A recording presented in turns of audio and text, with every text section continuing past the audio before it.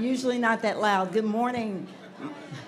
My name is Elisa Simmons. I'm the Tarrant County Commissioner here. Thank you. Thank you all so much.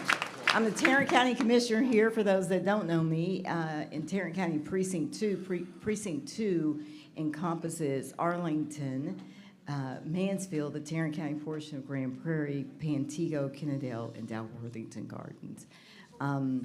For people who don't know what a Commissioner's Court makeup is, there are 5 members of a county Commissioner's Court in all or most of the 254 counties in the state of Texas. There are 4 commissioners and a county judge. The 4 commissioners are elected in Tarrant County. We call them precincts. In Dallas County, they call them districts. So you'll hear that term used interchangeably here, districts and precincts. So there are 4 commissioners. We each have a portion of the county that we were elected from and that we represent. We represent the entire county, of course. And then you have the county judge, who is elected at large by everybody in the county. The county judge is that title is a ceremonial title. We all 5 wield the same amount of authority. So nobody's the other one's boss. I can't tell Commissioner Miles what to do. He can't tell me what to do, and so on and so forth. And that goes, that's for all 69 elected officials in Tarrant County. People go, well, you need to tell elected officials so-and-so to do this. You need to make them do that. I cannot. The 69 of us are independent authorities. So, I'll do that. So anyway, that's a little bit about Commissioners Court setup, and what I'm doing a little differently from the previous public hearings. You'll see me do public hearings because I have an opinion about what's happening today.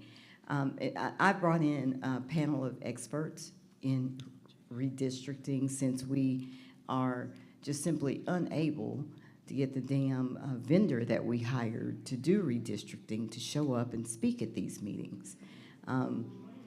Just so you know, Mr. Joe Nixon, I think he's a principal or attorney with Public Interest Legal Foundation, PILF, out of Virginia. We asked him earlier this week who from PILF would be here, and he said it would be him.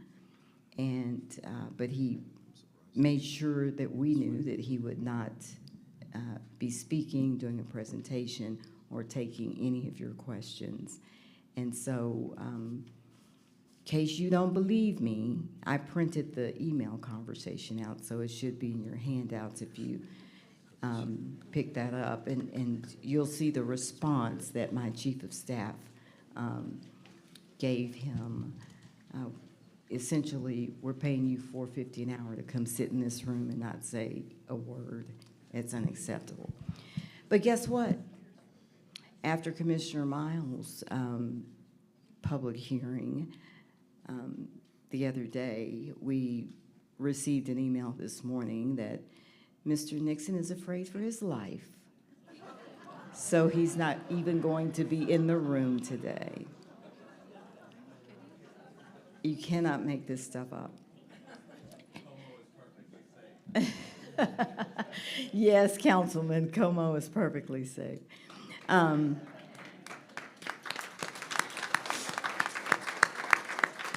so is Arlington, for that matter. Good Lord. All right, so we're going to get started. I think everybody knows how I feel about this. No need for me to go on and on, but I will be popping up. So I'll probably interrupt the panel, all that good stuff. When you do your public comments, we're not going to cut you off. We do ask you to adhere to the warning and the buzzer, whatever. But I told my staff, don't be popping up when the buzzer buzzes. Let the people finish their comment. Let them get to a period. So we'll get started, and you'll hear my thoughts and opinions throughout. And so I think Gabe, is it time to, because I left my agenda over there. We have elected officials here. I'm going to have Gabe. I hope we captured all of them, but if we didn't, I'm going to let Gabe call them out so y'all can blame me. That way I could get in trouble if I had something wrong. But from what we have here today, we want to make sure we recognize all public officials here present today.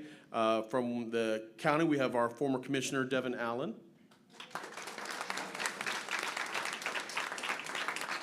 As well as Constable Robert McGinty. And I saw Constable Sandra Lee. There she is. And then anyone else from the county officials present still? I think I saw former Commissioner Andy Gwynn as well back here as well. Now, then also have from the city of Arlington, Mayor Jim Ross.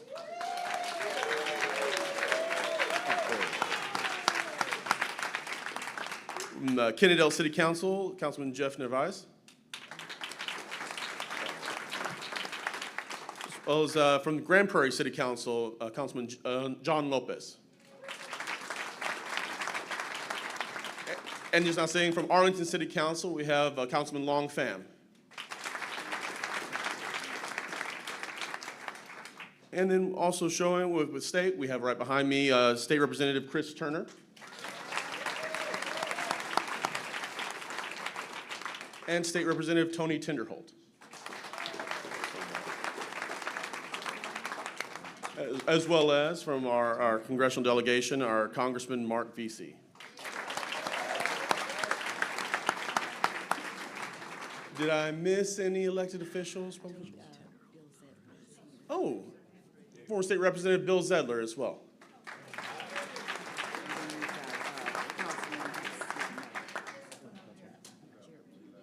Oh, and then the former City Councilman Jared Williams.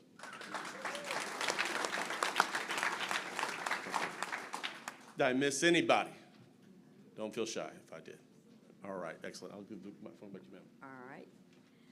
All right, thank you so much.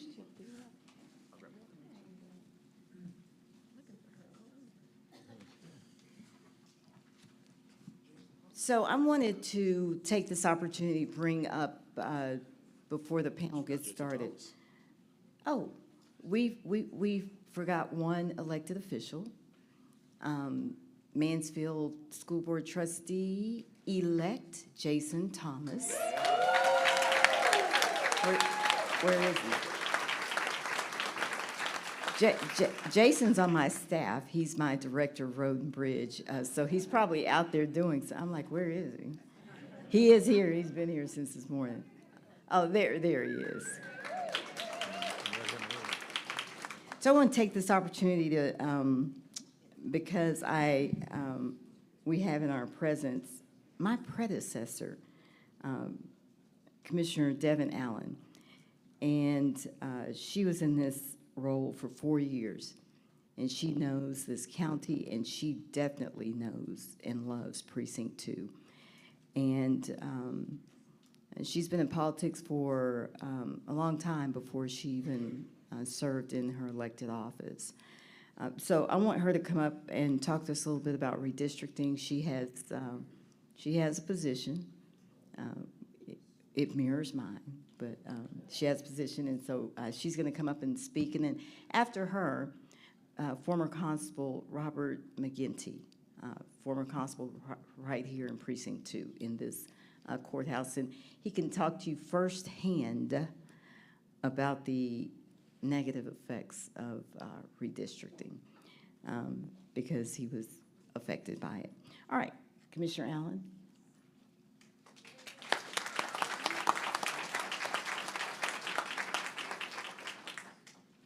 Good morning, Precinct 2 community. I'm so honored to join you all. I want to take us back a little bit. In 2018, and under the current map, the voters of Precinct 2 elected their candidate of choice for Tarrant County Commissioner, and in doing so, we made history. I became the youngest county commissioner ever elected in Tarrant County, the third woman ever to serve in the 100-plus-year history of the Commissioner's Court, and the first African-American elected to represent Precinct 2.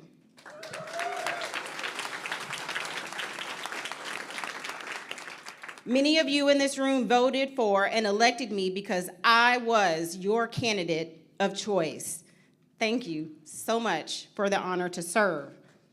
And because of your confidence in me, and along with the amazing team of Precinct 2 and the dedicated civil servants across this county organization, I could not be more proud of the work I was able to do as your former county commissioner and ex officio road commissioner for Precinct 2. Among other intentional efforts, I was the champion for a complete 2020 census count in Tarrant County, which is important to mention, a minority-majority county. I was a steadfast advocate for lines that upheld the rights of all voters, including for state legislative as well as congressional lines.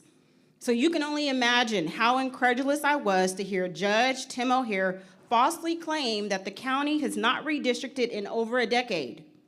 This is a flat-out lie, and it's a dishonest excuse to hide his plan to undermine the voting strength of minorities. I shouldn't be surprised, given O'Hare's continual attacks on people of color, like when he told Commissioner Simmons to sit down and be quiet. Or when he proudly claimed, if you are a Republican and haven't been called a racist, you haven't done anything.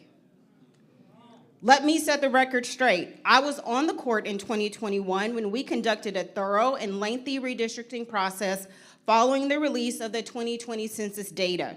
In 2021, the court retained the law firm of Bickerstaff Heath out of Austin to conduct the process on behalf of the county, analyze new census data, and make recommendations to the court. There were extensive court briefings held in public, as well as numerous town hall meetings held in my precinct and the others as well. We listened carefully to citizens and local elected officials to gather their input. Because the law firm found that the population growth was relatively equal in each commissioner's precinct, and that the current map was within deviation and already demonstrated that it was lawful, valid, and respected the growth of minority communities, the decision was made to adopt the current map until the next census of 2030. To be clear, the process took months. The map was voted on by both Democrat and Republicans on the court and passed near unanimously. That process stands in stark contrast to this rushed, mid-decade, total and intentional assault on the voting rights of minority communities. From the hiring of PILF, a known national law firm designed to undermine voting rights, to the introduction of 5 maps with absolutely no underlying data just days later, to the packing and cracking of Black, brown, and Asian voters in precincts 1 and 2. The evidence is clear. Judge O'Hare will stop at nothing to attack minority voters and the rights we have under the Voting Rights Act. I implore the court to do the right thing, drop this whole racial power grab, and get back to the real business of the county. If not, prepare for a fight and prepare for a very costly litigation. Thank you.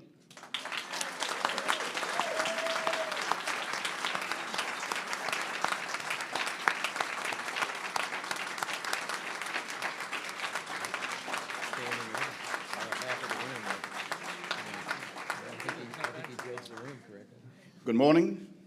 I'm Robert J. McGinty, and I want to thank the Commissioner for this opportunity to speak to all of you and to my colleagues and to all the officials, elected officials that are here today.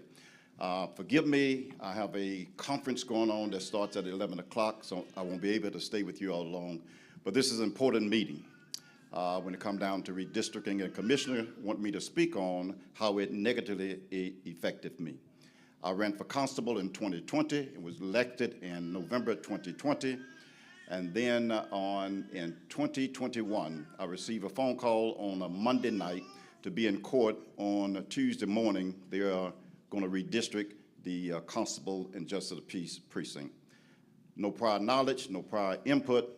on what was going on within the precinct, and I felt like it was a slap in the face of all the constituents who had just voted me in November 2020 to be their elected constable. On November 2020, they voted to redistrict Precinct 2, and it negatively affected my race because the people who voted me in was unable to vote for me the next election. I believe that these maps are racially divisive. I believe that our communities are bigger than that. I believe that elected officials, we come to serve the people and not to serve ourselves. I do believe that the constituents and our community and their voices are being silenced by these maps that are being drawn up today. I'm against all of these maps, and I believe that the current maps that we have in our precinct represent all of us, and not the negative impact that this would have on the Black, brown, and Asian voters impacting Precinct 2 voters in Precinct 1. I urge the Commissioner's Court, I urge all of you to make your voices known that this type of politics is not good for Tarrant County, and in particular, I reside in Precinct 2. And I don't believe that in Precinct 2 that we need to have our precincts cracked, stacked, and packed to dilute the vote of minorities. Thank you all very much, and thank you, Commissioner, for having me here today.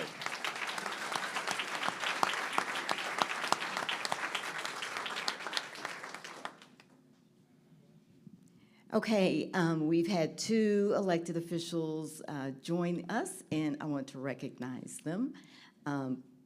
Councilwoman Barbara Odom Wesley from the Arlington City Council. Oh, there she is. They just told me you were here. I didn't know where you were. And then my colleague, my fellow county commissioner, Commissioner Roderick Miles has joined us.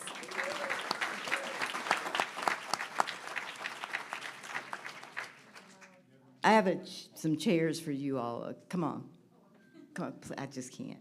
You think I'm going to watch you stand up? He's like, just keep going. Okay. One final speaker I've asked to make some comments is Arlington Mayor Jim Ross, and he's going to come right now. Let's give him a hand. Woo!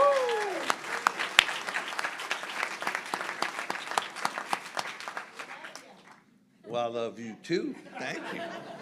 Okay, that's all I had. Folks, I have the distinct pleasure of being the mayor of Arlington. And I'll tell you this, I'm about as apolitical as someone could find. Those of you who know me know I could care less about political parties. You have conservative Republican representatives here who are good-hearted, wonderful people. You have liberal Democratic representatives here who are good-hearted, wonderful people. I miss the days when Republicans and Democrats could disagree and go sit down and have a scotch and come out with a compromise. And that C word, compromise, isn't something we hear in today's politics anymore. I call myself an independent because I refuse to take sides. Y'all may have seen recently that I expressed concerns about the legality of attempting to redistrict Tarrant County, specifically the precinct that impacts Arlington and surrounding cities. My issues are regarding the legality of it, not the partisanship of it. It is what it is when you do it the right way and you let people vote the person or people that they want to represent them. So we've commissioned an outside consultant in Arlington to look at the legality of things. I anticipate having the results of those investigations sometime early next week. I have been in communication with the mayors impacted by the redistricting, and we will speak and decide exactly what course of action, once we receive the report, we intend on taking. I don't care if a Democrat is sitting as a county judge or a Republican is sitting as a county judge. All of these processes have to abide by the law, and they have to be transparent regarding the intent.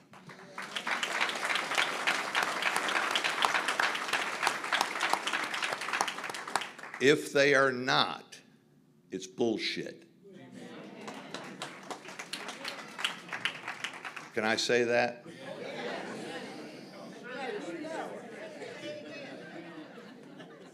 Can I throw this out there as well? Commissioner Simmons and I are friends. Haven't always been friends, have we? Lord knows, that is one strong-willed individual. This ain't about her and I being friends or not. This is about what's right for the community. And I just want to make sure that we do what's right. We will be, as y'all have seen me on the news lately talking about this, we will be transparent with what we find out. We'll let y'all know right away.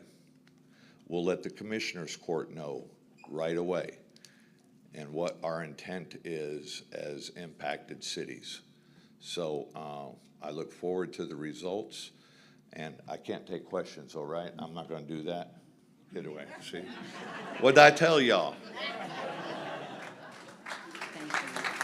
Can I say one other thing? February, Arlington became the most diverse city in all of the state of Texas.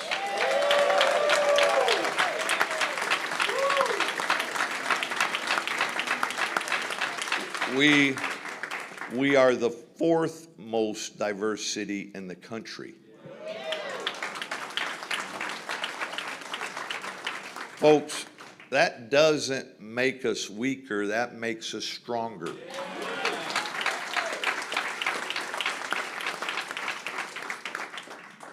I'm a Christian. If you're not, that's okay. But I believe God told me two things primarily. Love the Lord thy God, and love your neighbor as God loved your neighbor.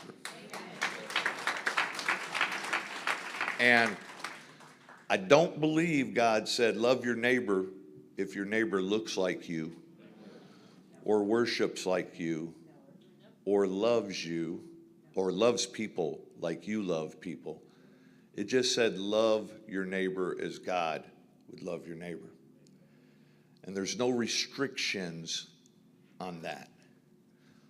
My neighbor is my neighbor is my neighbor. And we need to love each other, support each other, take care of each other. And in Arlington, that's what we do better than any place else. So, thank y'all.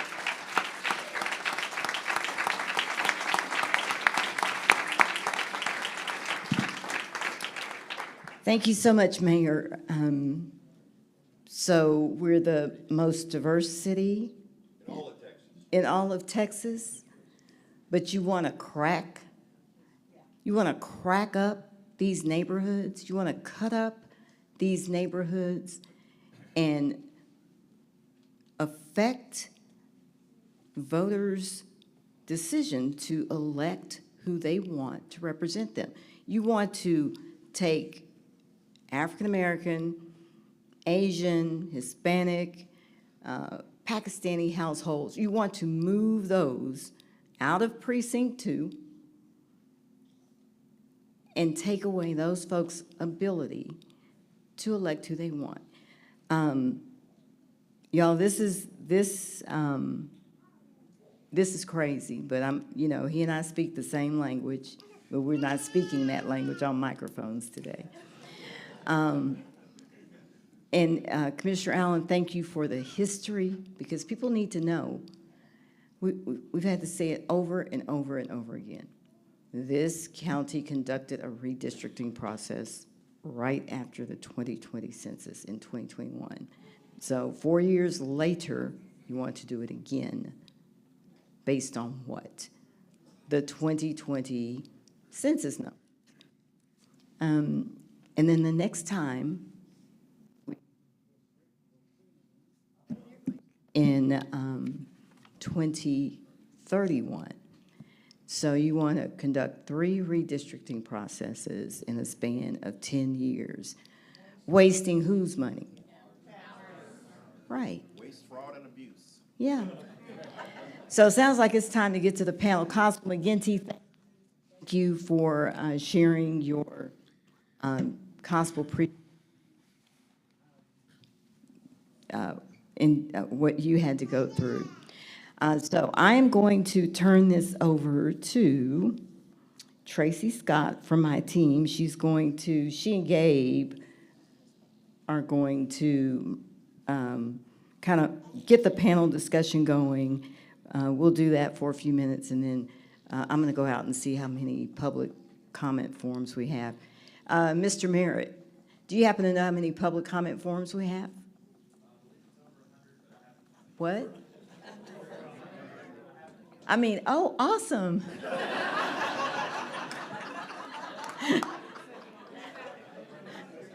I'll come check it out. And that's not the sign-up sheet, right? Okay. Y'all do like what happened? All right, y'all have 1 minute to, no, that was a joke. That was a joke. All right, Tracy, let's go with our panel, and I'll hear from people who know this stuff. Again, we can't get PILF here. They're afraid.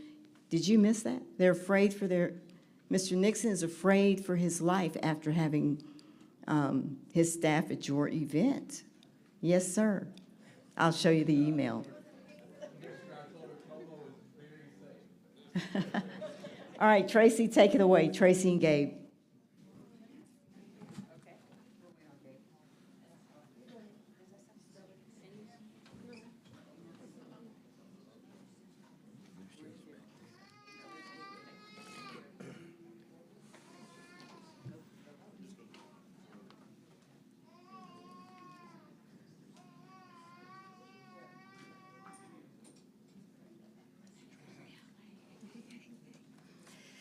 Okay, well, hello. Thank you so much for coming. We cannot stress enough today how important this measure is for the future of voting and quality of life in precincts 1 and 2.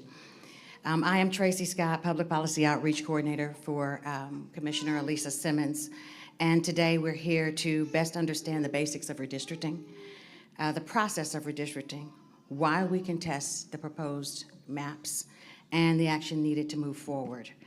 I want to thank our panel today. We have, here we go, Congressman Mark Vesey from U.S. District 33. He represents from Fort Worth to Dallas, but also Precinct 2. Representative Chris Turner from House District 101, who is solely in Precinct 2 in Arlington. We have Stephanie Swanson, a state redistricting expert out of Austin. Jay Jackson, who's a Tarrant County voter analyst. And then Rivas. I don't know why I say Vasquez. Who knows? Gabe, I don't know. Sorry about that. Gabe Rivas, who is with us on Commissioner Simmons' staff as the Community Outreach Director, and he is also a data expert and a Tarrant County Outreach Coordinator that's worked on campaigns forever. And his mom's a state rep, so he knows a little bit. We have a few house rules. We are respectful of each other. We watch our tone. We limit our shout-outs. And make sure, we kind of keep our composure here, and we thank you for that. Please silence your cell phones and refrain from one-on-one conversations, because a message cannot be carried if it can't be heard. And that is a statement from one of our staff members, Nari, so thank you, Nari, that was clever. Question and answers. You can ask questions throughout the process. We'll take the public comments at the end. Everyone has 3 minutes to speak. And let's start with Congressman Vesey. Hello, sir. Can you talk to us about this redistricting effort and its impact on Tarrant County and Precinct 2 specifically? Yeah, no, absolutely. Do you mind if I give some opening Oh, remarks? 100%, Okay, please. yeah, no, thank you. This is a conversation. Yeah, You all can join in on each other's questions, comments, all of that stuff. yeah, let me give some opening remarks and then I'll be, happy to answer any questions that you have. I was surprised that Joe Nixon didn't want to show up. Joe, I don't know how many of you know me, I'm about 6'2". Joe is taller than me, and and Zettler will tell you, when we were in the state legislature together, he was kind of the enforcer that would kind of walk around intimidating people for the speaker, and so I was surprised that he said that he was afraid to be here today. And I know that there are some people, because this always happens when I go to different places, people will be like, well, why are you here? You don't represent the county, you represent the House of Representatives, and you represent us in Washington, D.C., so why are you here?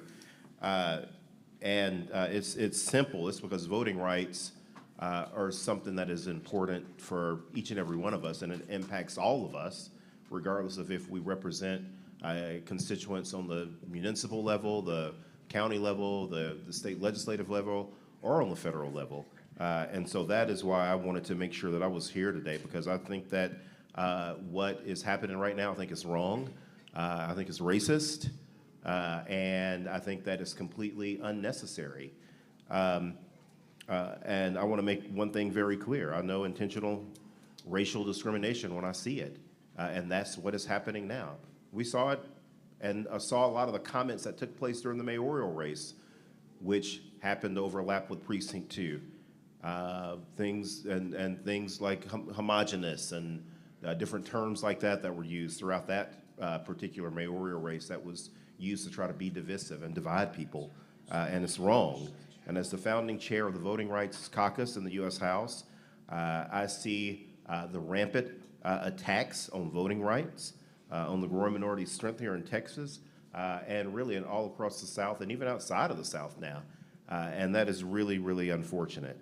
The district that I represent in 2011 was drawn by federal court after it ruled that the existing boundaries adopted by leaders in Austin discriminated against minority citizens in violation of the Voting Rights Act.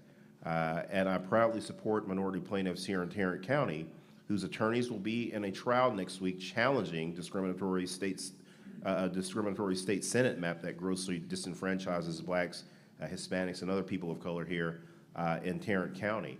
And watching the process and looking at the maps proposed for our Tarrant County Commissioner Court precincts, it's just not a close call. It's not a close call at all.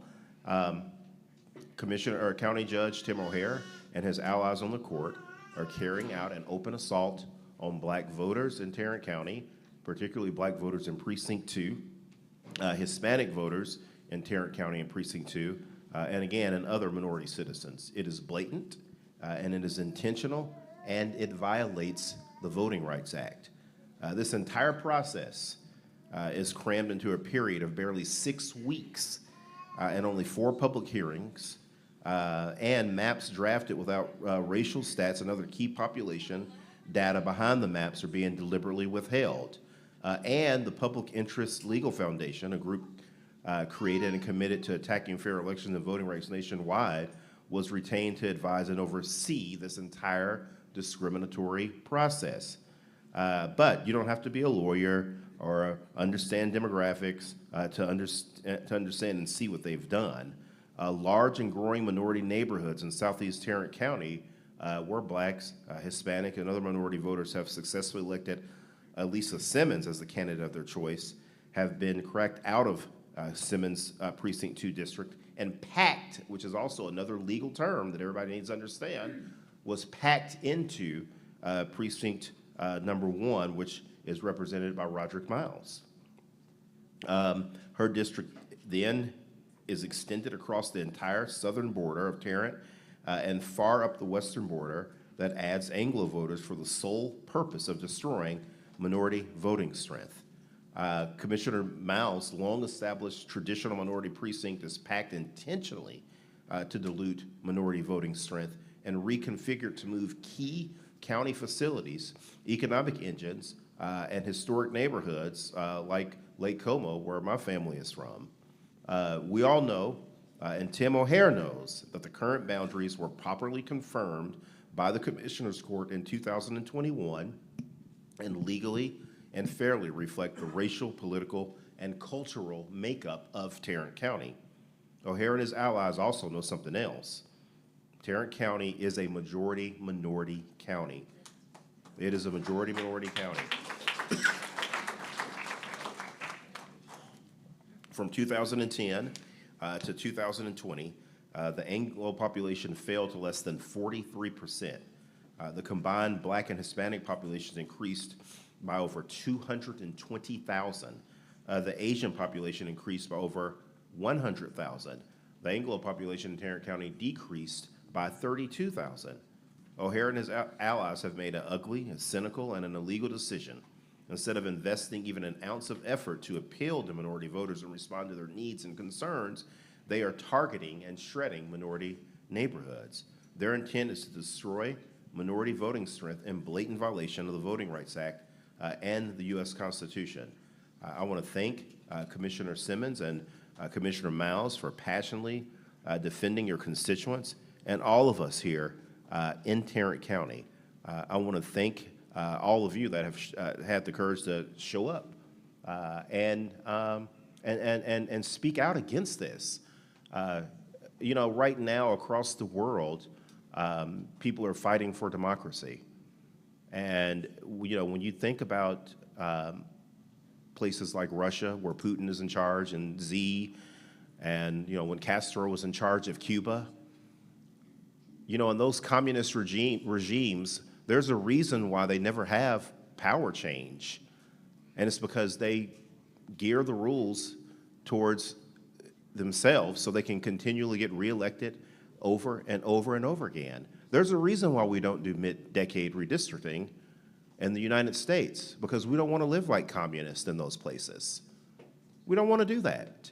And a lot of the things that you're seeing that today, well, in this Commissioner's Court, it's a power grab. It's terrible, and it's the worst type of communism because it's racist. It's all based on race. It's 100% based on race and how you can basically make it to where people of color don't have the same rights, which is what they do in those other countries too. Those communist countries I just mentioned, that's what they do to the minority populations in their countries. We don't want to do that in America. We've done that in America in the past, and we passed the Voting Rights Act for a reason, so we wouldn't treat minority citizens like that in this country ever again, but we're backsliding into those old ways with this map. And so, Elisa, keep fighting. Keep fighting. I'm telling you. Keep fighting. I will fight with you 100% of the way. And we will keep talking about this for as long as we need to, and it will make some people uncomfortable, and that's fine, because there are a lot of people in this room that probably need to have some uncomfortable discussions around things like race.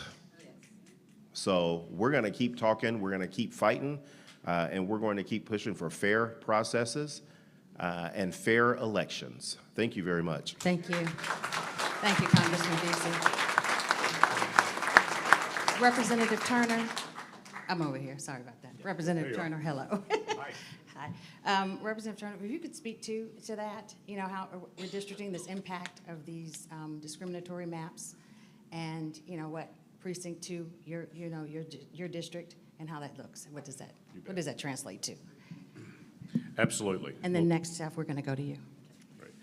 Well, absolutely. Well, good morning. I'm very glad to be here.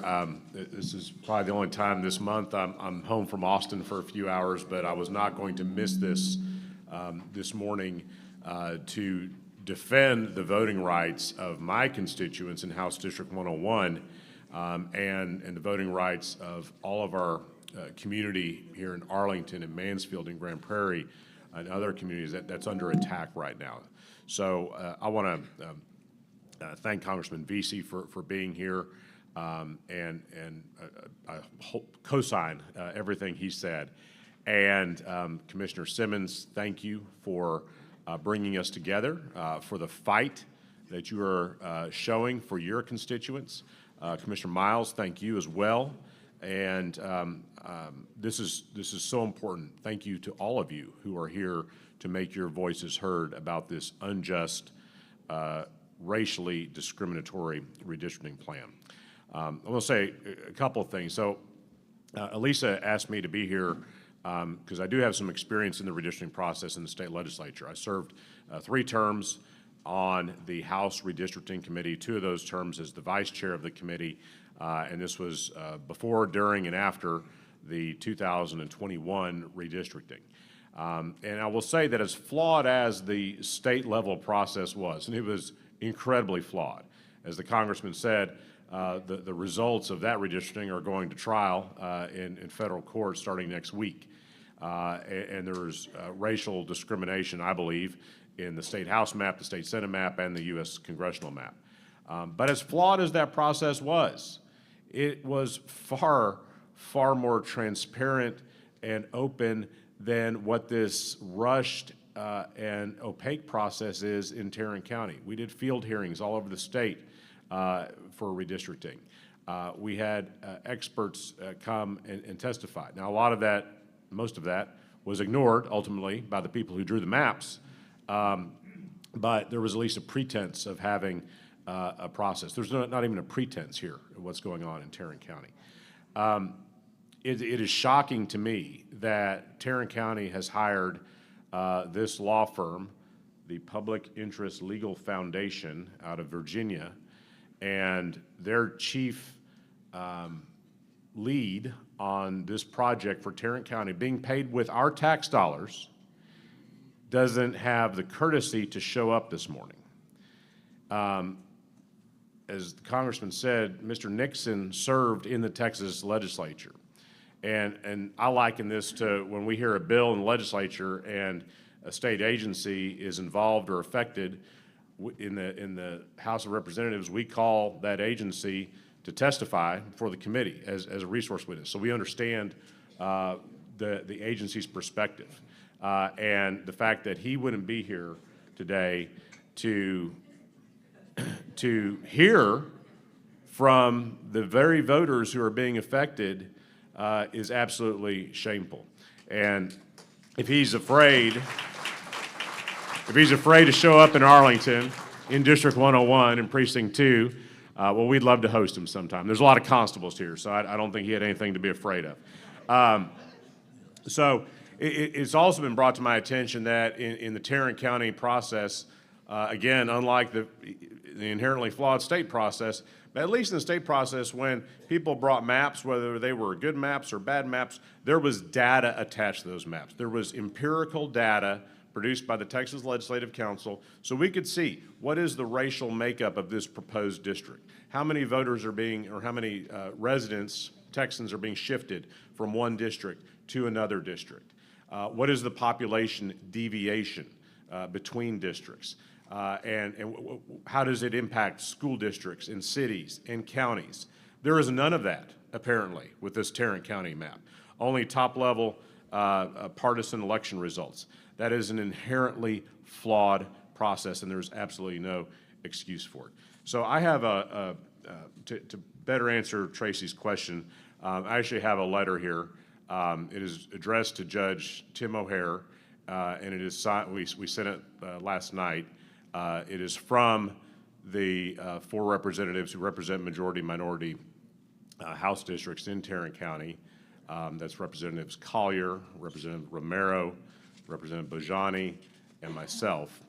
And I think it speaks to all of these concerns, so I'm going to read it here. Is Judge O'Hare present today? No, I'm serious. Is he here? Okay. Well, since this whole thing was his idea, I thought he might want to come and hear what you all have to say, but I will read it into the record. Dear Judge O'Hare, as the elected state legislators representing 51% of the minority population in Tarrant County, we express our strong opposition to your racially discriminatory plan to redistrict the Tarrant County Commissioners Court. The plans you have proposed are clear violations of the Voting Rights Act of 1965 and the 14th Amendment to the United States Constitution. Precincts 1 and 2 are majority-minority precincts in which voters of color have repeatedly demonstrated their ability to elect the candidates of their choice. Precinct 2 was last redrawn in 2011 and was drawn in such a way to favor the then Republican incumbent. Indeed, in the 2014 general election, the Republican commissioner was reelected. As you may be aware, Tarrant County has undergone rapid demographic changes over the last decade. Those changes led directly to the election of the Honorable Devin Allen as Precinct 2 Commissioner in 2018 and incumbent Commissioner Elisa Simmons in 2022. Their elections were fueled by the growing minority populations in Arlington, Grand Prairie, and Mansfield. The power of these voters was on display again just this month when several candidates for City of Mansfield offices and Mansfield ISD offices handily defeated your endorsed candidates.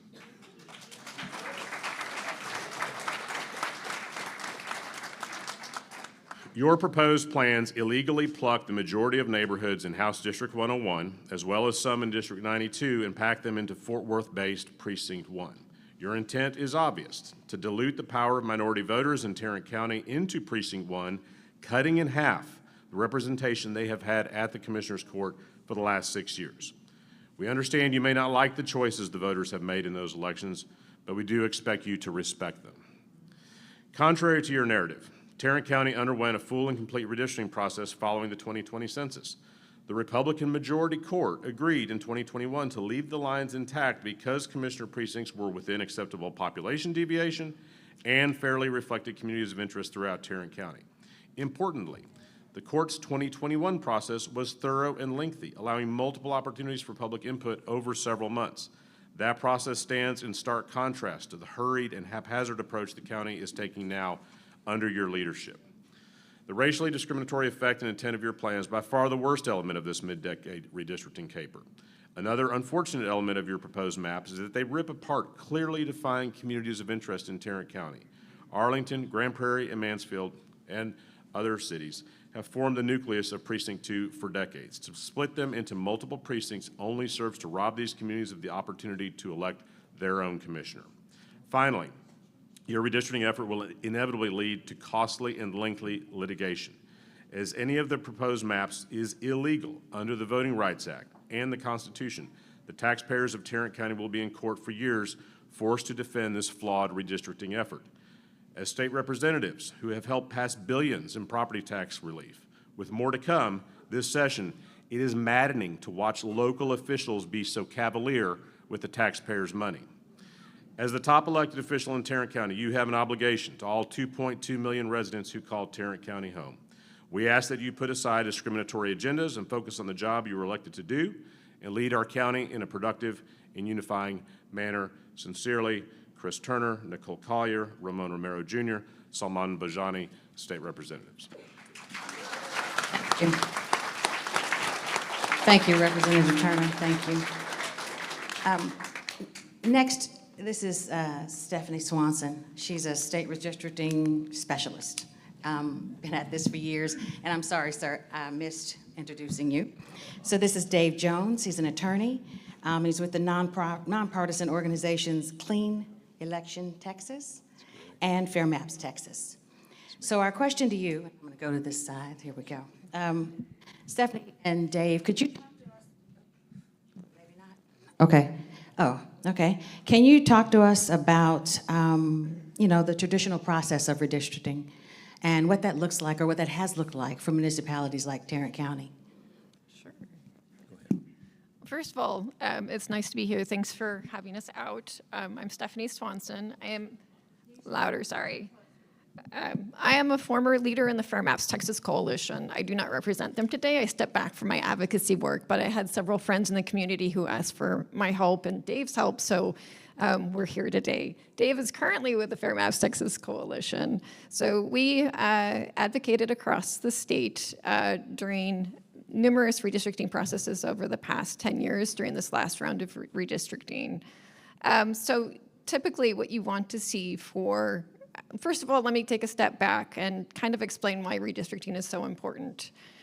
Redistricting is one of the most important processes in our democracy because it determines the power of your vote. It determines how your community is represented, which communities are going to be included in your district, and ultimately who is going to be elected to represent you. That elected official then turns around and makes very important decisions about the quality of the air you breathe, the quality of your child's school, how much you pay in taxes. So it's important for the community to be a part of the redistricting process and to be heard in the redistricting process so you can keep your community whole in the map. Your community has shared interests, shared goals, shared needs. And Dave and I are going to be talking about some of that just quickly, briefly, that's referred to as a community of interest. So there are traditional redistricting criteria that the Supreme Court has upheld, and I want to touch on that briefly. So usually a district should be geographically compact. It should be based on communities of interest, and it should uphold federal law by allowing communities of color a chance to participate equally in elections. Sorry, my daughter's calling. Participate equally in elections and elect a representative of their choice. So I want to see has anyone in here lived in Precinct 1 back before Commissioner Brooks was the commissioner? You as well? I did not know that. So I want to point out that this is a long historical district. It's very important to the community. That community has been advocating together for more than 30 years now. Who was the previous commissioner? Dion Bagsby. What was her last name, though? Dion Bagsby? It's just Dion Bagsby? Okay. So she worked tirelessly before she was a commissioner on the integration of Fort Worth ISD. So it's stories like this, it's stories that show the history of the community and their fight for social justice. It's stories like that that are impactful that the Commissioner Court really needs to be reminded of. The current precincts that we have, if you notice, they are geographically compact. They do represent communities of interest, and they do uphold federal and state law right now. I don't want to belabor the point of the failed process that we've seen too much already. I believe Congressman Vesey and Representative Chris Turner have already talked about that quite a bit. Usually for a redistricting process, what happens is you have field hearings. You collect input from the public to begin with. The public will come and talk about their neighborhoods, talk about their interests, their shared concerns. And then the map drawers will take a stab at trying to create a district that what they think should represent the community. After that map is presented to the community, you then have a second round of hearings, so changes can be made to the maps based on the community input. That has not happened here today, right? That is not happening during this process whatsoever. The maps were drawn behind closed doors. It's not clear exactly who drew them. I've heard that Adam Kincaid was involved, who is from a national organization, and the question arises then, why is a national organization involved in a county's redistricting process? That organization actually is involved right now in the state level litigation. They believe that the maps that they drew were racially discriminatory, not only just in this state, but also in Florida as well. So the intentions of the county for wanting this redistricting process are, so we've already heard, the intentions are not clear. And when they're not clear about something, you have to question then, why do they really want to do this process? What are they trying to hide from the public by not being truthful? Okay, I want to actually pass the mic now to Dave, so Dave can talk about the importance of communities of interest. What you can do, Democrat, Republican alike, this is going to apply to everyone. I want you guys to really think about talking about your community of interest and how you want your community of interest represented in the map. That is very important, and that will help create a good record, like I said, Democrat, Republican alike, of where your community is located, so that can be reflected in your district map. Second. Excuse me, give me just 1 second. If you have any questions, raise your hand throughout.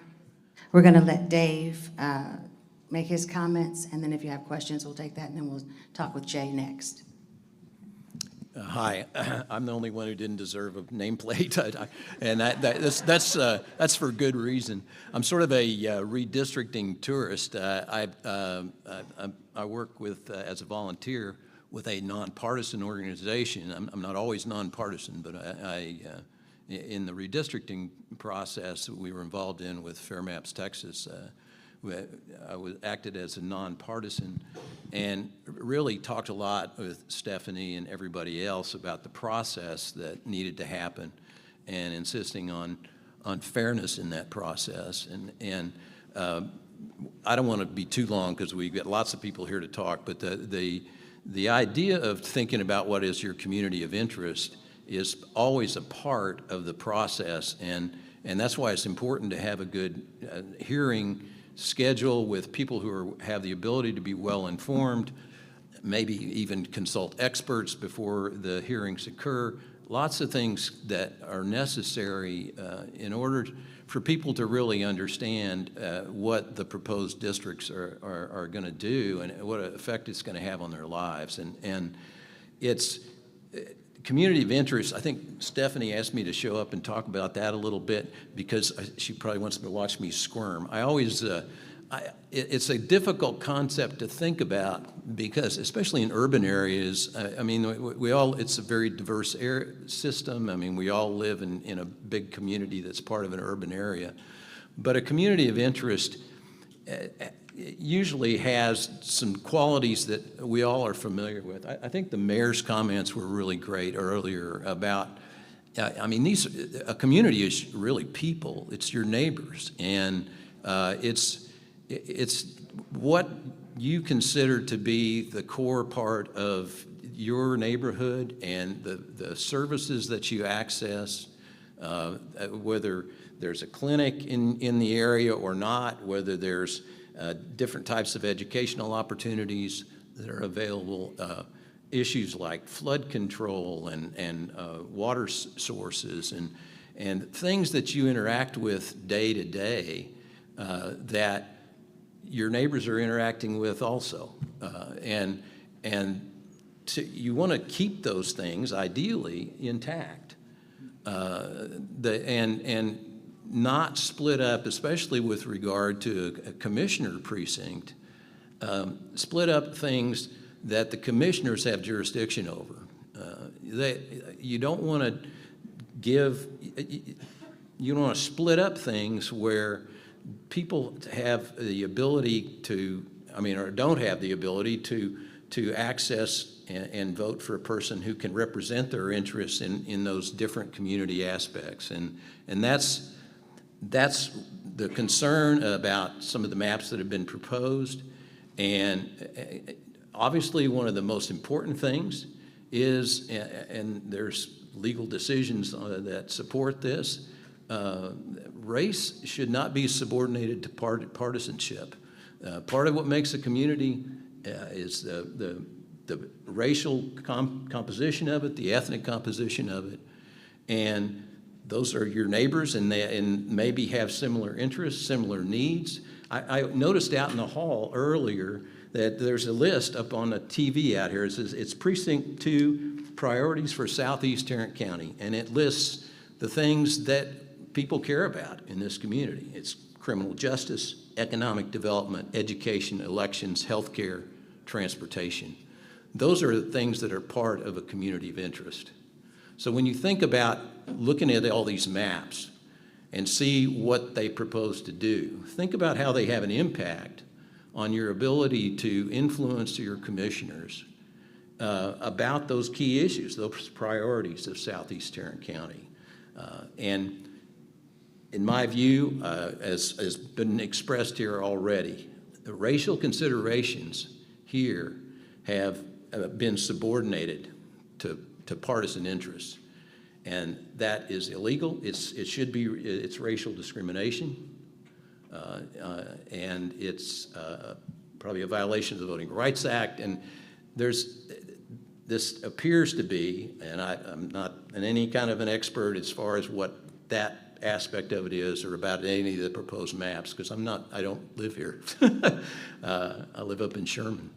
But it appears that racial considerations have been subordinated. And that's an important thing that needs to be focused on, and it's not right. So I'm sorry, that was already too long.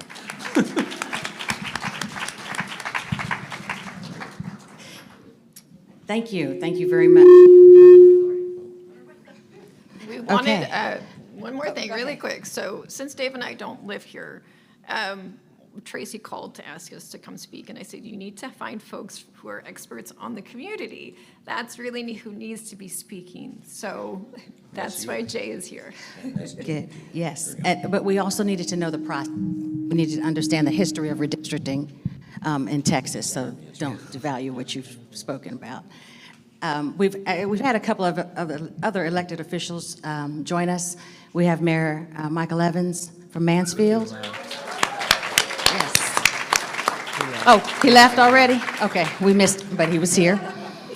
We also have Judge Kenneth Sanders, Precinct, yes, Justice of the Peace, Precinct 2. Thanks, 7, sorry, 7, thank you. Okay, Jay. This is Jay Jackson. Jay Jackson is a long time, let me see, voter analyst, studying Precinct 2, worked on numerous campaigns, was with Devin Allen's administration for a few years. Yeah. Her whole term, I think, right? Yeah. Yes. So Jay has knowledge on this subject, and thank you so much for being with us. Thank you. As mentioned, I was the precinct administrator for Commissioner Devin Allen when she served as commissioner. And I really want to point out and kind of reiterate what she said and echo that in 2021 we had a process. There was a process, and we redistricted. That's what we did. We had Bickerstaff come in, and they had months of public comments, months of answering questions from the commissioners, months of going out into the community. In Precinct 2, we had multiple hearings where we could hear from voters alike, where we could know, what are your communities of interest? We used the census data from 2020, which I'd like to mention that the 2020 data showed that Tarrant County was a majority-minority county, right? And we can see that most of that growth happened in Precinct 2. And, I don't think that, Judge Tim O'Hare or PILF missed that note, because if you look at the maps, you can tell where the growth is and where they're trying to crack the community. But we went through this entire process, and really what we found while going through this process in 2021 is that everything was balanced, everything was fair, the maps looked good the way they were drawn. The way that Commissioner Wynn and the Republicans that led the court in 2011 drew the map, it actually held till 2021. They were good maps for majority Republican courts to pass twice. And then I want to talk a little bit about this process and where we are right now in it. One of the roles of a county commissioner, as mentioned before, is county roads and taking care of county roads. If you look at the maps that have been drawn by PILF, they have essentially gutted all the county roads out of Precinct 1, represented by Commissioner Miles. Now, as mentioned before, this is this district has historically elected black representation. That is racist. To remove county roads, when that is your job, to take care of the county roads, to remove all the county roads from a historically black district. That's racist. I want to talk about the map drawer. The map drawer who has been non-apparent. The fact that we have not seen the map drawer talk about why they are cracking and packing these districts, why they haven't showed themselves, that's racist. That is racist. And you know, if you just look at where the map is growing, where the population growth is, where the African American population is, Southeast Fort Worth, all the way into Grand Prairie, packing that into one district is racist. That's my comments. Thank you. Thank you so much, Jay. Well, first, I want to give the opportunity for anyone who has any questions for any of the people here. I know that a lot of times in the past public hearings, people showed up wanting to know more, get a little education about what these maps mean. Does anyone have any questions they'd like to be answered off the top?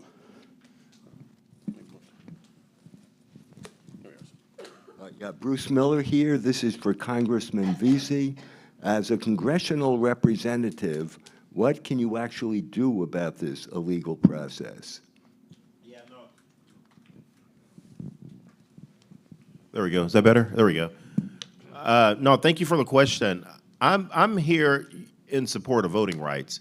I've founded the Voting Rights Caucus, and y'all excuse my voice if it sounds a little crackly. I don't know if y'all saw on TV, we had a 26-and-a-half-hour hearing in Washington, D.C. on Republicans wanting to gut Medicaid, and I'm on the committee, and so my voice is like really, really in not good shape right now.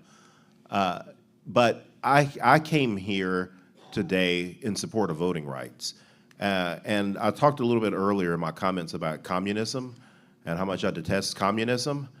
And the reason why people like Z and, you know, the late Chavez, the late Castros, the reason why they were able to stay in power for as long as they did was that anytime the mood swing was, or a voter shift was starting to go against them, they would change the rules, or they would crack down on people. They would make it harder for people to participate in that system. And our founding fathers in this country, they never wanted America to be anything like that. They didn't want us to be in a monarchy-style system. And so, you know, we shouldn't be emulating those countries. If a voting district is starting to shift, if countywide population results are starting to shift mid-decade, then we ride it out and we do what the founders of the Constitution said. We do a remuneration at the beginning of the decade after a census is taken. We shouldn't try to change like who gets to be counted in the census and who doesn't. We should go by what the founding fathers said when they wrote the Constitution. Otherwise, we're mimicking Z. We're mimicking Maduro. We're mimicking Chavez. We're mimicking the Castro brothers. We don't want to do that in this country, particularly when you look at the history that we have in this country around race. There was a time to where, you know, I talked about, you know, Chris is in the state legislature. I see Bill Zettler out there. We served in the state legislature together. There was a time in the state to where you had to be elected countywide to be a state legislator. That was so the parts of Tarrant County that were minority, so that those communities would not send people of color to Austin in the state legislature. And so we changed the rules and we passed laws so everybody would have a fair chance. And you don't start gutting those rules and gutting those laws so people no longer have a benefit. And so that's why I'm here. I'm here in support of voting rights. I'm not here today as a Democrat. I'm here as a lifelong Tarrant County resident who is a black man that is upset about the way that this has gone down without, as Jay mentioned earlier, without any sort of data, without any sort of supporting evidence on why this needs to be done, the way it's being done so quickly, and the way that it's trying to make it to where it was before the Voting Rights Act in Tarrant County, to where minority communities absolutely had no say-so in the electoral process. I don't want to go back to those days. I'm sorry, I don't. I know there are some people here that think that they never admit it because they figure if they admit it that they may lose the argument, so they're never going to admit it. But there are some people here that would like to probably go back to the time to where there was a certain class that controlled everything. I think that that's terrible. I don't want that. I think it reflects and mimics communism. And I think that it's racist, and so I'm not for it.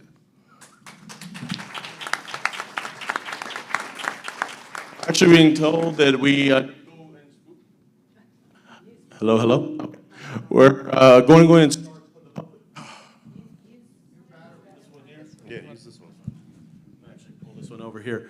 We're going to actually start public comment. We know people are come here to give their opinion on things and make sure we want to make sure you have the opportunity to do that.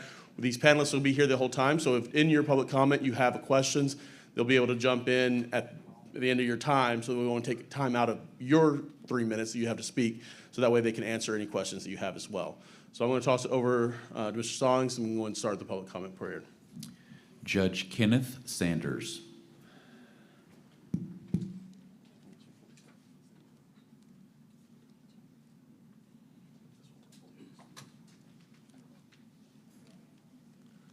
Good morning. You know, as an elected official in Tarrant County, I've been involved in politics since 2012. And since 2012, I've seen the evolution of Tarrant County. You know, the concern that I have with this redistricting process is the fact that it's going against what is evolving naturally in Tarrant County.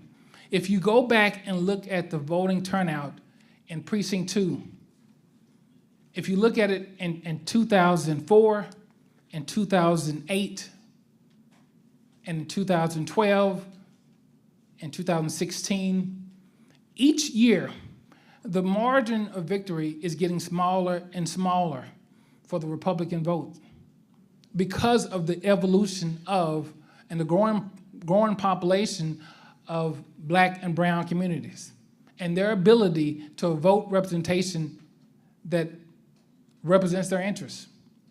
And I can stand here as a judge and say that I'm the product of that as well.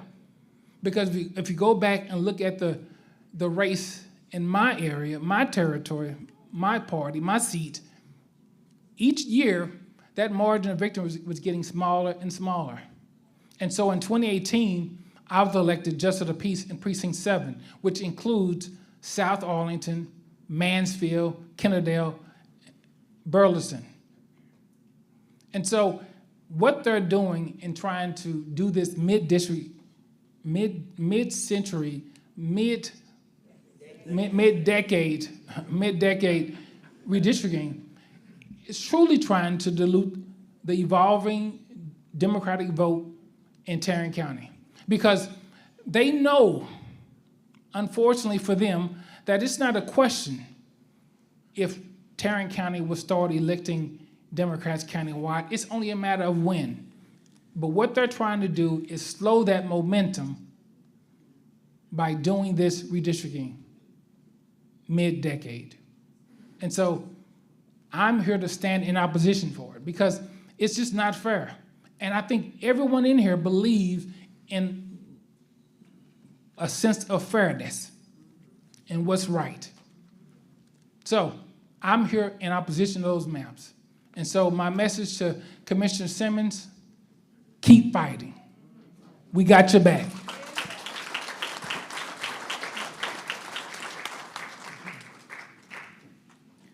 Jason Thomas. Following Mr. Thomas is Blake Mormon. Good morning. My name is Jason Thomas, and I am speaking, I know I was introduced earlier, but I'm speaking as a citizen and as the president of the Arlington, Texas branch of the NAACP, unit number 6298, right here in Arlington, Texas. Men lie, women lie, but numbers don't lie. For those who didn't see them, the maps next to the window overlay the minority density of each voting precinct, and with the darker green representing more dense minority population, all these maps right here. The numbers say that all 5 options crack and pack minorities of Tarrant County into one precinct. This redistricting, racial gerrymandering, or as I call it, electoral segregation, reduces the voting power of minorities to 1 vote for the next 25 years. Why 25 years? That's how long it took the demographics to naturally change and elect Commissioners Allen and Simmons. With this being said, the Arlington, Texas NAACP only supports the current precinct maps, which was set after the 2020 census, and we are vehemently opposed to this mid-decade precinct change. Thank you.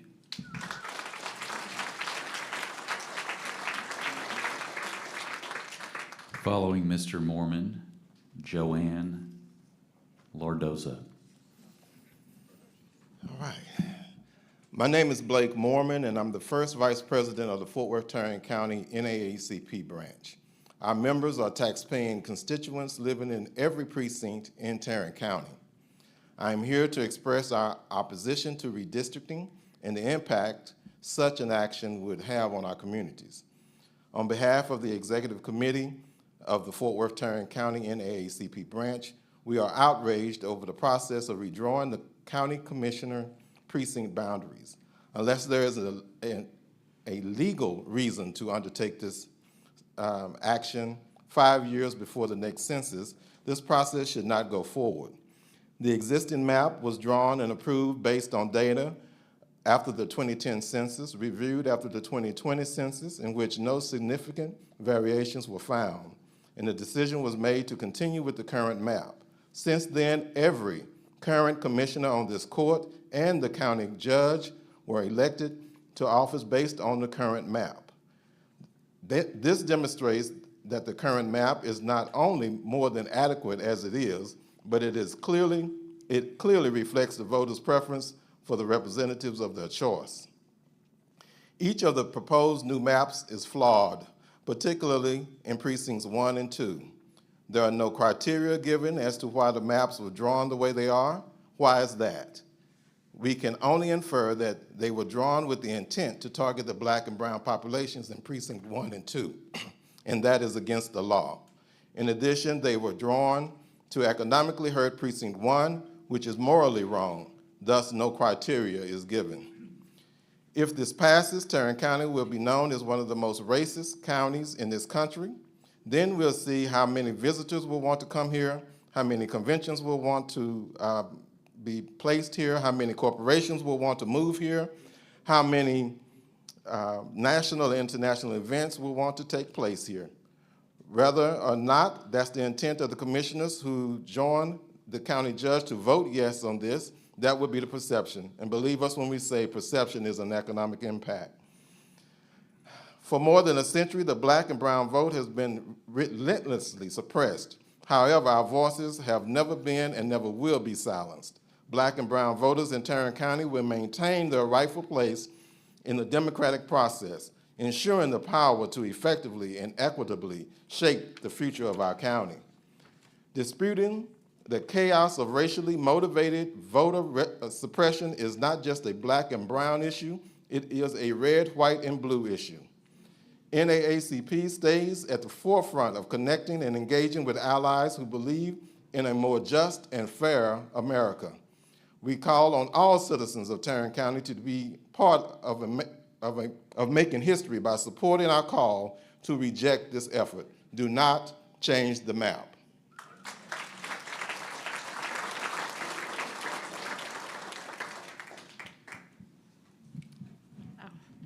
Good afternoon. My name is Joanna Cardoza. I am the Arlington LULAC president, newly elected LULAC District 21 district director, and an Arlington resident. LULAC is the oldest and largest Hispanic organization in the United States that advocates for Hispanic civil rights at the national and local level. LULAC stands firmly in solidarity with our Black brothers and sisters, and we work together when issues such as racial gerrymandering affect our Black and brown communities. LULAC District 21 covers multiple North Texas counties, including all of Tarrant County. We are opposed to the current efforts by some members of the County Commissioners Court to redistrict precinct boundaries. The new proposed maps pack non-Anglo voting populations into Precinct 1 in an effort to dismantle the voting power of communities of color in Precinct 2. If these new maps are voting in, they will have a chilling effect on representation, policy, and distribution of taxpayer resources for future generations. Growing up as a child in an underserved community in East Arlington, I know firsthand the ramifications of not having adequate representation and the lack of equitable resources. Splitting up a huge city as the city of Arlington makes no sense for representation. There is no need for redistricting at this time. Instead of paying taxpayer money to an out-of-state partisan organization for unneeded redistricting and to create a high-paying job opportunity for a friend, here are a few examples of how that taxpayer money could have been better invested in our local community. As Precinct 2 continues to grow, we need crucial investment in our infrastructure. We need drivable streets, adequate lighting. We have lost too many lives due to pedestrian vehicle deaths. We need to invest in the health of our community. We have many sections of our community with high health disparities. The majority of Arlington 911 calls are health-related, putting a burden on the emergency system. Tarrant County's maternal mortality rate is very high. There is a huge need for mental health resources, a better option for those struggling with mental health issues than the Tarrant County Jail. We need to invest in our future generations, our youth, our children, not defund valuable programs that provide programming and mentorship opportunities. We need to invest in our local economy and the financial health of residents. Our community needs higher paying jobs. Families are struggling to provide a roof for their children and put food on the table. Families are the fastest growing segment of the unhoused community here in Tarrant County. In conclusion, we don't need redistricting. What we need is investment in our communities. Thank you.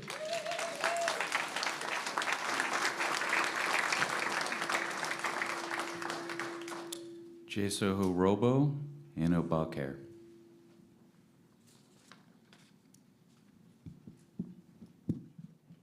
Good afternoon.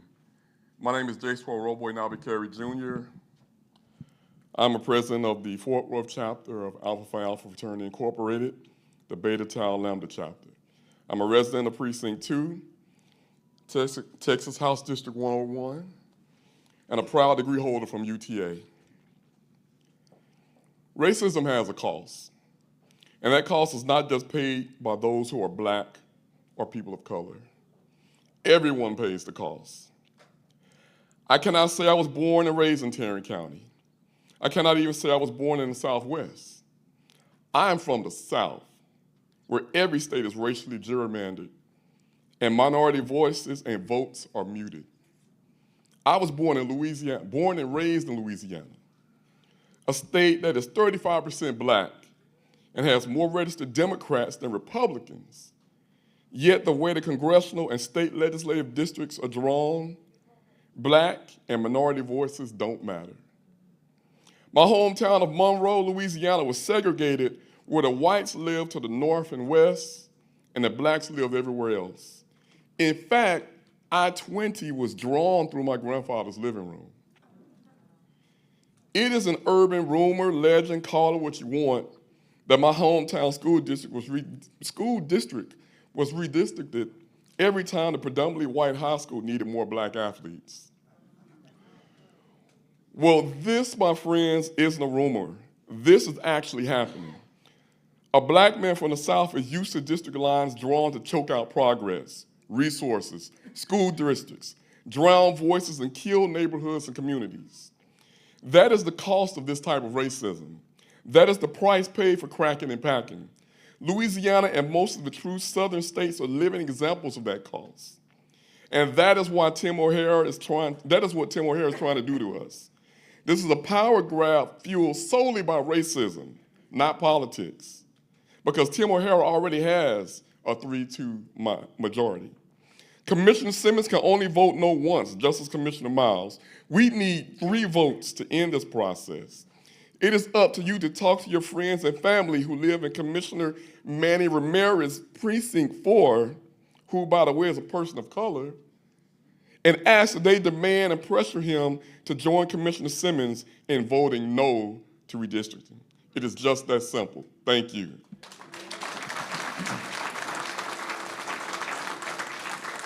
Ebony Turner. Following Ms. Turner will be James Ashby.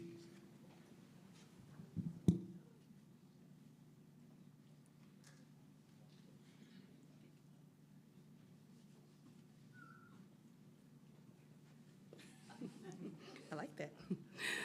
Good afternoon. My name is Ebony Turner, and I am the president of the historic West Mansfield, Texas Community Development Corporation, and I'm a proud resident of Precinct 2, and I am even more proud to be represented by my commissioner, Elisa Simmons. But I came here today to invite all of you to go on a journey with me. A virtual road trip, if you will, through the Constitution of the United States and some must-see attractions. Of course, we won't have time to see everything, but you'll still need a full tank of gas. So let's go. I know that there are many who, for whatever reason, you run out of gas, your car stalls, can't seem to get past the First and Second Amendments. But I'm going to ask you to go with me past the First, the Second, Third, and Fourth.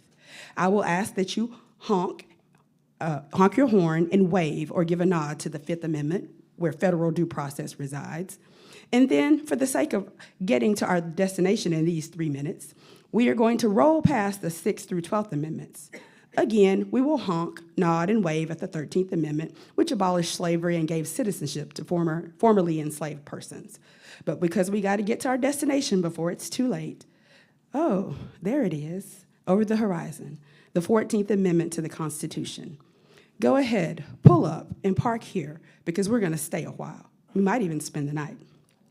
You see, the 14th Amendment does, among other things, guarantee equal protection of laws, meaning law should be applied to similarly situated people equally.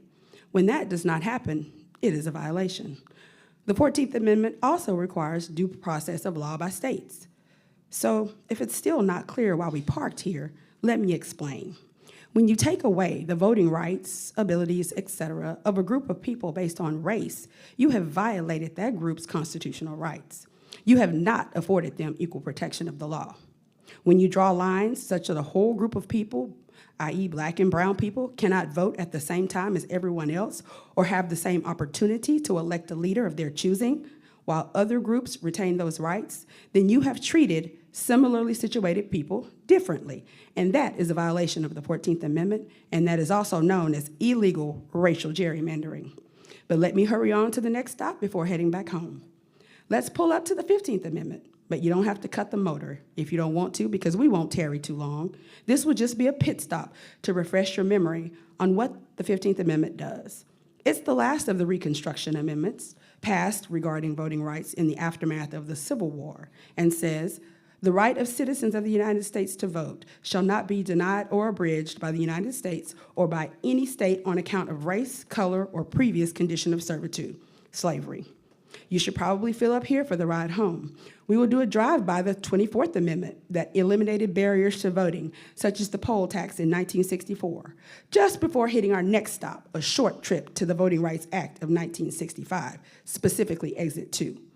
Section 2 of the Voting Rights Act of 1965 reads thusly: "No voting qualification or prerequisite to voting or standard practice or procedure shall be imposed or applied by any state or political subdivision to deny or abridge the right of any citizen of the United States to vote on account of race or color."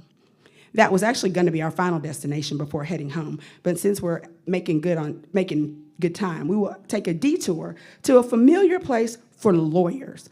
Although for some, we haven't been here in quite some time, to see the Texas disciplinary rules of professional conduct. This is basically the code of conduct for lawyers. So at Exit 101, we learned that a lawyer is a representative of clients, an officer of the legal system, and a public citizen having special responsibility for the quality of justice. Down the road a little further, at Exit 202, we learned that as an advisor, a lawyer provides a client with an understanding of the client's legal rights and obligations and explains their practical implications. And even further down the road, it states that a lawyer should maintain communication with a client concerning the representation. And finally, a lawyer should demonstrate respect for public officials. I know I'm over time. The purpose of our virtual road trip was to illustrate that these proposed maps likely violate several provisions of law, certainly the 14th Amendment and the Voting Rights Act, because they dilute the voting power of the Black and brown citizens in Precinct 2 by removing them from Precinct 2, cracking and packing them into Precinct 1.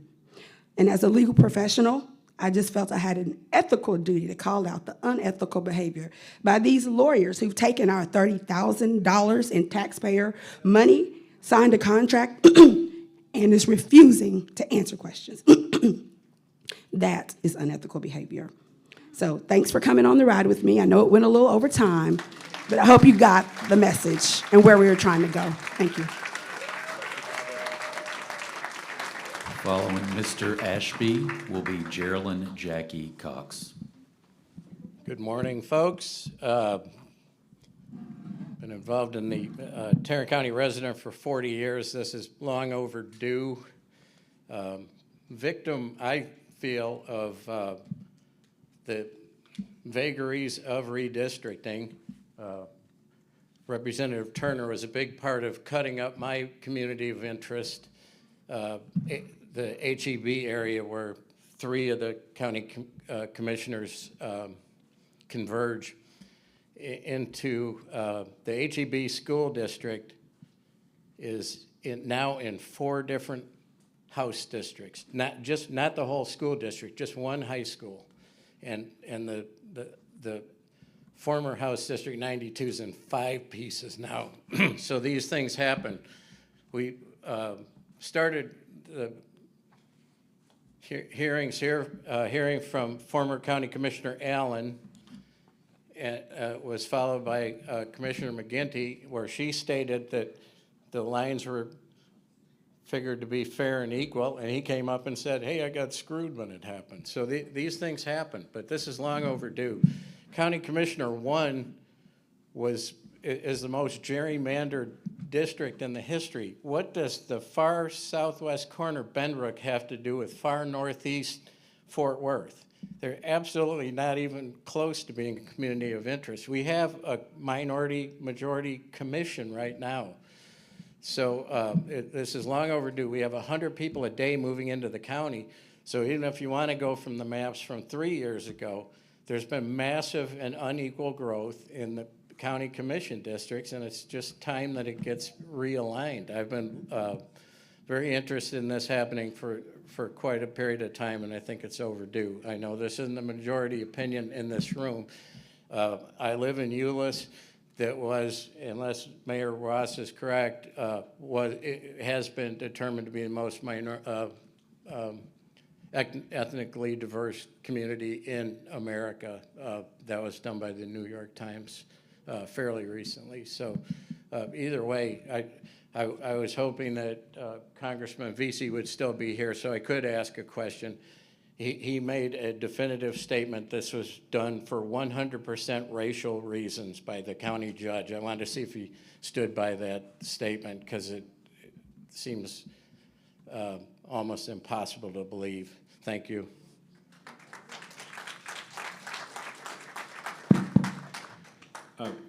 I want to just respond real quickly. Thank you for being here today and for your comments. But with respect to the House map that you referenced that splits HEB into HEB school districts into different House districts, I voted against that map. The House map, much like the proposed O'Hare Commissioners Court maps, intentionally packs minority voters into 4 districts, and that's Representatives Collier, Romero, Bajani, and myself. If it was a fairly drawn map, you would have additional districts in Tarrant County, House districts, where minority voters have the opportunity to elect the candidate of choice. That's why I opposed that map.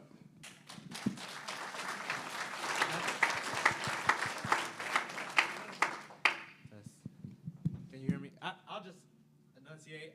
Also, to your point about Constable McGinty and Commissioner Allen's remarks, they're 2 separate lines. The constables and JPs have lines that are drawn, and commissioners have separate lines. And so Constable McGinty was referring to his lines of the constable lines. Same census, though, was used. Yeah, same census, different lines. I want to clarify as well that PILF and Mr. Nixon have not presented the population data to you guys that they're basing their claims on. There's only a census in 2021. There hasn't been enough population growth to trigger that federal law, which says that 10%, that's your cutoff. But traditionally, you go to the next census before you redistrict. So that data hasn't been provided. Did you guys object in Dallas County neighboring here when they did it twice twice in 10 years? I was not involved in that. That's just incorrect. Dallas County did not do it twice in 10 years. Dallas County did it in 2011 and then again in 2021. Can I ask you really quickly, do you mean to say that there's a 10% trigger? So if the census occurs and the very next time a court could be eligible or be able to redraw is with 10% growth from that point in time? What did you mean? I'm not a lawyer, so I can't tell you when. What did you mean? So traditionally, you wait until the census data comes in. That usually is the traditional data that is used for redistricting. It's called PL, and it has a number. It's like 94-171 or something like this. It was authorized by Congress specifically to use for the redistricting process. So if folks are using other types of data, American survey data or something like this, to base their claim of wanting to redistrict, that can be challenged in the court. Is the 10% that you referenced, is that an exemption?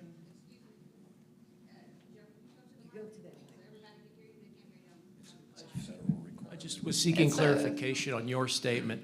The 10% that you referenced, is that an exemption to what you just described? Is there 10% growth in a county required that would enable the commissioner court to initiate redistricting? I'm sorry, to initiate redrawing the maps at that point? What did that mean, 10%? 10% is usually what you see during the usual time of redistricting. So the county redistricted in 2021, and at that time, there was not a 10% change in the precincts. In fact, it was less than 2%. That's why they did not have to redraw the lines at that 2021 time. So that's what I'm referring to.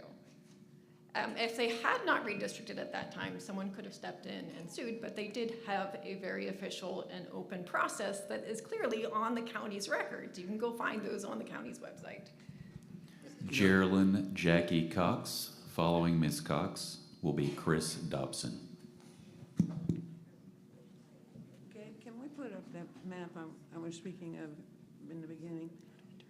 Basically, the Constitution requires that there be equal protection for every voter. The mechanism that makes that work is the census, because the census does a really detailed survey to find people. Where are they? And then there is a process for assigning them to particular voting precincts in Texas. So there's a teeny little aggregate that's kind of like, it's even smaller sometimes than a zip code, but that's your voting precinct.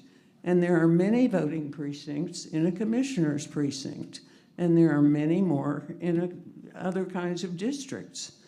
But if you don't have the census data for your precincts, then what you have to do is take estimates. And the manner in which the estimates are prepared by the Census Bureau are much less accurate. So if you want to know whether everybody's getting an equal chance at electing somebody, you take the best database you can get. And they right now don't have anything except interim census data. The 10% deviation rule has to do with how much, now we have 4 commissioners' precincts, and there is less than 2% deviation in the number of census enumerated people in any of those districts. That's where we came out so close in 2020 that it wasn't worth changing from 2010. There's a lot of conversation. I see a lady with a sign saying she thinks that we're not being fair about it with redrawing the boundaries. But we don't know where to put them because we don't know where the people are. If they had really wanted, when they hired their expert, to try to do redistricting now that would properly apportion things, they could have, I suppose, have gone through the expense of trying to put together maps that would work. They didn't do that. What we have now are the 2021 maps redrawn to dilute the voting strength of the minority populations. I live in Precinct 1, Commissioner's Precinct 1, which belongs to Commissioner Miles, and he and Ms. Simmons both have what I call, or what is called, minority opportunity districts. When you have a minority opportunity district, if minorities or other people who share the concerns of the minority population, like we want mental health care, we want better dispersal of maternal health care, we want better roads, we want better lighting, we want better and more equitable distribution of social services, then... Thank you, Ms. Cox. All right, well, I'm going to try to honor this, but I just want to say that it is a misstatement to say that you need a new map because the population has changed, because you don't know where it is or how to apportion it. So. Following Mr. Dobson will be Shirley Adams.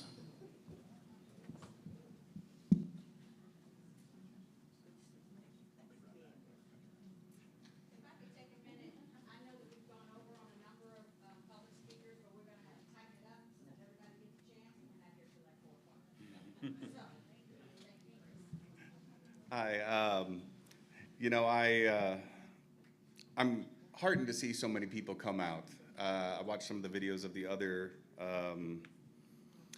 events, and it's good to see both Republican and Democratic representatives out here. It'd be wonderful to have town halls every week, in my opinion, at different levels. Still waiting for that one in '94. I think it's important to remember where this redistricting effort came from. Tim O'Hare, there was no public outcry for this that I'm aware of. This seemed to come fully formed, just straight out of his mouth. And it's important for me to really bring this back to some of the first principles about America. We are a country without an official language. And it's important to me because that means the government has the responsibility to listen, whatever language you speak. We have our voting documents, our governmental documents in Spanish and Vietnamese and English here in Tarrant County because we are trying as best we can to get the information from people into the government. When Tim was mayor of Farmers Branch, he tried to make English the official language of Farmers Branch because he wanted to exclude people that spoke Spanish as much as possible, to make it difficult for them to have their voice heard. And I don't think that the impetus behind this effort is any different. He's trying to exclude as many Hispanic people, as many Black people as he can from having meaningful representation, and a few of us white people that agree with Ms. Simmons, Commissioner Simmons, and appreciate her effort to have these town halls, to get community information, where so often, it's elect us and get out of our way. So keep this thing short. I want to thank you all for coming out, having your voice heard. It's so important. Thank you.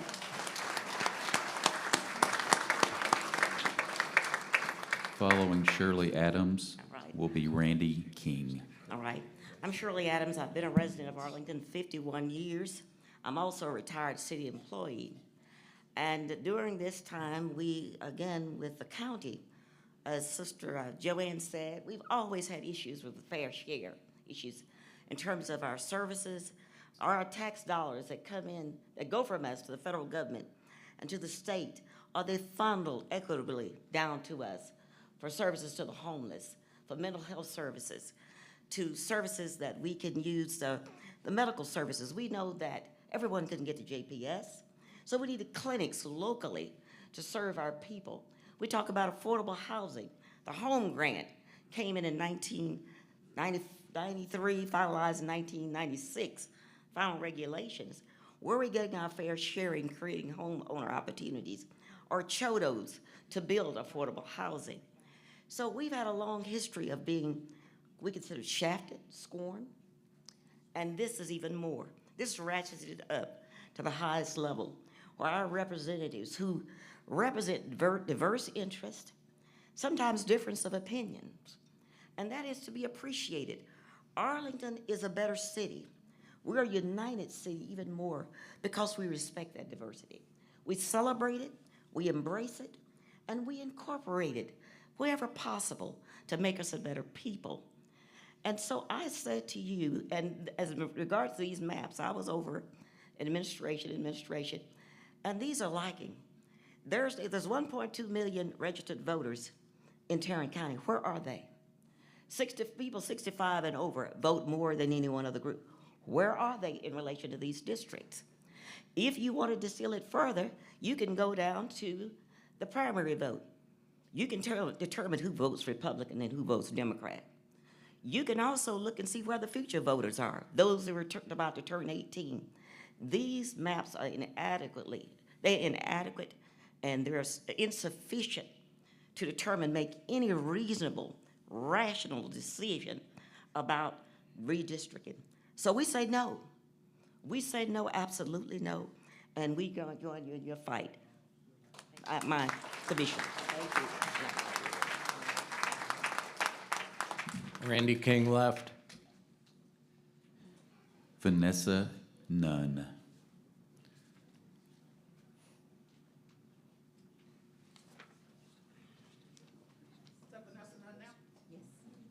Following Ms. Nunn, Vanessa Mason. Good afternoon. From the Commissioners Court website, each commissioner is responsible for construction and maintenance of county roads within his or her precinct, not for construction of Republican or Democrat roads. They are responsive to the particular needs of people living within their areas of the county, not only Republicans or only Democrats living in their areas. Even though these positions are supposed to be nonpartisan, we all know they aren't. But this is where we are. Gerrymander 1.0 occurred in 2011, then stuff happened. Precinct 2 was won by a Democrat in 2018. The 2020 census happened, and Precinct 2 was won again by a Democrat in 2022. So here we are 14 years later on Gerrymander 2.0 because things weren't quite working out per plan. We know what they are doing, and they know we know, and don't care. When you can pick up a map that reflects how constituents voted in the last national election and see it was obviously the template for the proposed maps, which were created by at least one, but not more than 3 court members. Our current map, which should have been proposed map 6, is within the 10% deviation allowable for redistricting is needed. We are expending funds unnecessarily to change at most a 1.1% deviation. Where's the cost-benefit analysis to justify changes outside of a census count? Fort Worth grew by 23,000 from 2023 to 2024, still remaining a less than 10% deviation. With the rationale being used and continued population growth, we will be redistricting yearly. Where are we taking funds from to support this frivolous spending? These maps and this vote are being rushed to be put in place before the 2026 election, a severely modified Precinct 2 where Commissioner Simmons will be running for re-election. Our population had the largest increase since 2011 accounted for at the 2020 census, and it was voted at that time that the precincts were better balanced and did not need redistricting. The recent election was a referendum on constituents making their voices heard in Tarrant County when O'Hare endorsed candidates went 0 for 11 in their races. If this redistrict attempt goes through, we all know what we'll be doing in the 2026 election for county judge, Commissioner Simmons' Precinct 2, and Commissioner Ramirez's Precinct 4. But then again, regardless of the outcome, change is coming. Thank you.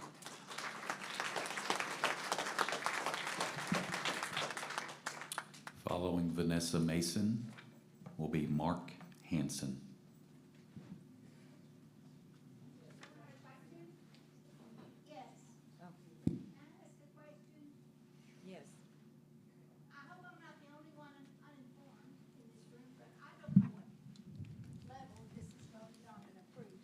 State legislature?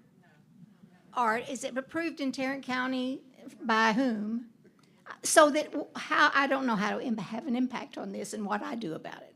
If you'd please help me out. Sure. Is it? I'll start. You can. So thank you for the question. And that's really one thing I wanted to do is just talk about the basics, because I have to tell my staff sometimes, we know this stuff.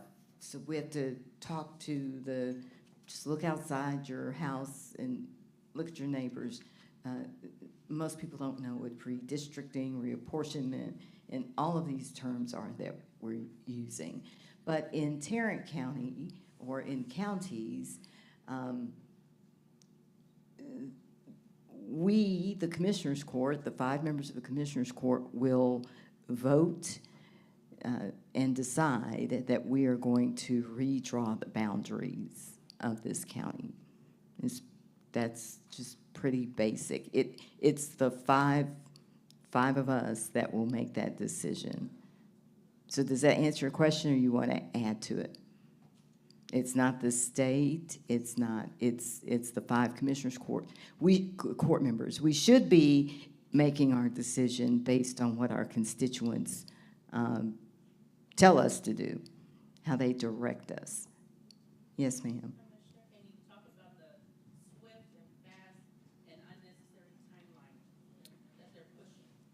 Sure, and I think Stephanie talked about it earlier when we talked about just a traditional process.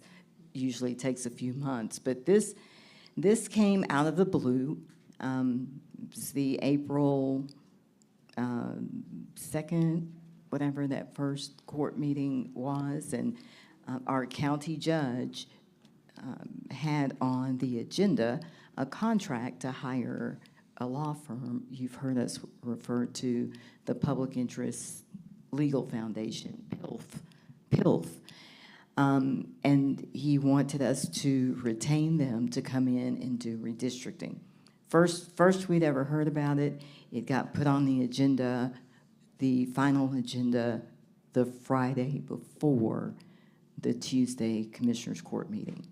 So well, I'll speak for myself and Commissioner Miles. Prior to that agenda item showing up on the agenda, we had not been contacted by county staff, by the judge's office, by anybody about redistricting. Now, as a court member, we can put anything on the agenda that we like. And so that was the first time I heard of it. I had a number of questions during that Commissioners Court meeting. We went back to closed. I can't tell you what happens in closed. And we came out, and June 3rd was the date that my colleague selected as the date that we would vote on a new map. And so I can't remember which meeting that was. Maybe staff can help me. April something. So, yes. And so that's just how quickly it was. I used to be president of the Arlington NAACP for 10 years. And I know Mayor Ross from a number of battles and things that we've endured, and that's how we became friends. Respectfully have disagreed and agreed on more than we've disagreed on, but the city conducted a redistricting process and invited the community and organizations to submit their own maps. And that's what NAACP and LULAC did. It was I think it started in August, and they voted on maps in December. And so there was input. We were able to draw and submit our own maps and give feedback and so on and so forth. And that is not how this process in Tarrant County right now is taking place. Vanessa Mason. Mark Hansen. Following Mr. Hansen will be Jan Tyler. Yeah, I'm a resident of Precinct 2. I also live in Precinct 2055 in North Arlington. And after the last redistricting. I got a new state rep, I got a new state senator. That's not unusual. I support MAP 1. I support the current process of redistricting, and that's all I have for you.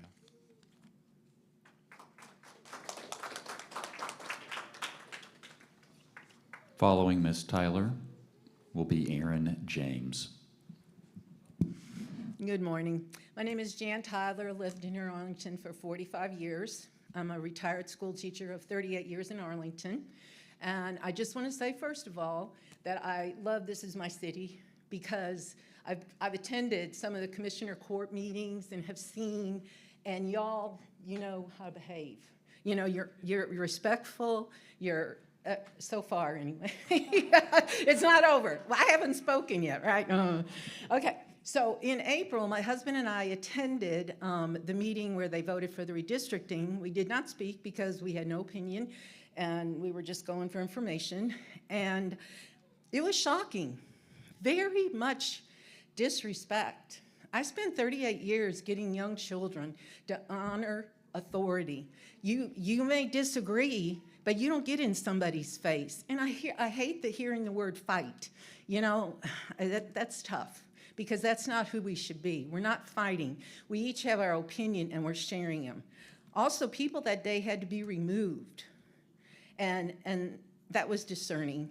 One of the things that convinced me that I was for redistricting was the fact to know that we have not redistricted since 2010. They evaluated, and in 2021, they felt the map was fair. And that was their opinion, and that was their obligation to vote that way. But you know, we are not the same county that we were in 2010.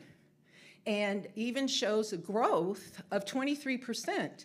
And that I got out of literature from various, places, resources, that we have changed 23%. The ethnic has changed greatly. Single digits, but it's changed.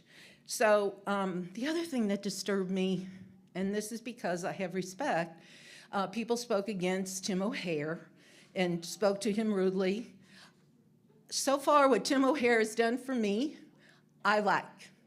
He saved $60 million in taxpayer money.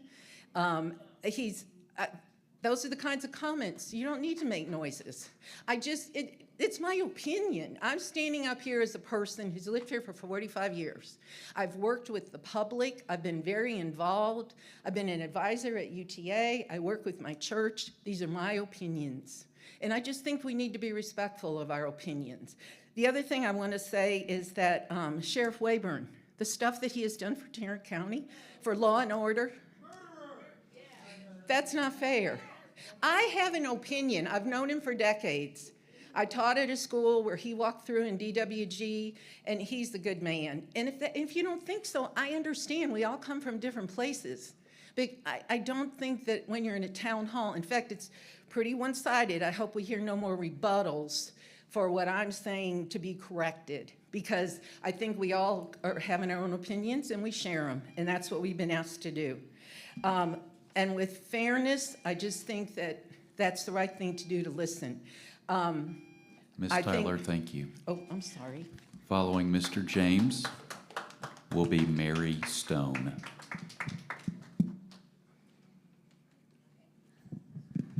Good afternoon, y'all. Thank y'all all for coming out. I just want to bring to y'all's attention that there's a lot of people, black and brown and minority, that voted for Trump in November. So this idea that you continuously call racist and identify racist lines, it may be political, but racism isn't where to go with your opinion on that. What I can say is that y'all can get ready, because a lot of people are leaving the Democrat Party and coming over to the Republican Party, and we welcome you with open arms. So, just like the Dallas Mayor, Eric Johnson, come over. If you want to join us, be happy to speak with you and get you plugged in. And we're the party of common sense, and I support redistricting. Following Ms. Stone is Melody Dottie Munoz. I'm Mary Stone. I've lived in Tarrant County since 1957. The schools then were great. I was in Birdville School District. Now it's got a C. Tarrant County is a Republican majority county, and our government should reflect that. Number one, Precinct 1, as it is right now, it's like a dictionary picture of gerrymandering, if you look at the map. Number 2, Granbury, which you represent, got a D on their school district. Fort Worth got a low C, and Birdville got a high C. And there was only an 8% voter turnout in Tarrant County, which is a very sad thing. And if you want to compare us with our county government with Castro and communism, really?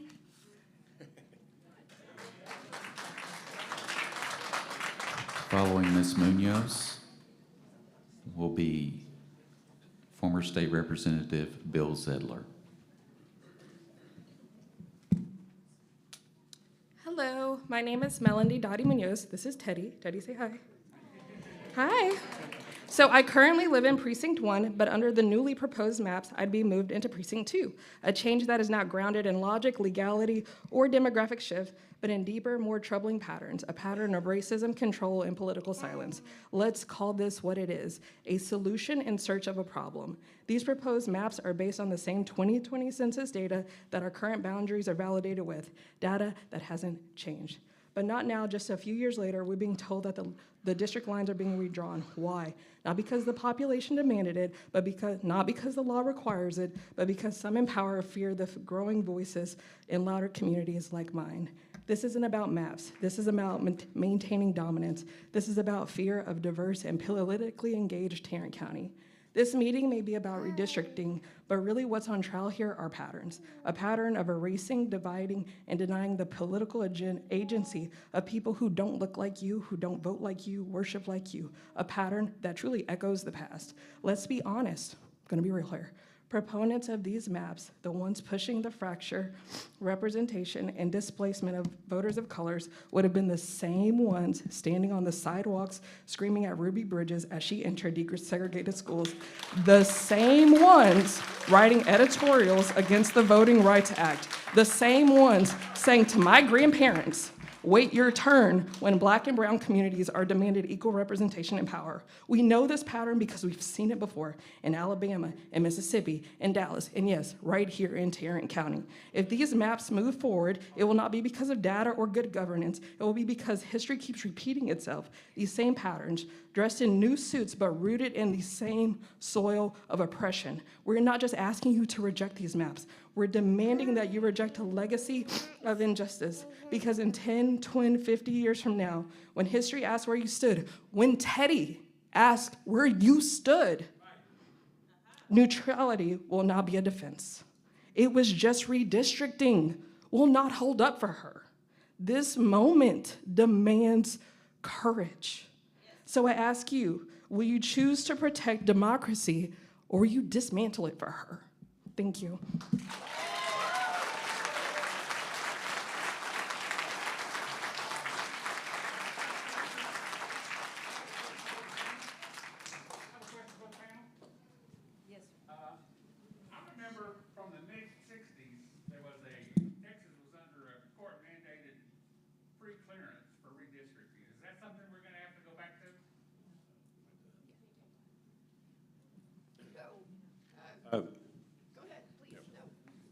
I'll take a swing at it. So I think you're referring to pre-clearance under what was Section 5 of the Voting Rights Act. So that was part of the Voting Rights Act of 1965. Texas was put under pre-clearance, actually, if memory serves, in the mid-'70s. It had to do, the law passed in 65. Texas was added to the pre-clearance list in around 1975 as a result of proven historical discrimination, actually against Mexican Americans. And since Texas was put under the Section 5 in the mid-'70s, every single decade, Texas has been sued successfully, and I'm talking about at state legislature level, for House, Senate, and congressional maps, because Texas was proven to have discriminated against voters of color. That happened in the 1980s, the 1990s, the 2000s, and 2000, the redistricting in 2010, 11. But to answer your question, the Supreme Court in 2013 basically invalidated the preclearance provision by overturning Section 4 of the Voting Rights Act, which is necessary to enforce Section 5.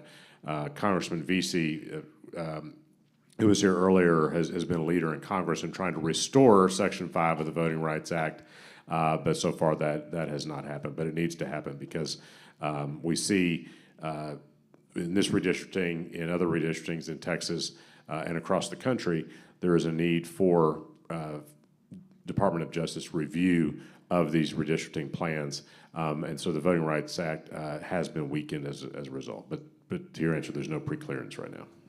Following Representative Zedler will be Chris Tackett.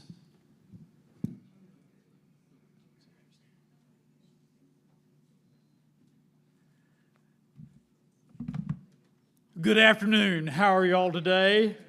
It's great to be here with you today. I'm Bill Zedler. I live at 5502 Hidden Trails Drive in Arlington, Texas. And I am in favor of redistricting, and I'm in favor of option 1. And basically the reason for my support is this.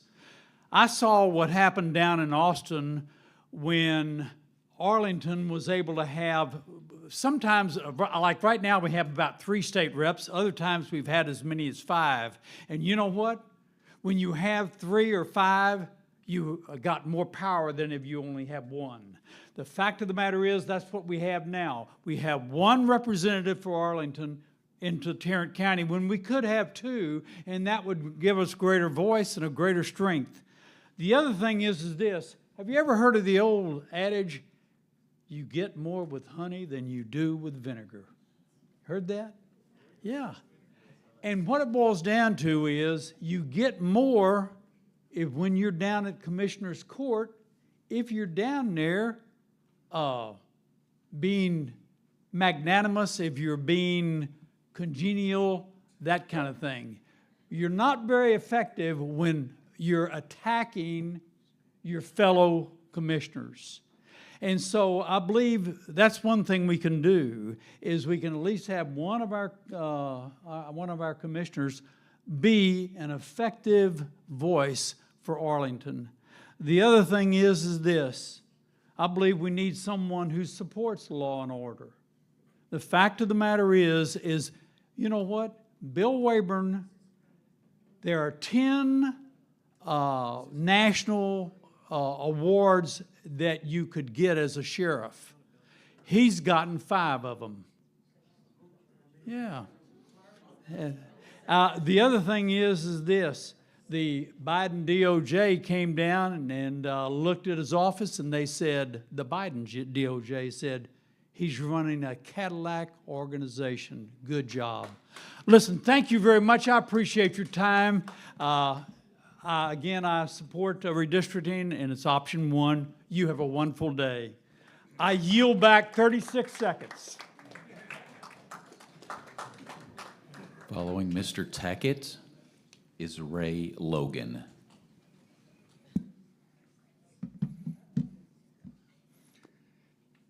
The 14th Amendment of the U.S. Constitution enshrines the idea of one person, one vote. Texas counties have to redistrict after each census. It is required in our state law. So when you talk about reasons to redistrict and one person, one vote, the courts have said it's the 10% difference. And you asked about the 10%, right? It's the difference in the largest precinct and the smallest precinct. As long as that's within 10%, you're within the guide rails that have been established. And after the 2020 census, the courts went through a complete look at the data in 2021 and saw that it was only a 1.8% difference in the largest and the smallest. We no longer had to redraw any lines. We could move forward with what was in place. The court voted on that with a 3-2 Republican majority. The vote was 4-1 to move forward, waiting until 2030 to do this thing again. We have no new census data, and yet here we are again. Section 2 of the Voting Rights Act ensures that redistricting plans don't dilute the voting strength of racial minority groups, which are our communities of color.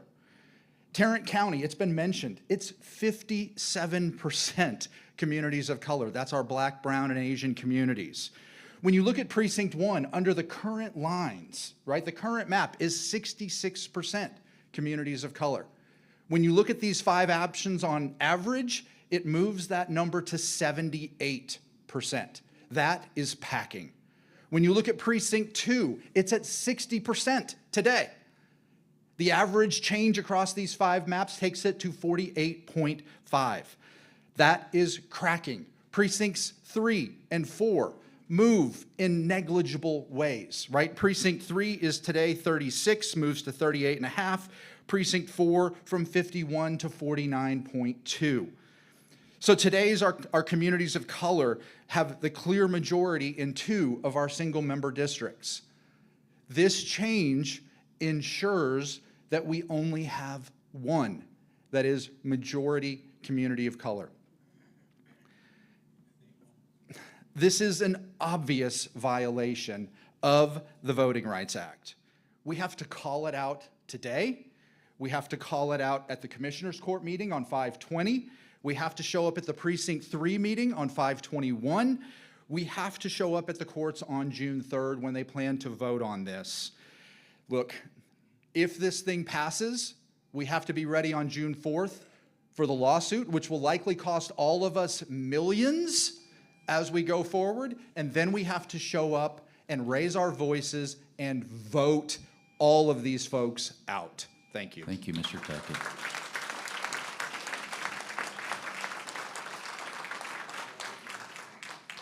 Following Ms. Logan will be Dr. Harriet Harrell.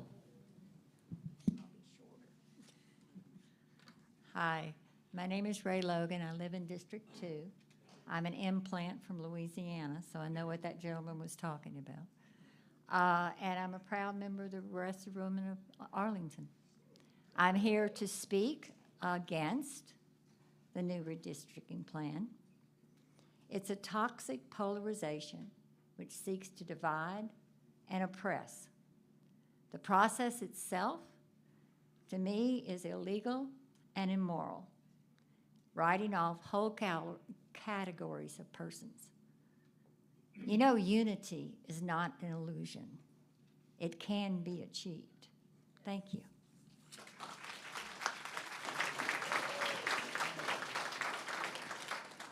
Following Dr. Harrell will be State Representative Tony Tinderholt. Got an easel right here. But wait just a minute. I'm here to strongly advocate that Judge O'Hare and Commissioners Ramirez and Kraus drop their proposed redistricting on the grounds that PILF has not fulfilled its contract because it has not provided any legal guidance or consultation on possible changes to the current precinct map. First of all, the county deserves to know why there should be any change. How will the county benefit from a change? What is the difference among the 5 maps? No information there. For those of you who say you like map 1, my question is why? What is the explanation of the following demographics for each map? Racial distribution, age distribution, voting patterns, city boundaries, water issues, schools, transportation and road maintenance issues, county facilities. How do you explain the lack of contiguity in precincts 1 and 2? How do you justify the separation of communities of interest? For instance, the specific areas of interest that Benbrook and Arlington share. And what will be the ultimate cost of redistricting? And please include the cost of the legal challenges that will be coming if any of these maps is approved. For those who claim to be conservative, do not vote on anything without knowing the cost. PILF has provided shoddy work that is an insult to the county, the commissioners, and to every one of us. The commissioners should not vote on this. It should be withdrawn. Secondly, all 5 proposed maps, which are virtually indistinguishable, racially gerrymander the vast majority of the Black voting age population and a large percentage of the Hispanic voting age population into Precinct 1. These maps show the minority voting population. I divided that out, and as you see in this map, for the Black voting age population, currently they exist in Precinct 1, 2, and 3. In the proposed PILF map, they simply drew a red line around all of the heavy green voting population. It is all, almost all, in Precinct 1, from here up and around and over here. Does that make any sense? For the Hispanic map, you can see that it covers 3 precincts now and has been, once again, gerrymandered into Precinct 1 and Precinct 2. So it goes from a much more diffuse representation into 2 precincts, the Black into 1. This is clearly racial discrimination. In a majority-minority county, this diminishes the voting impact of the majority of our county. Thank you, Dr. We Harrell. see the racism, and we will see the votes.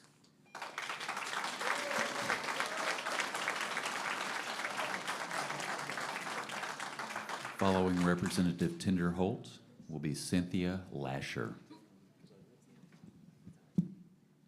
Hey, good afternoon. I want to be sure that people know that I'm testifying on behalf of myself as a constituent.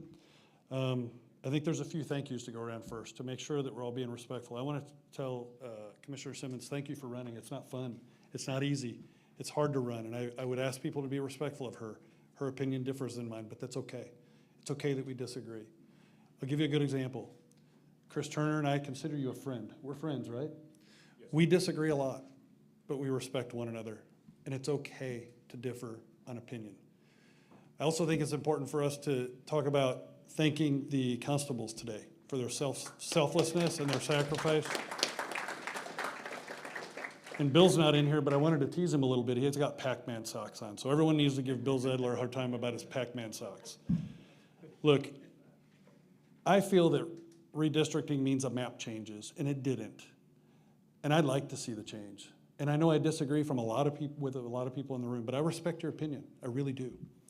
I think there was a 16 or 17 point difference between 10 to now, and there's a 23 to 25% change total. I was disappointed that the map didn't change, but it's okay to disagree. I would ask people to continue to respect one another. Chris and I disagree on the floor, not often, but sometimes there's very scary topics that people don't want to talk about. We talk about them. It's okay. It's okay to be frustrated. I just wish people in this room would step out in the hallway and have private discussions and find out that you're an individual, and it's okay to disagree. It's okay to feel those things. Now, something private. My son-in-law doesn't look like me. He doesn't. My grandchildren, I love them very much. They're mixed. But to imply that a certain demographic is owned by a certain political affiliation or a party would be very, very disappointing. It would be presumptuous. Amen. My hope is that we continue to be respectful to one another and we don't make these amazing law enforcement officials have to go to work to separate us. It's okay. Please have civil discourse and civil frustrations with each other. It's okay. But let's not put our hands on each other. Let's not cuss. Bill, I teased you a little bit about your Pac-Man socks where you weren't here. And so I told people that I love those socks, and I want people to give him a hard time about those socks. Thank you for everybody being here. Thank Ms. Simmons for running. Thank you to all the people here that are having your voice heard. I support the change. I think it's important for the county to be represented. Trump won this county. He won it overwhelmingly. And I think that the county should be represented that way. So I support this change. But thank you, everybody. Thank you all for being here. I appreciate you.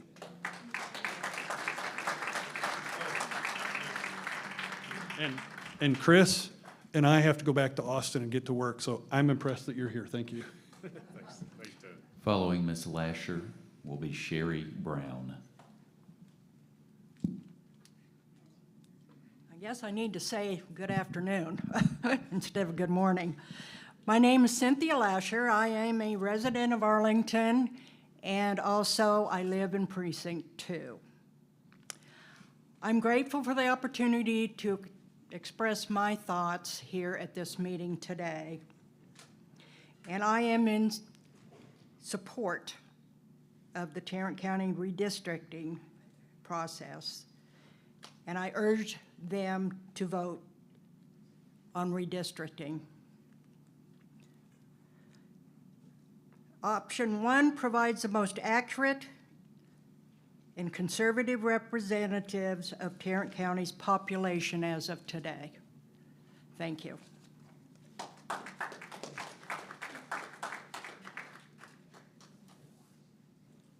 Following Ms. Brown will be Susan Valiant. My name is Sherry Brown, and I live in Precinct 1 in the unincorporated part of Tarrant County. We don't have a city council or anything that we can go to for any information, so we had to rely on the precinct for all of our support.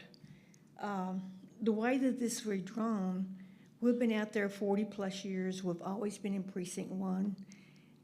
Precinct 1 knows all of our history of all the problems that we have out there. If it's moved over to Precinct 2, there's projects that are in the work. Are those projects going to be restarted again? Do we have to go back and get it in the budget for Precinct 2? Or is it still going to transfer over from Precinct 1 to Precinct 2? And also, one of the things that Mr. Jackson had talked about was our roads. Our roads are very important. And we have so many 18-wheelers that are in the county, running on our county roads that have no business being on these 2 small lane roads that you got to get over in the ditch in order to pass.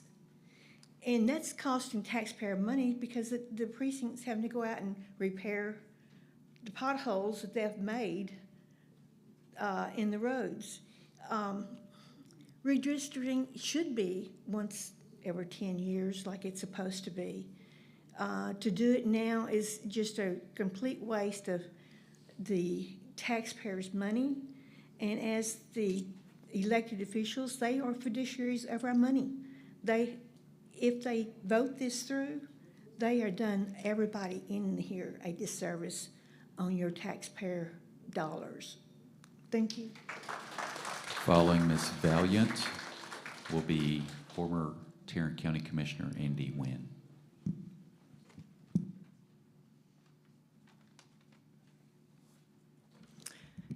My name is Susan Valiant, and I'm actually been living in Arlington for the last 35 years.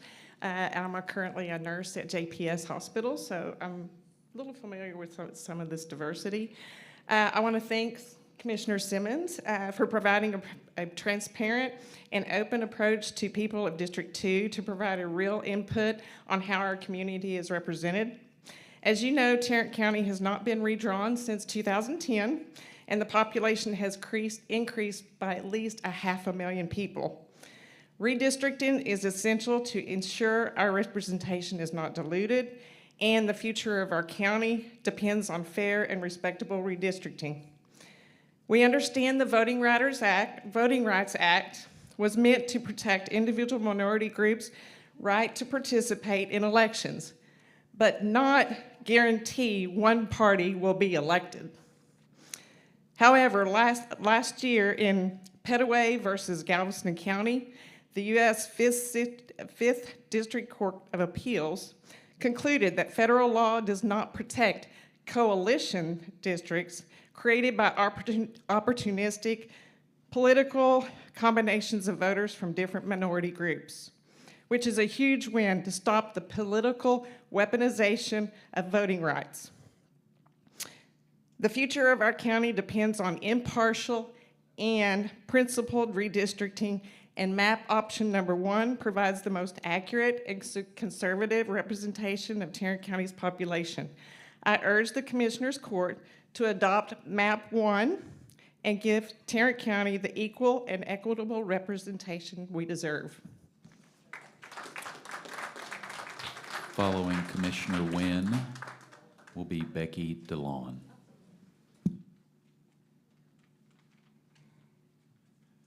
My name is Andy Wynn. I'm a resident of Precinct 2. Arlington is the second largest city in Tarrant County, and it is the largest city in southeast Tarrant County. It is one of the most diverse cities in Texas. That makes Precinct 2 a very diverse community. But not only racially diverse, it is also politically diverse. The assumption that all minorities support one party over the other is false. I know many blacks, Hispanics, Asian who regularly support conservative policies. To me, this isn't about race. It's about equal and fair political representation. Precinct 2 has over 500,000 people.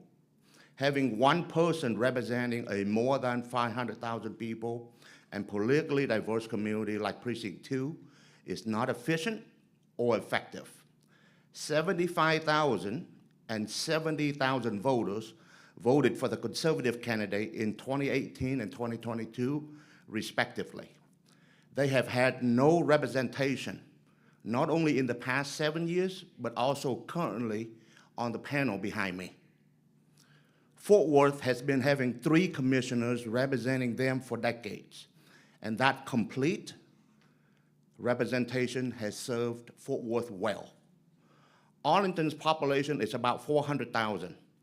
Having one person representing all of Arlington isn't as effective and fair as having 2 to 3 people representing Arlington. Additionally, it takes 3 votes on the Commissioner's Court to achieve any goal.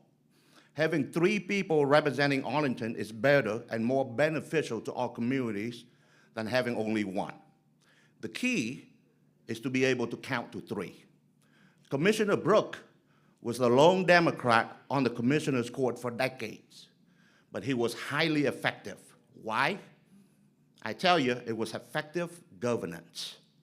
Dallas County Judge Clay Jenkins redistricted Dallas County to make all 4 commissioner precincts in Dallas County blue. Was that action racially motivated? I believe that as our population grows and becomes more politically diverse, redistricting is necessary to assure equal, fair, and effective representation as well as governance. For these reasons, I urge the Commissioner's Court and all of you to support proposed map number 1. Thank you. Sure.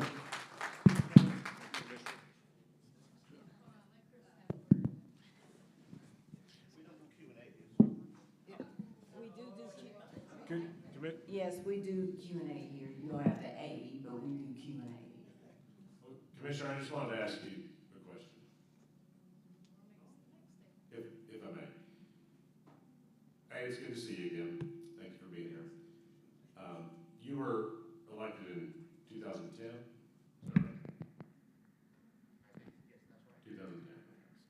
And the court redistricted in 2011, as we discussed today. Did you advocate for a plan in 2011 for Arlington to have 3 different commissioners as the incumbent commissioner? Right. So in 2011, when redistricting was done, you were okay with Arlington being in 1 commissioner precinct because you were the incumbent commissioner and you won re-election in 2014 very handily, as I recall.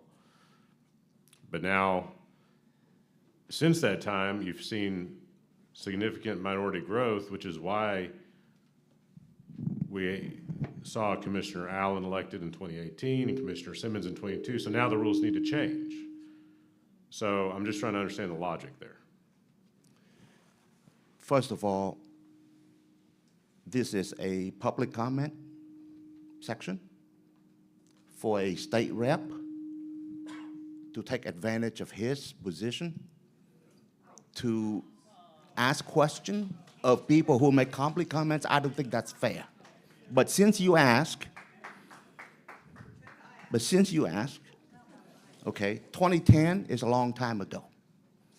And frankly speaking, when I took office in 2011, I was completely ill-prepared to look at all the demographics and numbers and everything, okay? So I accepted the proposal from the law firm in Austin, and that was exactly what happened, okay? But I know that since 2010, population have grown, and the diversity of our communities have greatly expanded.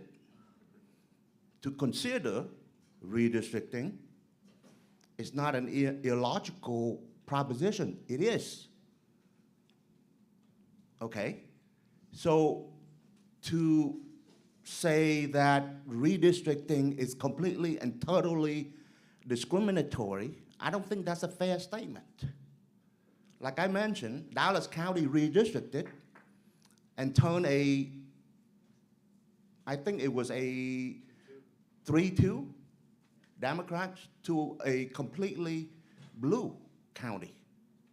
And I don't recall you or anyone said it was racially motivated. So that's my answer to you, sir. But I don't think it's right for us to waste the public's time going through a Q&A session. This is not good governance.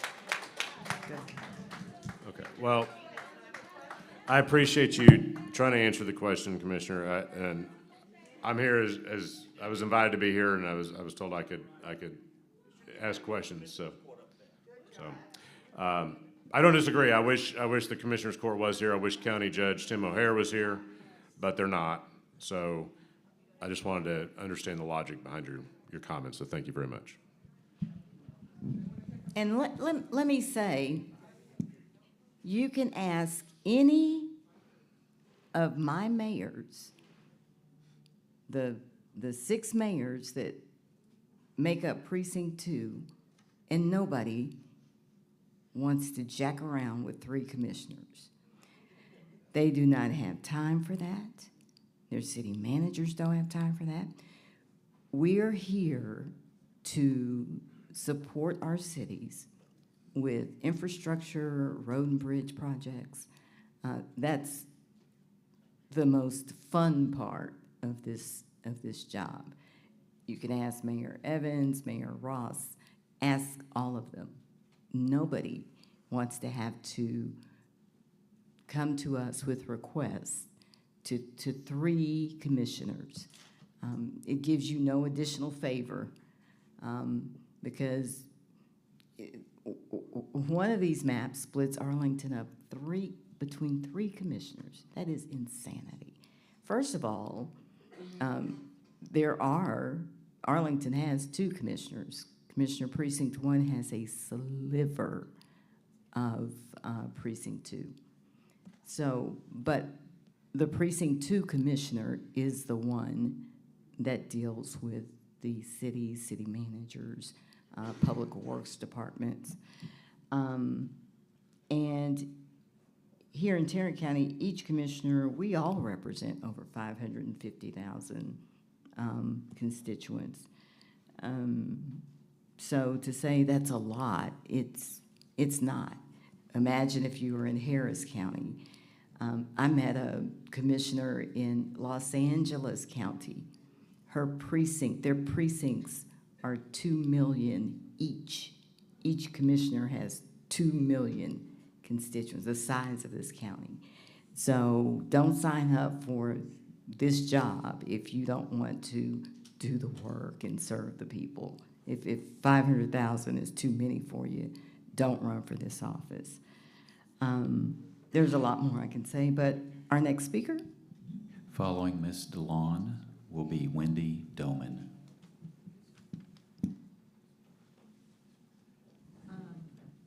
Good morning. Oh, no. Good afternoon. I want to say, first of all, that I have never seen anybody work so hard and do what it takes to take care of the people they represent than Alyssa Simmons. And believe me when I say she fights hard because she has to. We have seen the map showing options for redistricting, and there we know there's no legal, logistical, or democratic reason to redraw these lines. Only one thing is obvious. This is not about balance, fairness, or representation. The new map is designed with two goals in mind: to eliminate Alyssa Simmons' courageous and progressive leadership from this court and silence the black vote in Tarrant County. Communities, especially this community where we gather today, our Tarrant County commissioners are preparing to vote Alyssa Simmons out and spread residents so thin throughout Tarrant County that their vote will never count, maybe never again. When voters no longer choose their leaders, but leaders choose their voters, we've crossed a line.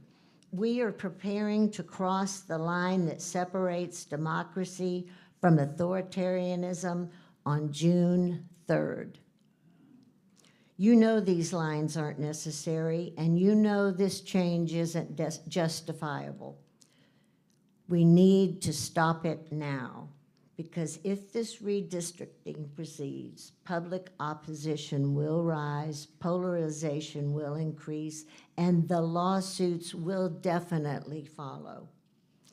And this court will be seen correctly as a radical arm of Tarrant County government that created political apartheid, where entire voting blocks were permanently denied influence. Thank you.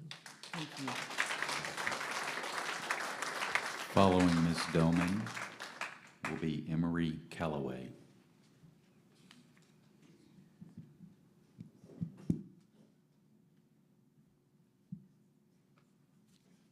Hi, my name is Wendy Doman, and I live in precinct 2541. I live on Menlo Park Drive. I moved here 5.5 years ago from Oklahoma City. And during that time period, I have gone and looked at my wonderfully, culturally, wonderfully diverse neighborhood. It is so much fun to live on Menlo Park Drive. But my main concern about this whole issue is the speed that we have had on redistricting. It has been proposed, discussed, and finalized in 6 weeks? Are you kidding me? When an important issue such as redistricting occurs so quickly without very much comment, you gotta ask yourself why.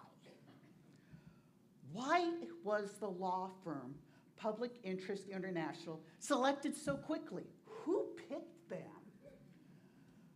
Did the commissioners allow an open bid for legal services? I think that's required by state law, you know? Or did the members of the county commissioners select the easiest and most conservative law firm? Lastly, I also question the timing of redistricting, driving during the middle of the census. Perhaps the members of the commission who are in favor of redistricting are virtue signaling to the Texas state legislature to re-examine Tarrant County's current congressional boundaries prior to the 2026 midterms. Maybe these commissioners are saying, hey, Texas legislature, our county is very culturally and racially diverse, but don't worry about that. We've got you covered by changing the district lines. The Texas legislature is about we need to tell our Texas legislature that we are a diverse community and we want to be represented that way. And I don't want us to be known as the county who moved the district lines and let Austin know, hey, Tarrant County's open for change. That's not good.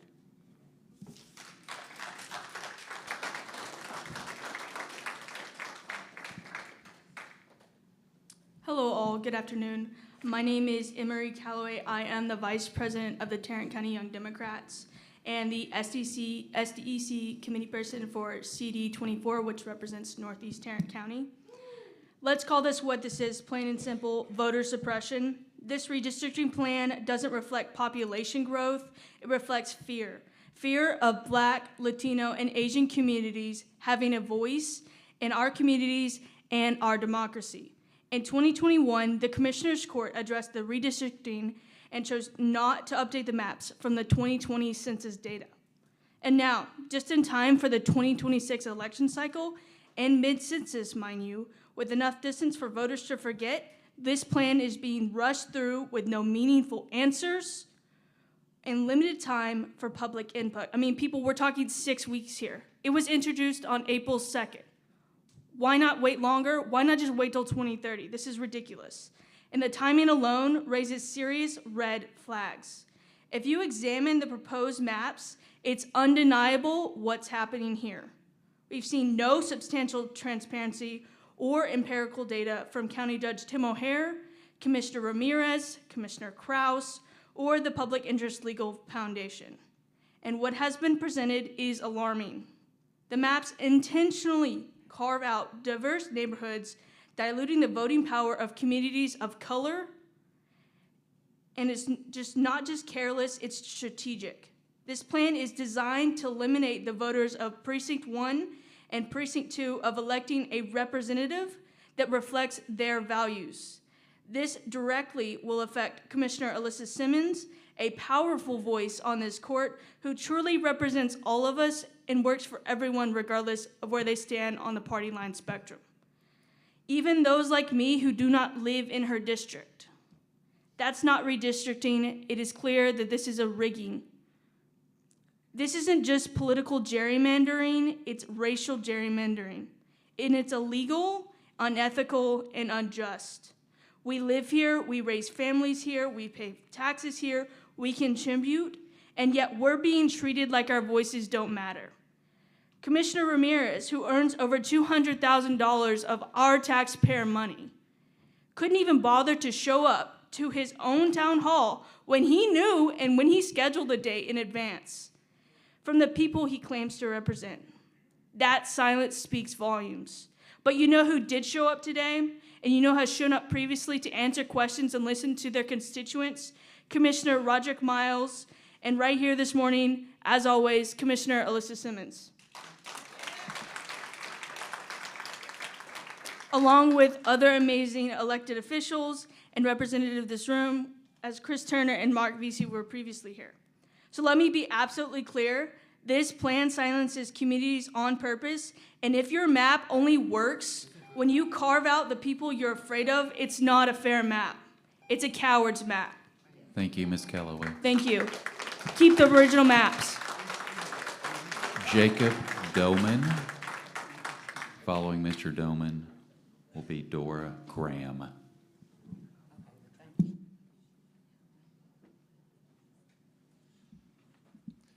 Hello, my name is Jacob Doman. You've already heard from my mother.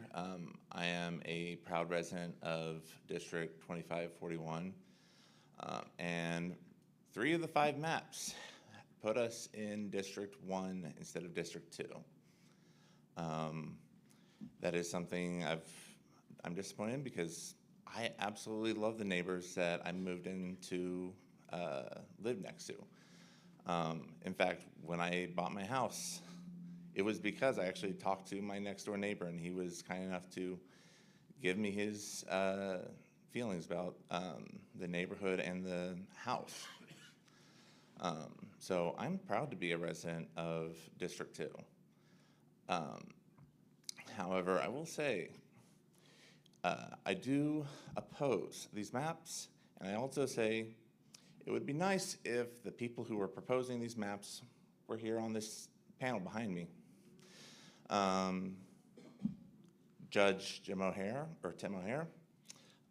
the commissioners, and the representative from PILF. Where are they? That's a great question. You would think if they were so proud of these maps, they would come here and defend them. But no, they are nowhere to be found. In fact, I think I saw that Tim was in DC earlier this week. I think he has some better priorities, apparently.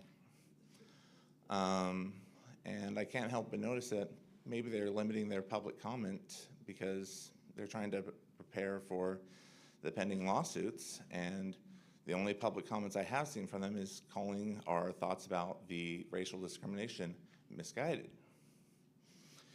Get the feeling that they're trying to repeat the same or retry the same case that was back in 2006, where redistricting was allowed between censuses, but they lost because it was against the Voting Rights Act. So I feel like they are just trying to retread the same path, and they're trying to separate, segment the voices away from those who really need to have a voice. I thank you for all attending today. Following Dora Graham will be Jean Barrier.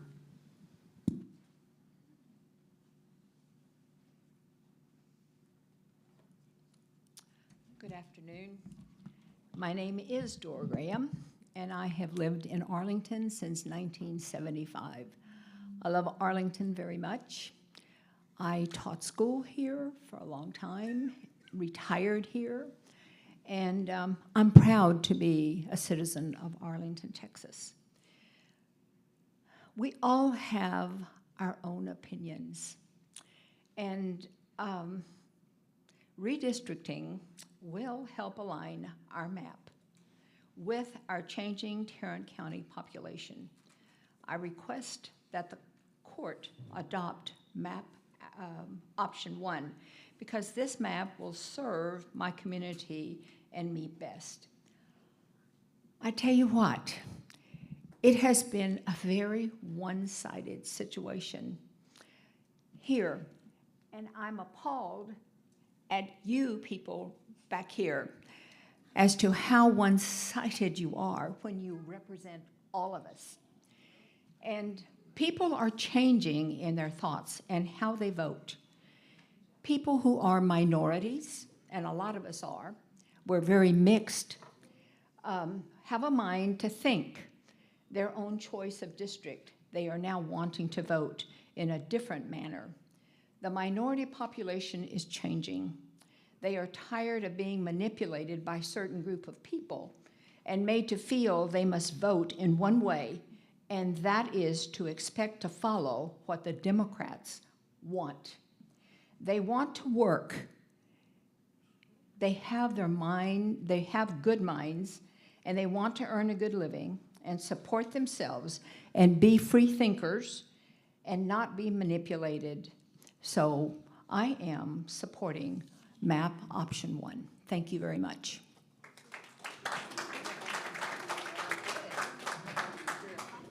So I've heard a few speakers. I've heard a few speakers come up here and say that speakers who aren't black say that essentially I know black conservatives who vote Republican and you know do that. That's fine.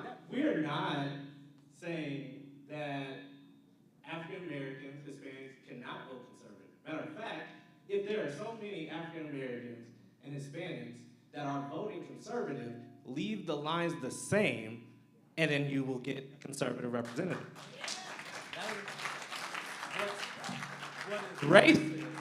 What is racial gerrymandering is packing all the African Americans into one district. That is what is racial gerrymandering. No one is assuming that African Americans and Hispanics and other racial minorities are voting in a block for Democrats, Republicans, anything. We're saying that don't divide our communities so we have no voice or only can elect one person rather than 2 or 3 or however many. Thank you. And just to speak to the panel, you heard David and Stephanie in the introductions refer to the organizations that they represent and represented as nonpartisan. And in addition to that, we invited Joe Nixon from PILF to come and speak. And so you would have heard from him and how his contractor developed these maps, save he didn't come. So we tried to have a balanced panel up here. Go ahead. Okay. Go ahead. Hi, I'm Jeannie Barrier, and I'm in Precinct 2. And this is the first time I've ever done anything like that. I'm learning things. I now know what crack and stack means. And yeah, I just felt I really, from my heart and from my soul, that I needed to stand up and make my views known. And it's written really small, so I apologize for this. I do want to first say to Tim O'Hare, who is not here, whose big idea this was, I'm sure there were multiple people behind his idea, but to him and like-minded people, we see you. You're not operating in the dark. We see what you're trying to do, and it's wrong, and it's immoral, and it's against the law. And I want to be on the right side of history. And so that's why I'm here today. So let me just read you what I had prepared. The argument in favor of this mid-cycle redistricting is to balance the population, yet even Commissioner Ramirez acknowledged that we don't have current data to show the precincts are uneven. If the data has not changed, meaning known data, in any measurable, valid way since the map was last approved, then why are we redistricting? A mid-cycle redistricting proposal absent concrete information about precinct populations seems like an attempt to silence the general population, which is growing increasingly dissatisfied with Republican views and policies. I strongly object to this attempt to redistrict outside of long-standing established processes and based on voting records rather than population demographics. So I am an advocate of leaving things where they are until the law says it's time to redistrict. We can't just do it because things aren't going your way. Thank you.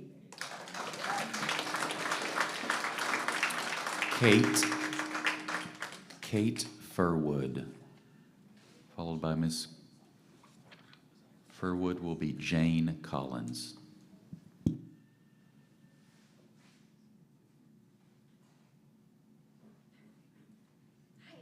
Thanks for everybody for sticking it out this long. I opened my message saying good morning, but really it's good afternoon now. So I wanted to start by not necessarily trying to convince everybody here of why this is wrong, but by simply directly quoting the chairman of the Tarrant County GOP, Beau French. In a statement he sent to CBS on this topic, oh, here we go. My promise to my constituents is to make Tarrant County more red. There's a lot that goes into that, but one important step is to redraw the commissioner precinct lines. Redrawing the lines based on map 1 will bring the commissioner court in line with other elected officials, i.e. not the people. We want Tarrant County to remain as red as possible, and this is an important step to that goal. They aren't hiding why they're doing this. Let's call it out as they're saying it. Yes. My next statement. Here's the definition of gerrymandering. to manipulate the boundaries of an electoral constituency as, so as to favor one party or class. Does his statement not just fit that definition 100%? Yes. If the intention to redistrict anywhere for any reason is not to fairly, equitably represent all constituents, it's wrong. It's immoral. It is not democratic. Period.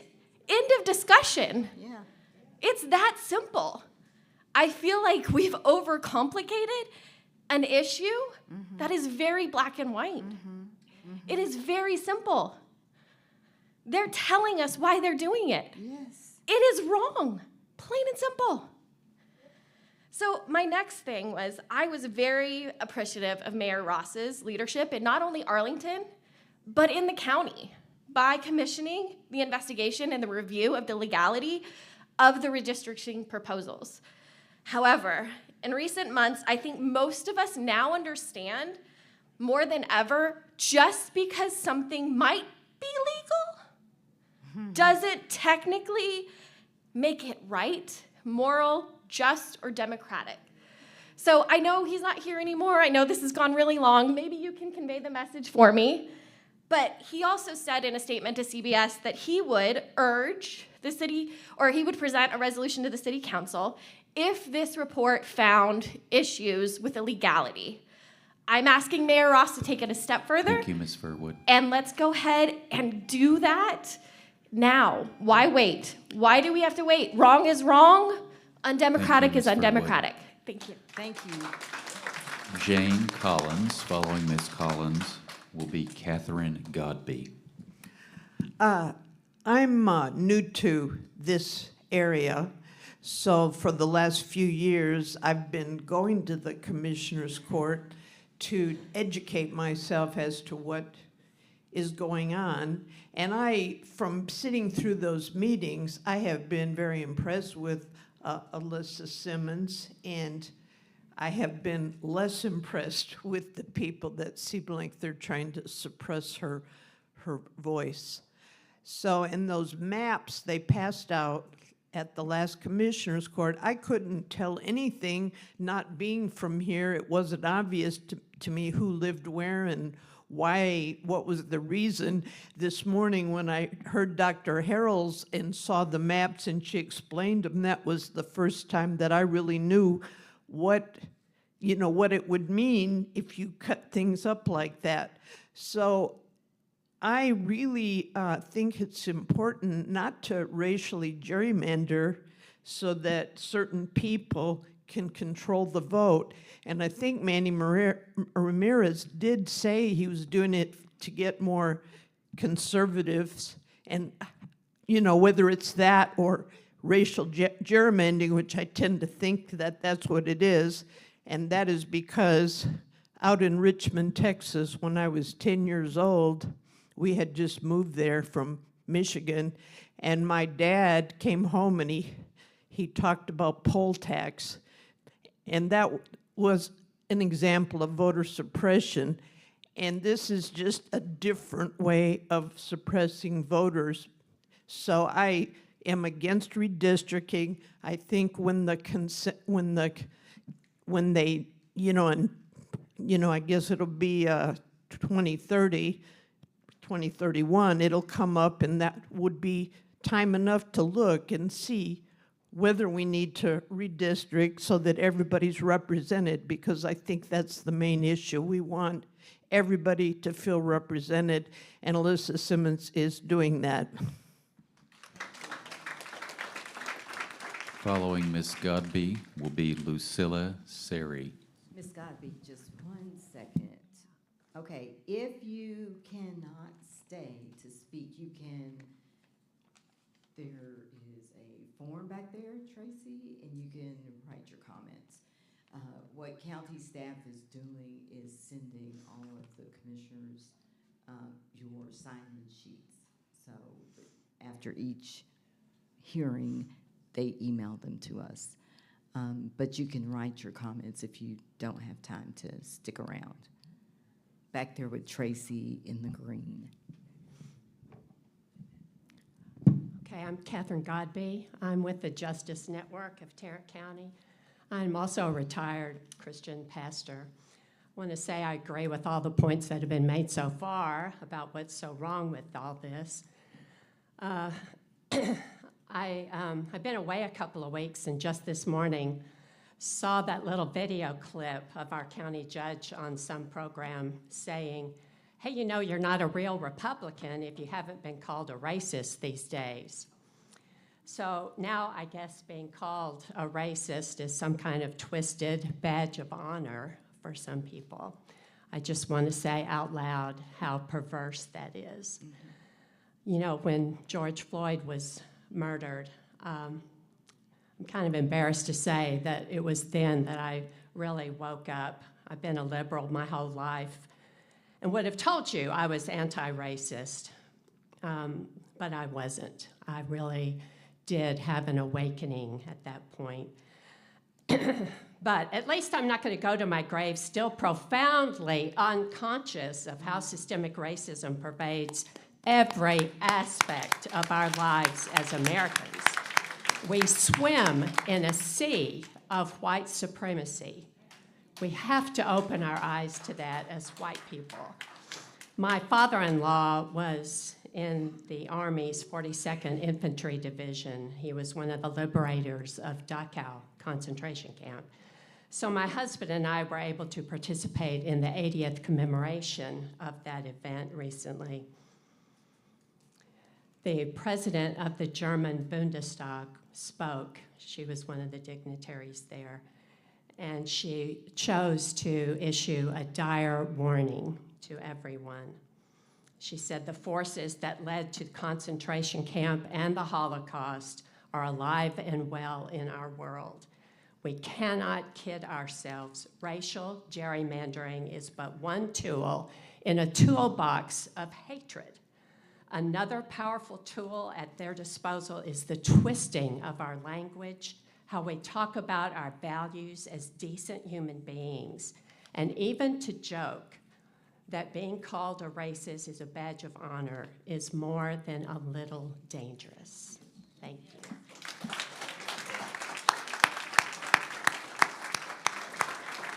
Following Ms. Seri will be Franya Wilhelm. Okay.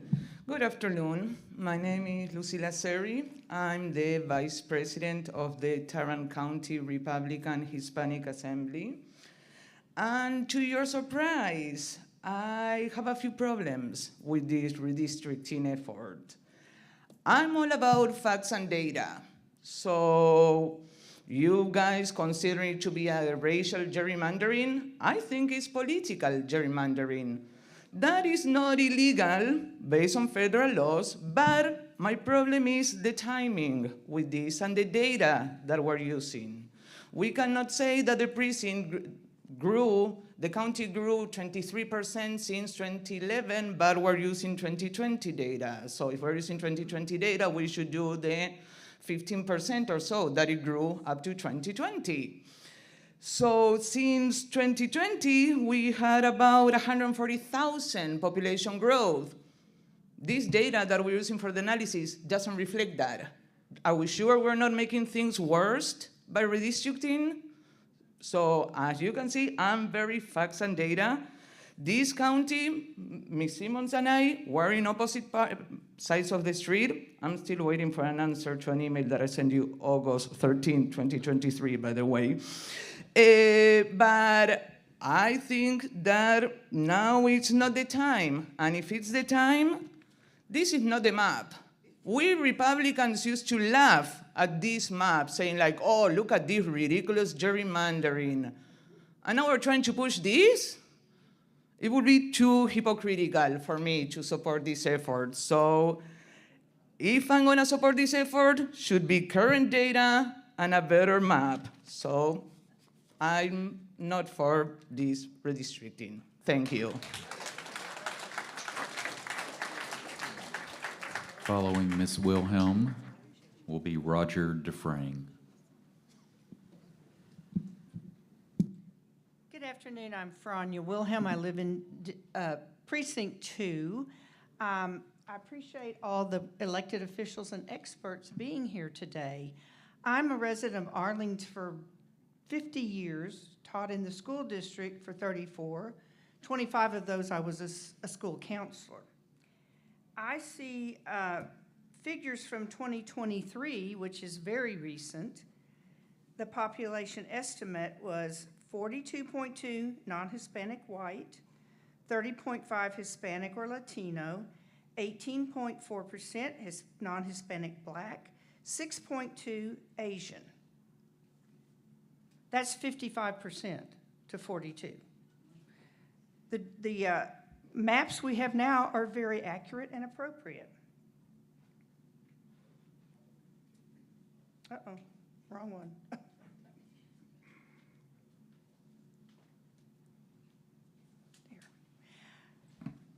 As a real Republican from the 60s, when the party was considered fiscally conservative, I can't for the life of me see how it is fiscally conservative wasting over $30,000 to redistrict the county just because the judge is afraid of a woman.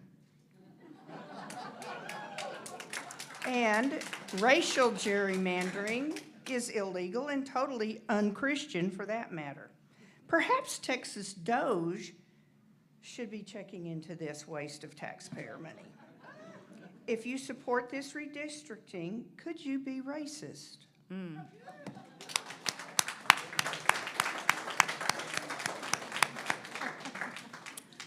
I believe Mr. DeFrang is no longer present. That will bring us to Maureen Smith. Following Ms. Smith will be Denise Lunsky. Good afternoon, I'm Maureen Smith, Chairman for Precinct 2181. The facts speak for themselves. In 2010, our county population was 1,000,008 plus. In 2024, the census estimates 2,000,002 plus. This represents a significant 23.31% increase without any redistricting adjustments. With such dramatic population growth since the 2010 census, redistricting is not just logical, it's necessary to ensure fair and effective representation for all residents. Since redistricting did not occur in 2020, it's both legal and essential that we undertake this process now. I observed the comments from Precinct 1, and they are very heavily racially divisions. However, I believe our focus should be on serving all constituents equally as members of our community. For these reasons, I strongly support redistricting option 1 for the best path forward.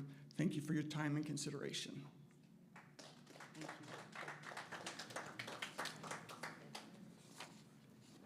Following Ms. Lunsky will be Kevin Patrick.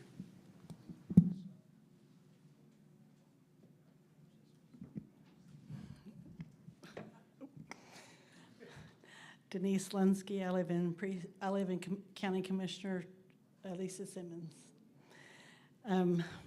I do believe we do need to redistrict. The lines need to be redrawn due to population increases since 2010 and 2020. I also want to comment, I got here today at 10 o'clock, and now it is 1:15, and I'm finally getting to say my 3-minute comments. I want to mention that a lot of the public officials, elected public officials, got to speak for a lot longer amount of time than we did, we the people.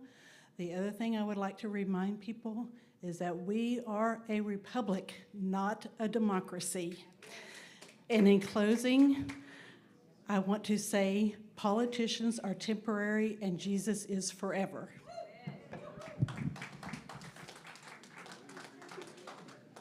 Following Mr. Patrick will be Dana Capoletti.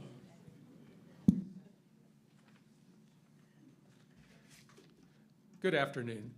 My name is Kevin Patrick. I live in Euless now, but I'm a previous resident of Arlington. The points that I came here to make have already been covered well by others, so I won't make them again. Instead, what I would like to do is to call our attention to the green maps along that wall. I think they're more than wallpaper. I think they're important, and I'm familiar with them, so I'll explain what they tell us and hopefully why I think they're important. Those maps are shaded to show the percent of the voting age population that's non-Anglo in each voting precinct. The darker green voting precinct is, the higher the percent of non-Anglos in that precinct. That's from the 2020 census. Okay, there's a map, it's the one here at the front, for the current boundaries of the county commissioner precincts. They're shown in the dark black lines. Okay. There's also a map for each of the 5 options that's been proposed going on down the wall. I think it's easy to see that the 5 options pack voters of color from the current precincts 1 and 2 into a single precinct, linking them with a thin corridor that runs along I-30. This would reduce the power of their votes to elect county commissioners of their choice. But I encourage you to study the maps and judge for yourself. I think the sensible course is to keep the current boundaries until after the 2030 census, which will provide the data needed to redistrict in a rational and legal manner. Thank you.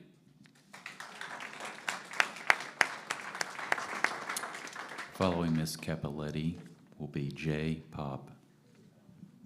Good afternoon, everyone. I'm Dana Capoletti. I have lived in Tarrant County since 1994. I just wanted to say, people keep talking about race, and I really think we're talking about something completely different. Implying that people of color are uniformly Democrats oversimplifies a complex issue. Redistricting is driven by a need to balance the population growth of nearly 500,000 people since 2011 across precincts to ensure equal representation as mandated by federal law. The race-focused narrative distracts from redistricting broader goals, creating compact, contiguous precincts that reflect demographic shifts and enhance governance efficiency. Tim O'Hare's really been under attack. One person brought it up, I forget her name, but he took office in January of 2023, has prioritized efficiency, delivered significant fiscal accomplishments, a $58 million reduction in the county's operating budget, no new revenue tax rate for both Tarrant County and John Peter Smith Hospital District. For homestead exemption, he's delivered the largest tax cut in county history. He's cut $8 million from our fiscal budget, and reducing the redistricting debate to racial partisanship. Speakers undermine its legal and practical necessity and fuel division.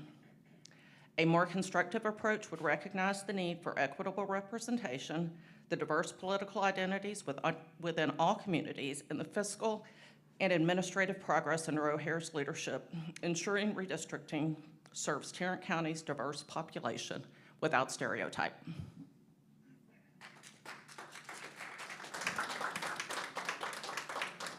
Jay Pop. Donna Collins. Donna Collins. Following Ms. Collins will be Deborah Kratke. I moved here from Mississippi after graduating college because I didn't want to raise my family amidst racism. Oh, sure. Can I start over on my time? You can just keep I going. moved here from Mississippi after college because I did not want to raise a family in the midst of racism. So I moved to Texas for freedoms. I currently live in District 4, but would potentially move to District 2 in some of the realignments. I attended the meeting Wednesday night at Como, and there was a lot of misunderstanding and misinformation. In concurrence with what the mayor said, I would like to make my statements and be given respect, as there was not much respect given to differing viewpoints at Como. There was much talk about redistricting being illegal. If the mayor, if his legal counsel finds that it's illegal, I will not support it, but currently I do. I want to address the concept of voter suppression and Voting Rights Act. The suppression, I looked up voter suppression on AI, and I found it refers to strategies to make it harder for groups to be able to vote. There's no indication that voter suppression is about someone losing an election. The Voting Rights Act is about eliminating barriers that prevent minorities from being able to vote, having the right to vote. There's none of these proposals prevent anybody from having the right to vote. Maybe you might not win an election. And speaking of that, on Wednesday night, Commissioner Miles even said that the decision by the Commissioner's Court to evaluate redistricting was not democratic because the vote was 3-2, with he and Ms. Simmons being the two that voted against the proposal.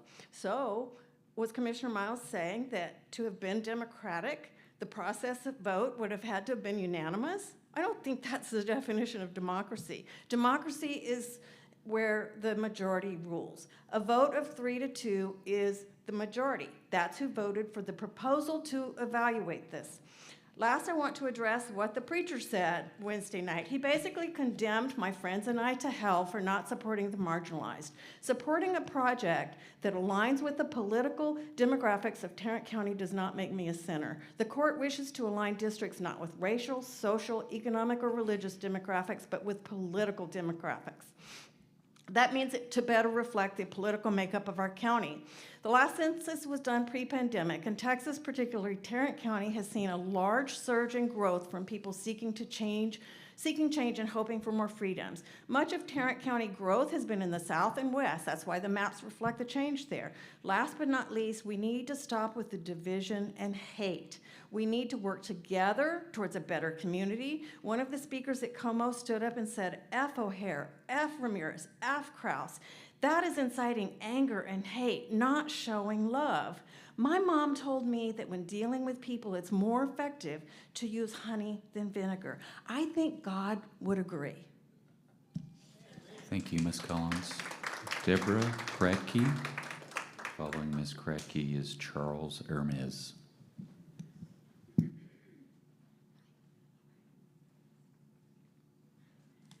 Thank you. I had a really great comment thing done.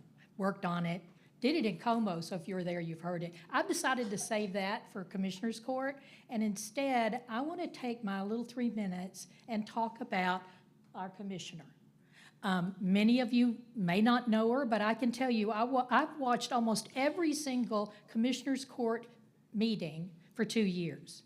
And for 2 years, I have watched as several people treated her in ways that were simply not respectful.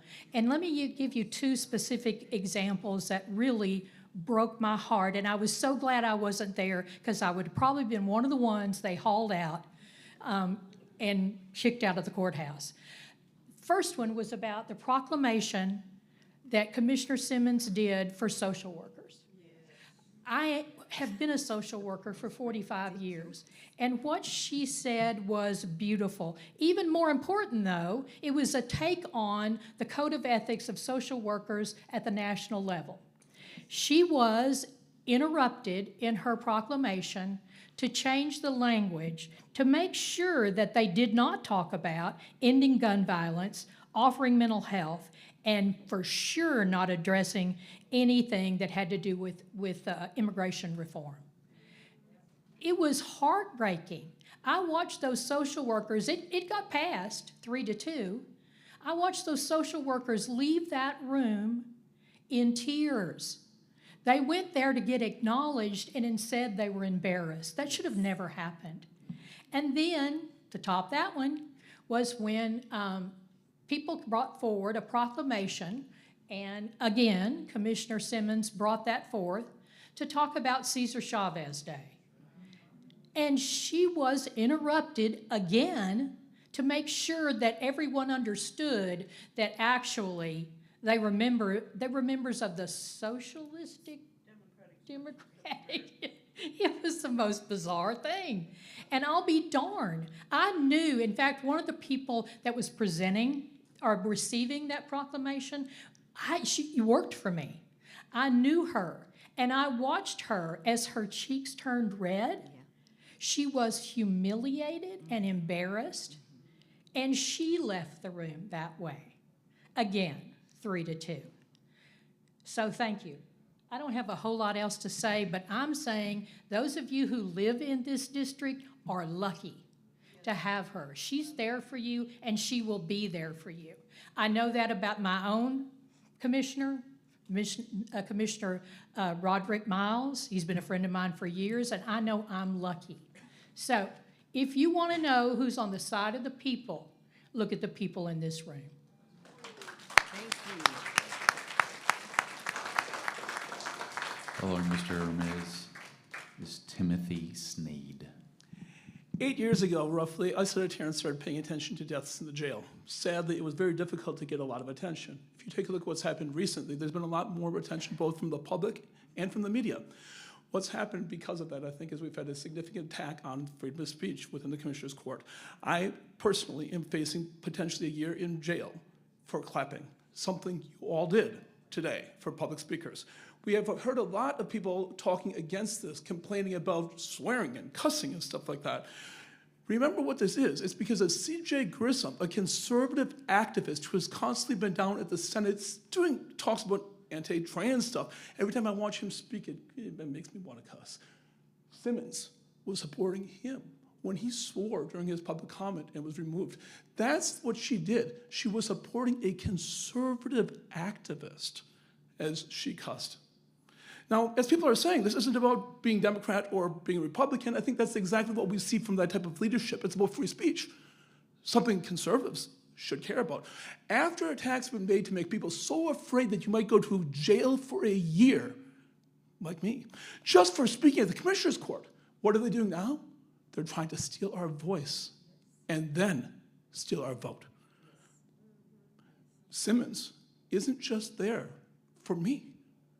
She was also there for C.J. Grissom. Every person who comes and talks about cussing, remember who she cussed for. She cussed to support conservative activists.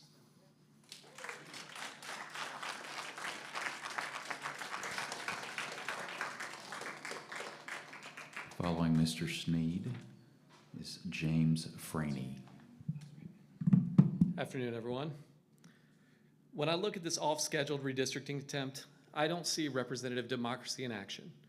I don't see the ideals of our founding fathers. I don't see a love for our neighbors or the Constitution on which this great nation was founded. I see thinly veiled racism. I see greed and the lust for power. I see cowardice.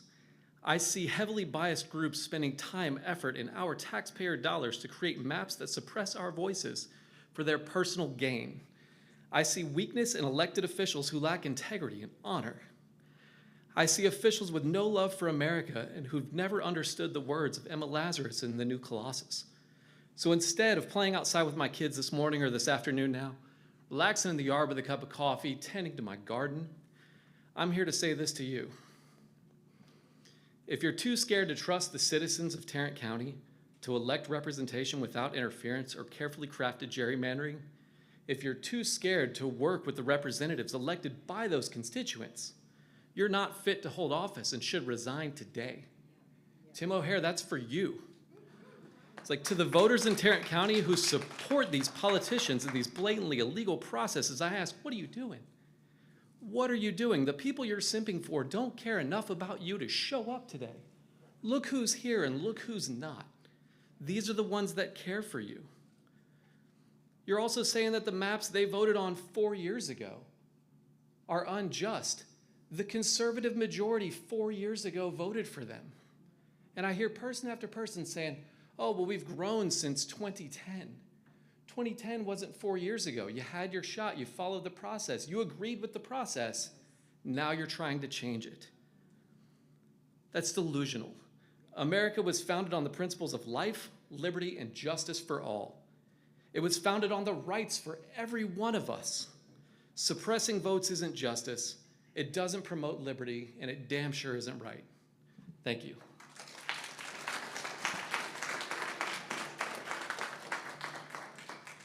Following Mr. Franey will be Byron Griffith.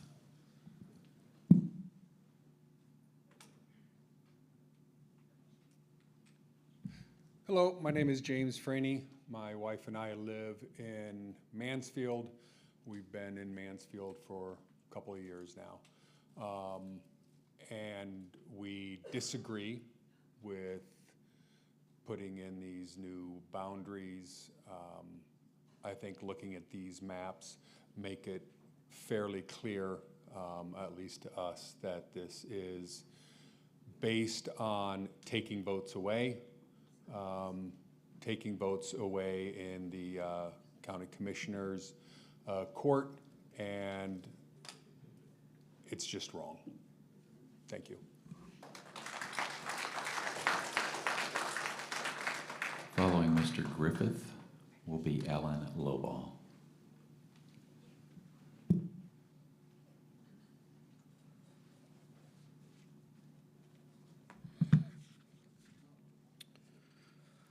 So hello, I'm a longtime resident, born and raised in Tarrant County, and I'm currently living in Precinct 4, been living there for 13 years.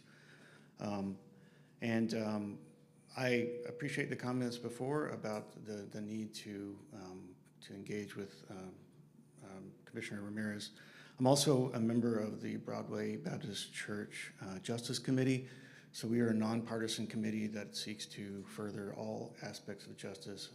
And I can say that we've actually had some very positive interactions with Commissioner Ramirez on a couple of issues.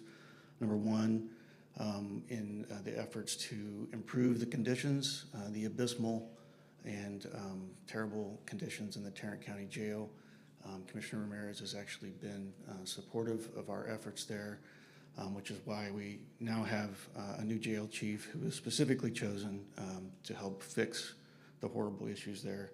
The other thing that Ramirez did was he stood up against his own party when Tim O'Hare tried to engage in voter suppression by closing early voting sites at college campuses. He made a very principled stand against his own party and against Beau French, and we really appreciate that kind of principled stand.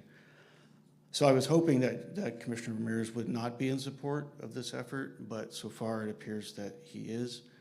I was at the meeting, Precinct 4 meeting on Monday, and for those in the room who think that this is some sort of anti-democratic thing that's going on here, there was no one there. There was no one to ask questions and or answer questions. Commissioner Ramirez wasn't there. He prioritized something else. There was nothing. This is like black and white compared to what we had there. So I would say, Commissioner Ramirez, just call out publicly for you to support, to not support this effort. It's clear from the data. I know we've all seen a lot of maps. I've got in a simple chart here what packing and cracking looks like, and I'm happy to share this with anyone. There's not a matter of opinion here. Data is the data. This is packing and cracking, and it violates the Voting Rights Act.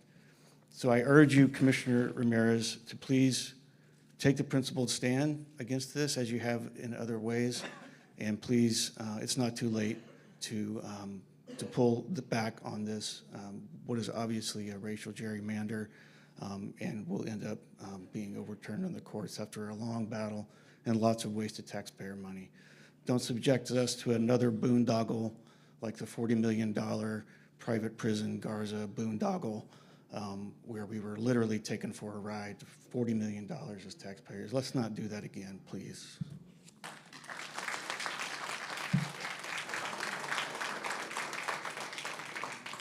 Following Dr. Loball will be Omar Jimenez. I'm Alan Loball. I live in District 1. I opposed the redistricting process, and like you, I asked Judge O'Hare to withdraw it because that will save us a whole lot of money just from the start. I oppose this because it's been fast-tracked, it's been created behind closed doors. without explanation, and as you've heard, no one here to defend it. And we need to abide by what we've done just 4 years ago.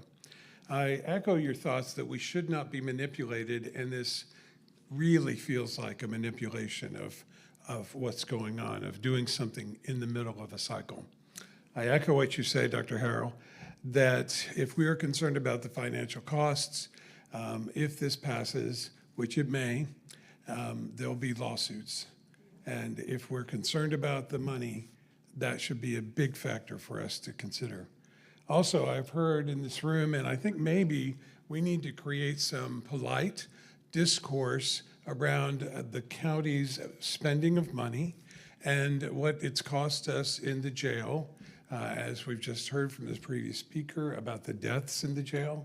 I know you've said that Commissioner O'Hare, Judge O'Hare has saved us money, but we've spent millions of dollars in litigation and in payouts to families because of wrongful deaths in the jail. So that's another discussion, another day.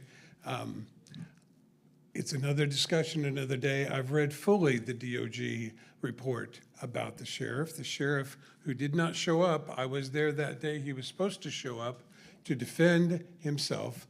He just simply said it exonerated him. That was the note back. He was asked to be present. Another day, sorry, another day. You and I could get on the phone and talk. So another day.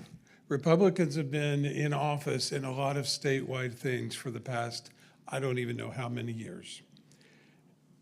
Our education system, our healthcare system, we're at the bottom of those compared to other states. So I want to echo what Dr. Nguyen said. It's a count to three. And I understand that on June 3rd, we're going to count to three, and more than likely one of these is going to pass. But what I want you to do then is talk to your constituents, your neighbors, and when we count to three a year from now, elect other people, because that's how we're going to make a difference.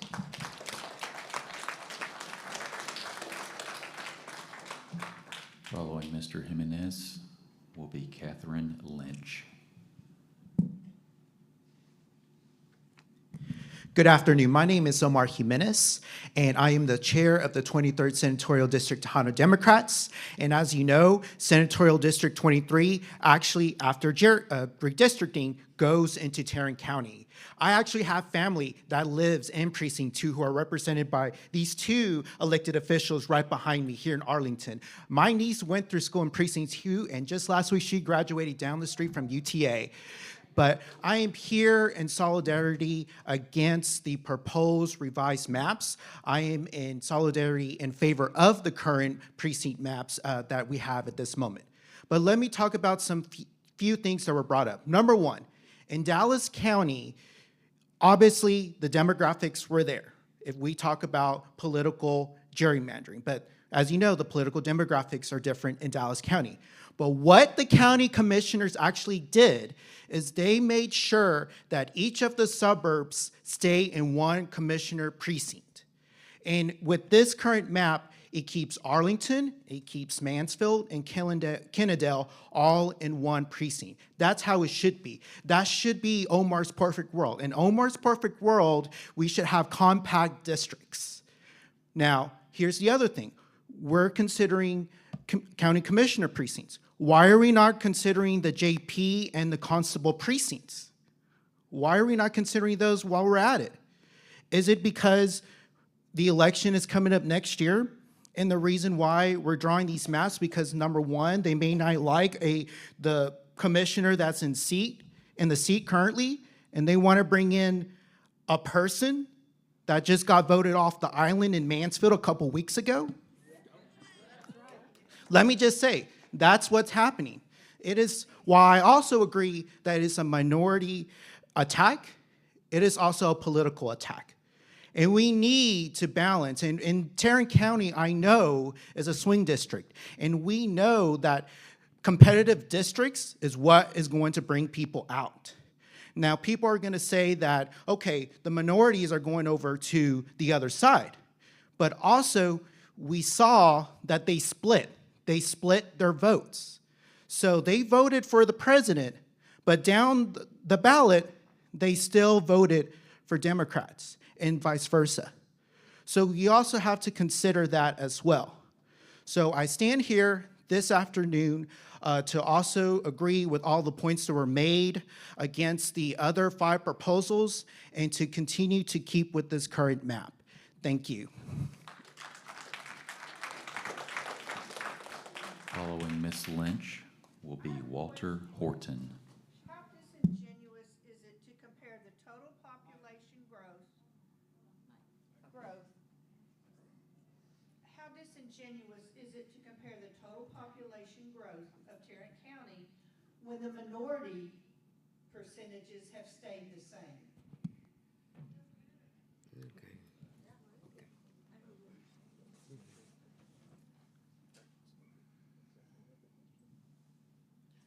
Well, I think what I'd say is that in the last decade, we saw Tarrant County become a majority minority county. So there has been substantial minority growth, or substantial population growth, which has largely been fueled by the growth in minority populations, which is what these proposed redistricting plans is basically trying to destroy, and by packing and cracking minority populations. That's what's going on with this process. Ms. Lynch. Hi, everybody. My name is Catherine Lynch, and I live in Arlington, Texas, and I love living here. I really am very confused by all of this. It's my understanding that in 2021, based on the national census done in 2020, that it was thoroughly researched, and it was deemed that in 2021 it was not necessary to do all this redistricting. Right. Had it been deemed necessary in 2021 to do so, and they would have come up with map number 1 that everybody seems to like, which I don't get, but I would have lived with it. I would have said, okay, I don't get my way all the time, put up or shut up. It makes sense. It makes sense. Take the census data, take a look at it, and make sure fair is fair. Absolutely. In 2030, when they do it again, and we look at this again in 2031, I hope I'm still here. If it's determined at that point that this map 1 represents our community in the best way possible, I might not like it then, but I will live with it. I'm really confused because, I grew up in an era where you did things because I said so. The people in power said so. Haven't we gone past that? Haven't we grown as a society? It appears not. The only reason that I have heard, and I've gone to a lot of these commissioner court meetings lately, the only thing that I can come up with is, again, because I said so. Because I have the power to make you fall in line. We have a lovely, and I haven't seen it, picture of the 10 Commandments going up in our county buildings. That's a different issue, and I'm not going to even go there. But to put that there and out be dishonest goes against why bother? Why bother if you're not going to follow it? So the hypocrisy is very disheartening for this citizen of this great city. And I want my cities to stay together, but you know what? If I don't get what I want, I'm okay with that, as long as it's based on what the right thing is. And I wasn't going to talk that long, but I guess I got a little bit whipped up. Thank you all, and thank you. Following Thank you so Mr. much, Horton because you are my will be Karen Brooks. Okay. Thank you.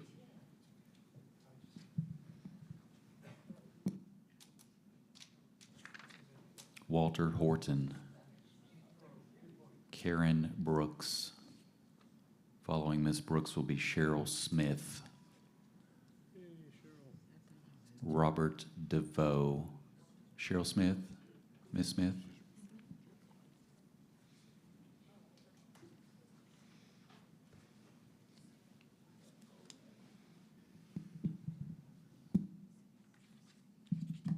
Good afternoon, everyone. My name is Cheryl Smith, and I'm a proud resident of Precinct 2. And community is very important to me. I'm retired, but I am community. I have served on Arlington and Grand Prairie boards and commissions for many years. I'm a club president. I'm the House District Coordinator for House District 101. I'm on my Beacon Hill board, among many other things. But like you, I want to continue my quality of life in Tarrant County Precinct 2. My heart is heavy. I have lived here since 1998. I am appalled and frustrated that we are here. The facts have been given. The experts have told us, what has transpired. And still, we have to go through this. It's really ridiculous. I'm embarrassed. I really am embarrassed that we have to go through this. All I ask is that we, the people, stand up for Precinct 2. This is where we live. I'm not going anywhere. I'm standing right here to tell you that this is not right. If we're saying that we're trying to protect our children and our future, we're not showing them anything. This is wrong. And then you take me, I have been gerrymandered 3 times since I've been in Tarrant County, since 1998. But I am grateful for the leadership of State Representative Chris Turner, Commissioner Simmons, Councilman John Lopez, and all the people I work with on a daily basis. We are doing just fine in Precinct 2, and we don't need any changes until 2030, until it's time for the census. So just stop this nonsense. Let's get back to taking care of what's important, the roads, and taking care of the education and our children. This is not necessary, and to show you I'm being gerrymandered again, every one of these maps has me moved from Precinct 2 to Precinct 1. Why is that? Why do they keep moving me around? I love community, I love working with people, and I cross the aisles all the time. So let's just sit down and be able to work together. I love coalition building, but let's just do the right thing and show our children that we're doing the right things. This is not the right thing. It is not the right time. This is rushed. And this is a clear violation of the Voting Rights Act. So please, let's think about this. Let's take a pause. Let's hit the reset button and think about stopping this mess and get back to work. Thank you. Robert DeVoe. Robert DeVoe. Kim George. Following Miss George will be Hunter Griffin.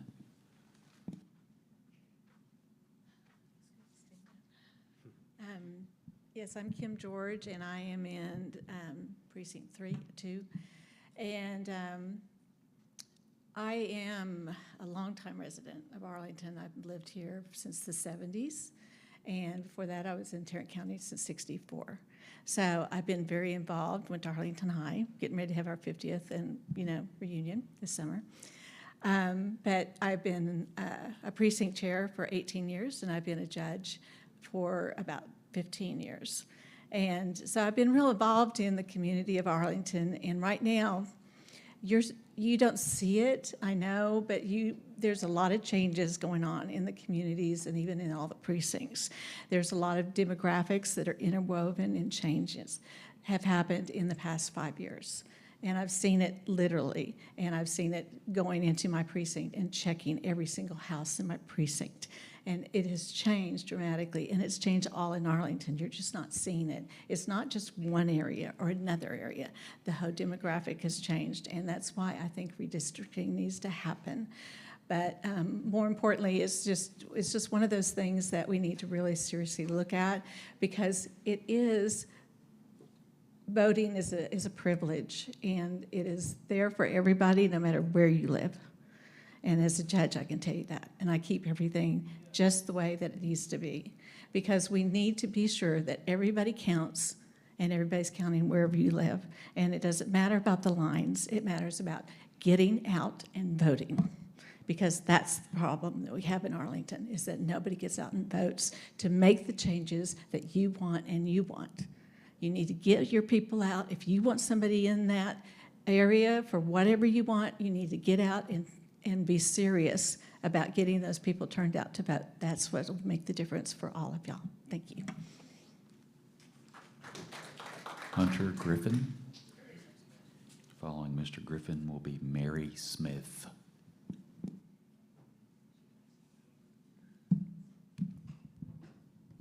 Hello, everybody. My name is Hunter Griffin. I'm a proud resident of this precinct, Precinct 2. I strongly oppose any of the new maps, and I wish for them to stay in the current maps. I want to start off by highlighting that Manny Ramirez didn't even show up to his own town hall, which, if that's not screwing over your own constituents, then what is? How much more do these Republicans have to do to prove that they don't care about you and they just want their own political ambitions to be enacted? It's embarrassing. I'm tired of it. I like Commissioner Simmons. If you actually call up her office, she'll actually have a face-to-face meeting with you. So they won't just give you some bullshit like the Tim O'Hare's office, Manny Ramirez's office, and all the other Republicans in the office. Even these city council Republicans, they still won't meet with you because you're not offering a big checkup to them. But I just want to shout out to Commissioner Simmons. She's a great commissioner. You can actually reach her, unlike all these other ones. And I strongly oppose any of these maps done by these Tim O'Hare's, these Matt Krauses. They're all corrupt. They're all in D.C. right now, just whining and dining and leaving us high and dry when we just want to have a talk with them about these maps. Why these maps? Why are these maps good? Why are these maps better for the entire city and county? I'm sick and tired of it. They just keep giving us the runaround of, oh, this is what it is, so deal with it because they have the majority on the court. Well, I hope even if these maps do change that we beat their ass in 2026 because I'm sick and tired of this bullshit. Thank you. Mary Smith. Mary Smith. Amy Super. Following Ms. Super is Melinda Akowski.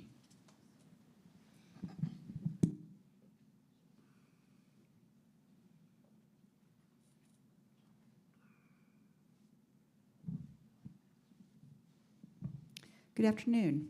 As a multi-generational military brat and spouse, I've moved a lot. I've resided in numerous states, numerous countries. As such, I don't have that deep sense of local community that I hear in this audience and in the other community meetings that I've attended. This is a sacrifice many military families make on behalf of every one of you. My family has now resided in Fort Worth for almost 30 years. But growing up, we resided wherever the military ordered us to reside. When living on base, our neighbors were whoever the military assigned to our neighborhood. These military communities gave us a unique opportunity to live and grow up with a level of diversity few outside of a military base community will ever fully grasp. So bear with me as I continue to attempt to wrap my head around the arguments opposing redrawing maps for a county that has experienced such tremendous increases in population. 14 years is a long time. A 400,000 plus increase in population since the last time county lines were redrawn is a substantive increase. I stand with those who support redistricting our county. The current map places my home within Precinct 4.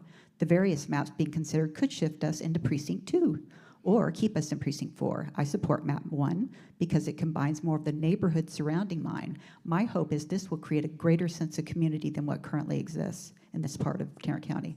If our family is shifted into that of Commissioner Simmons, we do so knowing she has made it abundantly clear the level of representation she provides is disproportionately race-based and heavily biased. I am an extremely actively engaged member of my community, and I will remain so, whether done so within Precinct 4 or Precinct 2. Parts of the current map meet the definition of gerrymandering, which, by the way, as a practical matter, is not illegal. I'm not sure any maps anyone could come up with would be anything other than more of the same, and that is by design. Let me be clear, I do not stand with anyone who wants a certain class that controls everything. Pat, cracked, and stacked, I understand how these words are being defined and applied to the context of the current issue being debated.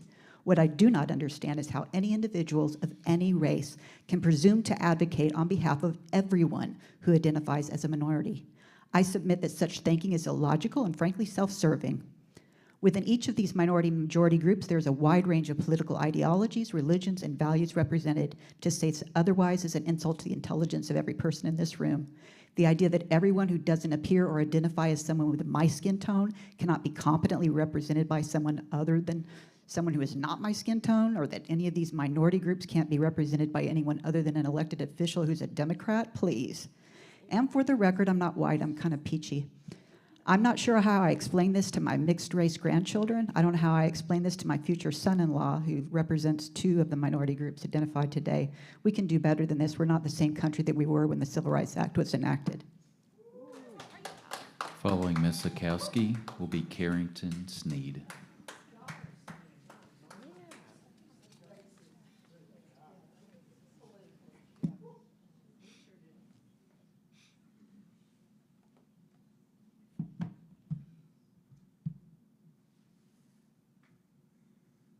My name is Melinda Kowski, and I currently reside in Precinct 1. I was unable to attend Mr. Miles's town hall. I'm here expressing my strong support for map option 1 in 2025 Tarrant County redistricting process.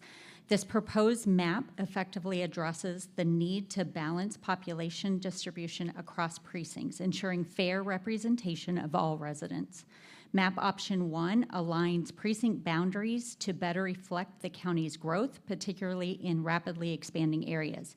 This configuration supports the principle of equal representation and enhances, the ability of elected officials to serve their constituents efficiently. Additionally, the map respects to community cohesion, keeping key neighborhoods together to preserve their shared interest and voting strength.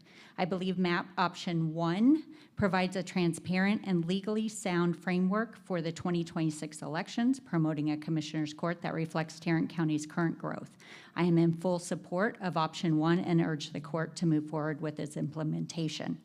And then I think it was Stephanie, you had asked us to imagine how we would want our community represented, and how I want my community represented is without regard to race. I have sat here for hours listening to countless claims of racism, and if I support redistricting, I must be a racist. What I wish more than anything is that race could have been left out of this conversation. It is no secret that Ms. Simmons is an activist that does not have a desire to bring communities together, but instead continue to divide based on the color of a person's skin. I am not interested in the color of any person's skin, and it grieves me that this entire meeting has been focused around one thing, and that is race. From what I have heard today, Mr. Miles and Ms. Simmons have a desire to represent a certain demographic in a community and not the entire community. I would remind you, regardless of the map chosen, you should commit to represent your entire district, regardless of skin color or race. Contrary to what we have heard much of today, I do not vote based on skin color, but rather my vote is solely based on a candidate's values and how they align with my deeply held values. Thank you. Following Mr. Sneed will be Billy Wilson.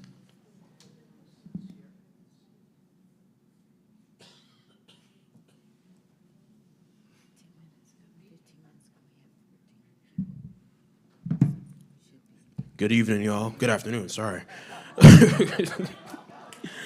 I'm Carrington Sneed. I'm the Outreach Director for the Tarrant County Young Democrats and the Candidate Recruitment Chair for the Tarrant County Democratic Party. You know, when I was born, my grandmother laid hands on me and prayed. She prayed that I would grow into a leader who would speak truth. And that I would never have to face the kind of hatred she endured under Jim Crow in Mississippi. But I stand here today heart heavy because we are seeing the signs of a cruel return, not just to Jim Crow, but to a time before Reconstruction when black and brown people were never meant to be a part of the democratic process. Let's be very clear. This redistricting effort in Tarrant County is not about fair representation. It is a political project of fear. It is racist. Tim O'Hare and Beau French are trying to erase a powerful black woman from her district. Not because she's done something wrong, but because she's done something right, because she leads, because she listens, because she wins. And let me say this loud so nobody gets it twisted. I do not need a white man to tell me what is or isn't racism. And I definitely don't need a white woman trying to explain to me for the man who was responsible for 70 deaths in a jail, or defend another man who disrespects his own constituents and colleagues every time he opens his mouth. And let me tell you something else. I once read Tim O'Hare for filth to his face, and I will happily do it again. And if that's disrespectful, I don't give a damn. Because what's really disrespectful is trying to erase black and brown communities with a pen and calling it governance. I keep hearing people say that, oh, the idea that all minorities belong to one political party is false.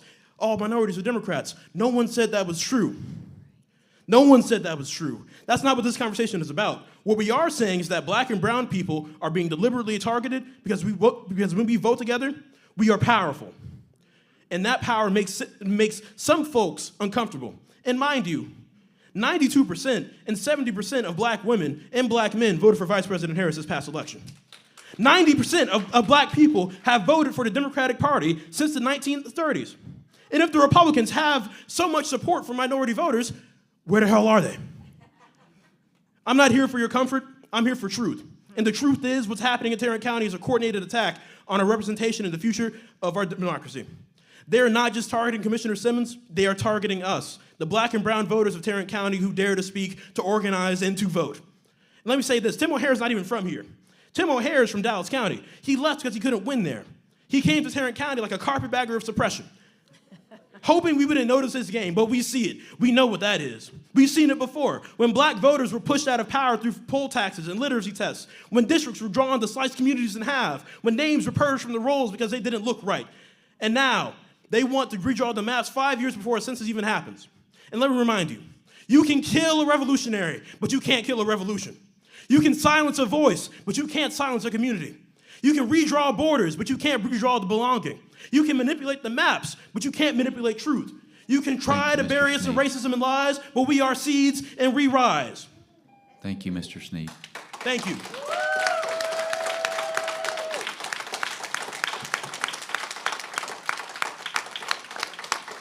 Following Mr. Wilson will be S. Mueller.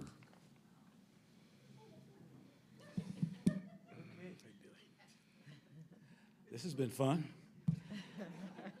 First, I'm Billy Wilson. I live in Precinct 2 with Ms. Simmons. And, okay, here's my line. As I always start out, Heidi Garcia did a good job. The 2020 elections were not stolen.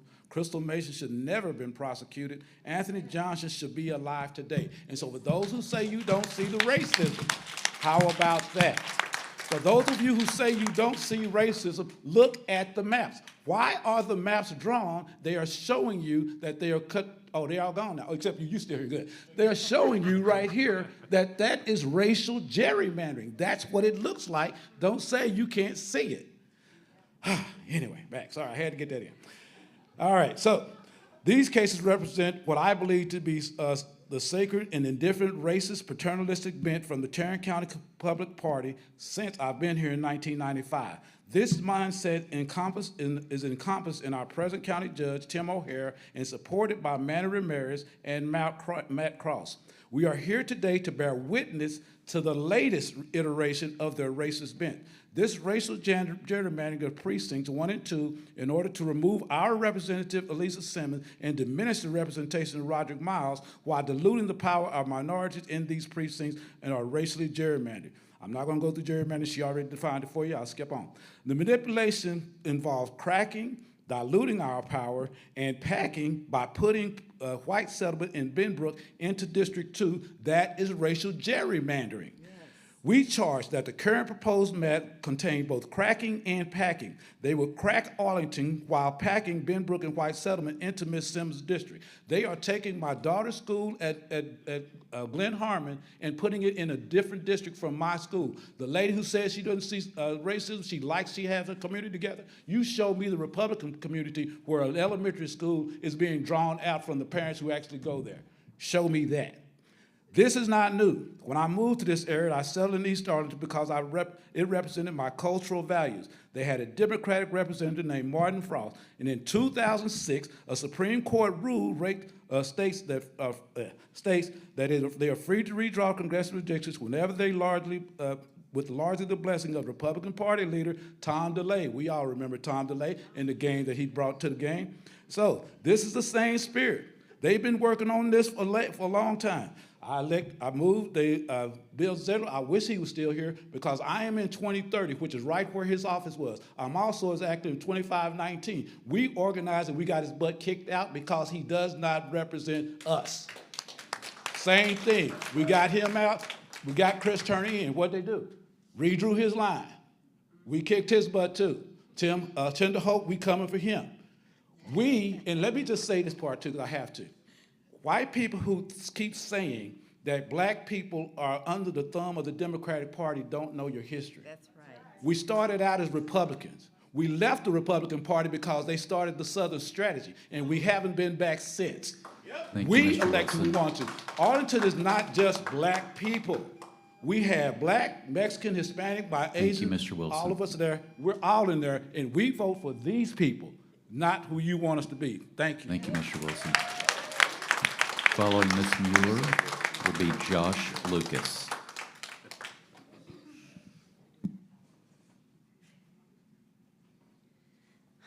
Hi, everybody. Sorry that everyone's been here for so long. Thank you for still being here. I'm in District 2. I voted for you. Thank you.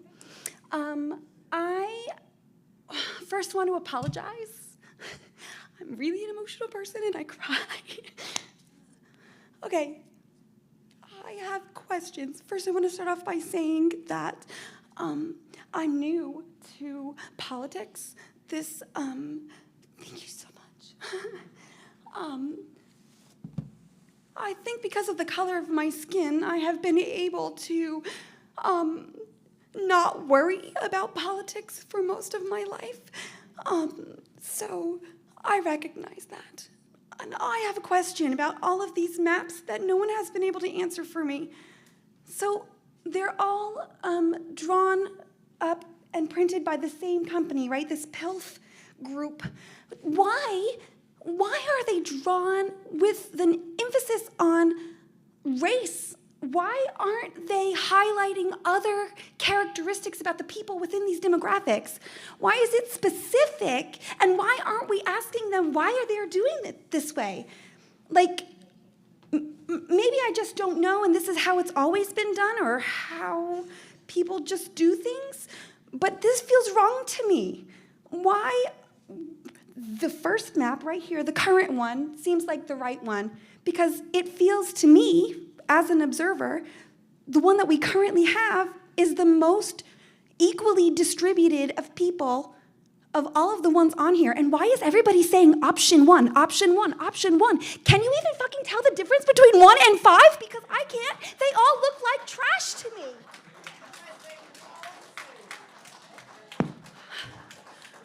Oh, there was one other comment that I wanted to make. I'm sorry, and then I will let someone else have a turn. So a previous commenter said that it doesn't matter where the lines are drawn, it just matters that we get out and vote. I want to ask you, if it doesn't matter where the lines are drawn, why are you so adamant about a mid-term changing of the districts? If it doesn't matter, why are you here saying that it matters?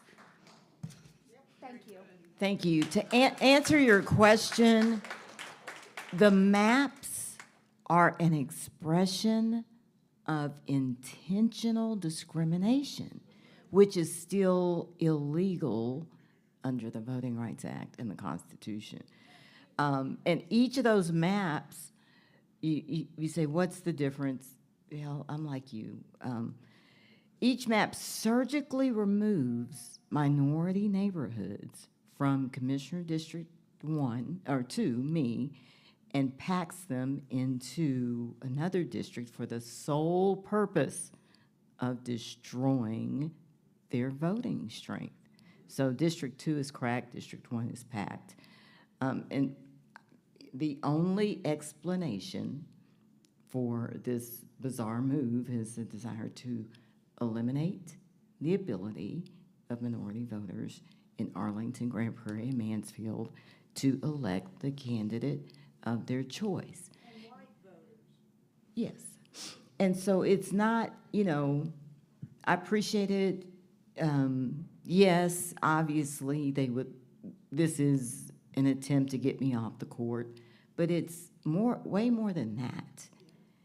It's stifling voices of people who vote, who now vote. They vote in greater numbers. So they need to leave these damn maps alone. We just want the current map. That's the only map we need. That's the only map I support. That's the only map that Commissioner Miles supports. The Republicans drew the current map. The Republicans have drawn every map since the existence of this county. Every map is theirs. The base map, the current map is theirs. So, next speaker. How many Josh more speakers, Lucas. Tom? Mr. Lucas, and then our final speaker will Two be more Pamela speakers. Young. 2 more speakers. We'll take a few questions and, yeah. Hello, friends. I just want to say, Alyssa Simmons, this has been a world-class hearing. This is world-class, and just like everything that you do. My name is Josh Lucas. I was born and raised here in Fort Worth at Harris Hospital in '91. I want to speak clearly about the issues here, but I also want to speak to they're not in a vacuum. This is part of a much larger backdrop. These new maps, like someone said previously, they're all the same. Okay, this is like pick your poison. This is an insult to our intelligence. Right. But I want to talk about the larger picture that's happening. Tarrant County is the largest county in the United States of America, the known free world that is under Republican rule. And it's part of the conversation that's happening in Texas. There's not going to be a route to the White House that doesn't go through Texas in 2032. And Tarrant County is the bellwether county of Texas. It was the last county to fall under Ann Richardson's, and it will be the one that determines who claims the majority in Texas whenever it flips. These maps are designed to cut out a Republican majority, even if our entire county turns blue, okay? And there's a name for that, right? There's a word for that. It was thrown around a lot last year. It comes from a country that our Commander-in-Chief has just offered amnesty to in South Africa. It's called apartheid. And it's time that we start talking about it. Our population increased drastically since COVID. A lot of people from California moved to Texas, like one Joe Rogan. And sorry to tell you, I watched that podcast, so I know what's going on in the zeitgeist. And he has a saying about Austin. It says, keep Austin weird and surrounded. Okay, that's what he talks about with his little Republican buddies down there. Okay, this is surrounding Fort Worth. It's keeping Funky Town, my hometown, Fort Worth, surrounded by these rural entities outside of the city, which is part of a larger conversation that the Southern Poverty Law Center calls the county supremacist movement. There was a person who here spoke earlier about the awards that our sheriff received. Guess what? One of them was from these constitutional sheriffs, which is an organization that was propagated by John Eastman, which was part of the January 6th movement, the insurrection, and our sheriff is the crown jewel. We are the crown jewel of the Republican Party, and they are apartheiding. They're cutting our votes out of the district so that long after Judge O'Hare is gone, we will still be under Republican rule. As long as people can die of starvation and thirst in our jail and can be murdered without investigation, we are under an apartheid, okay? Our jail is more dangerous than the new Guantanamo Bay that our stupid commander-in-chief is sending people to, where there are pools of blood outside under Google Maps, okay? Mr. Lucas. Make no mistake. This is very dangerous. Thank you, Mr. Lucas. Commissioner, our final speaker today will be Pamela Young.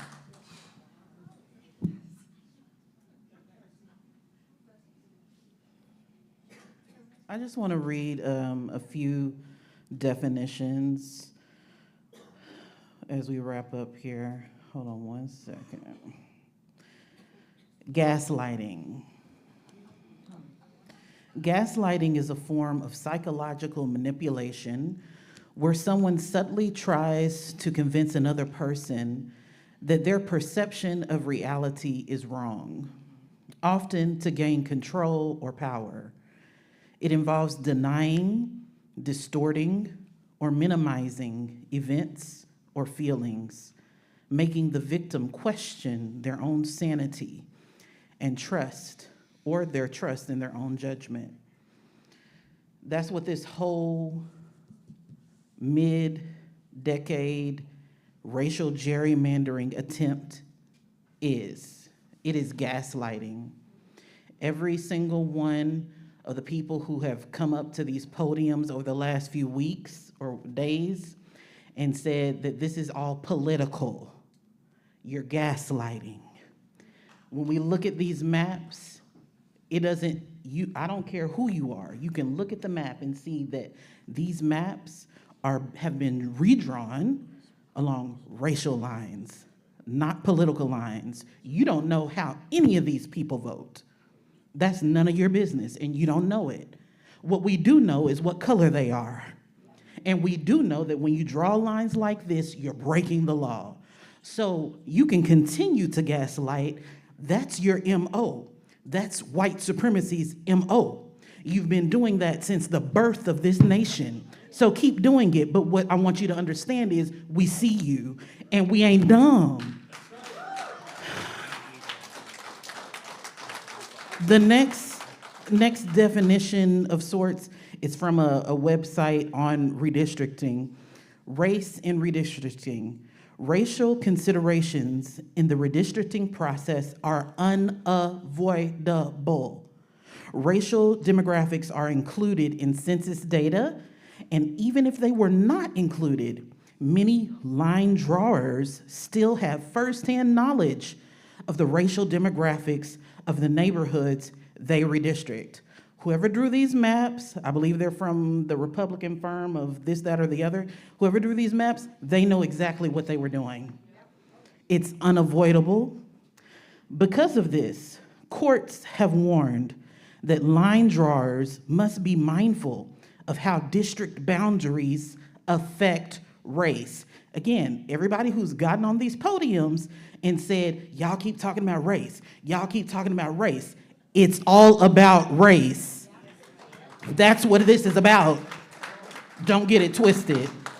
Thank you, Ms. Young. So take that off the table. Since each decision to place a boundary line directly affects a community, colorblind line drawing can be just as harmful to a racial group as conscious manipulation.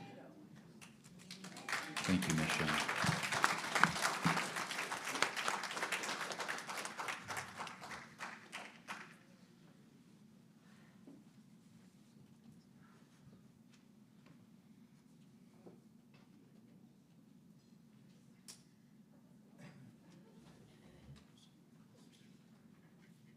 I just had some surgery, so I've been sitting way too long. Like, I'm not going to be able to budge. So the next time redistricting needs to happen is 2031, okay?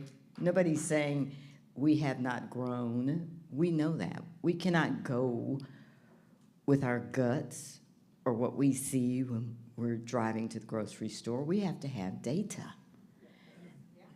There has to be a new census count. Does that make sense? So if we want to say Republicans and Democrats align on something, we know there's been population growth. We all know that. We know that the minority population is growing. We all know that. But you don't do a mid-census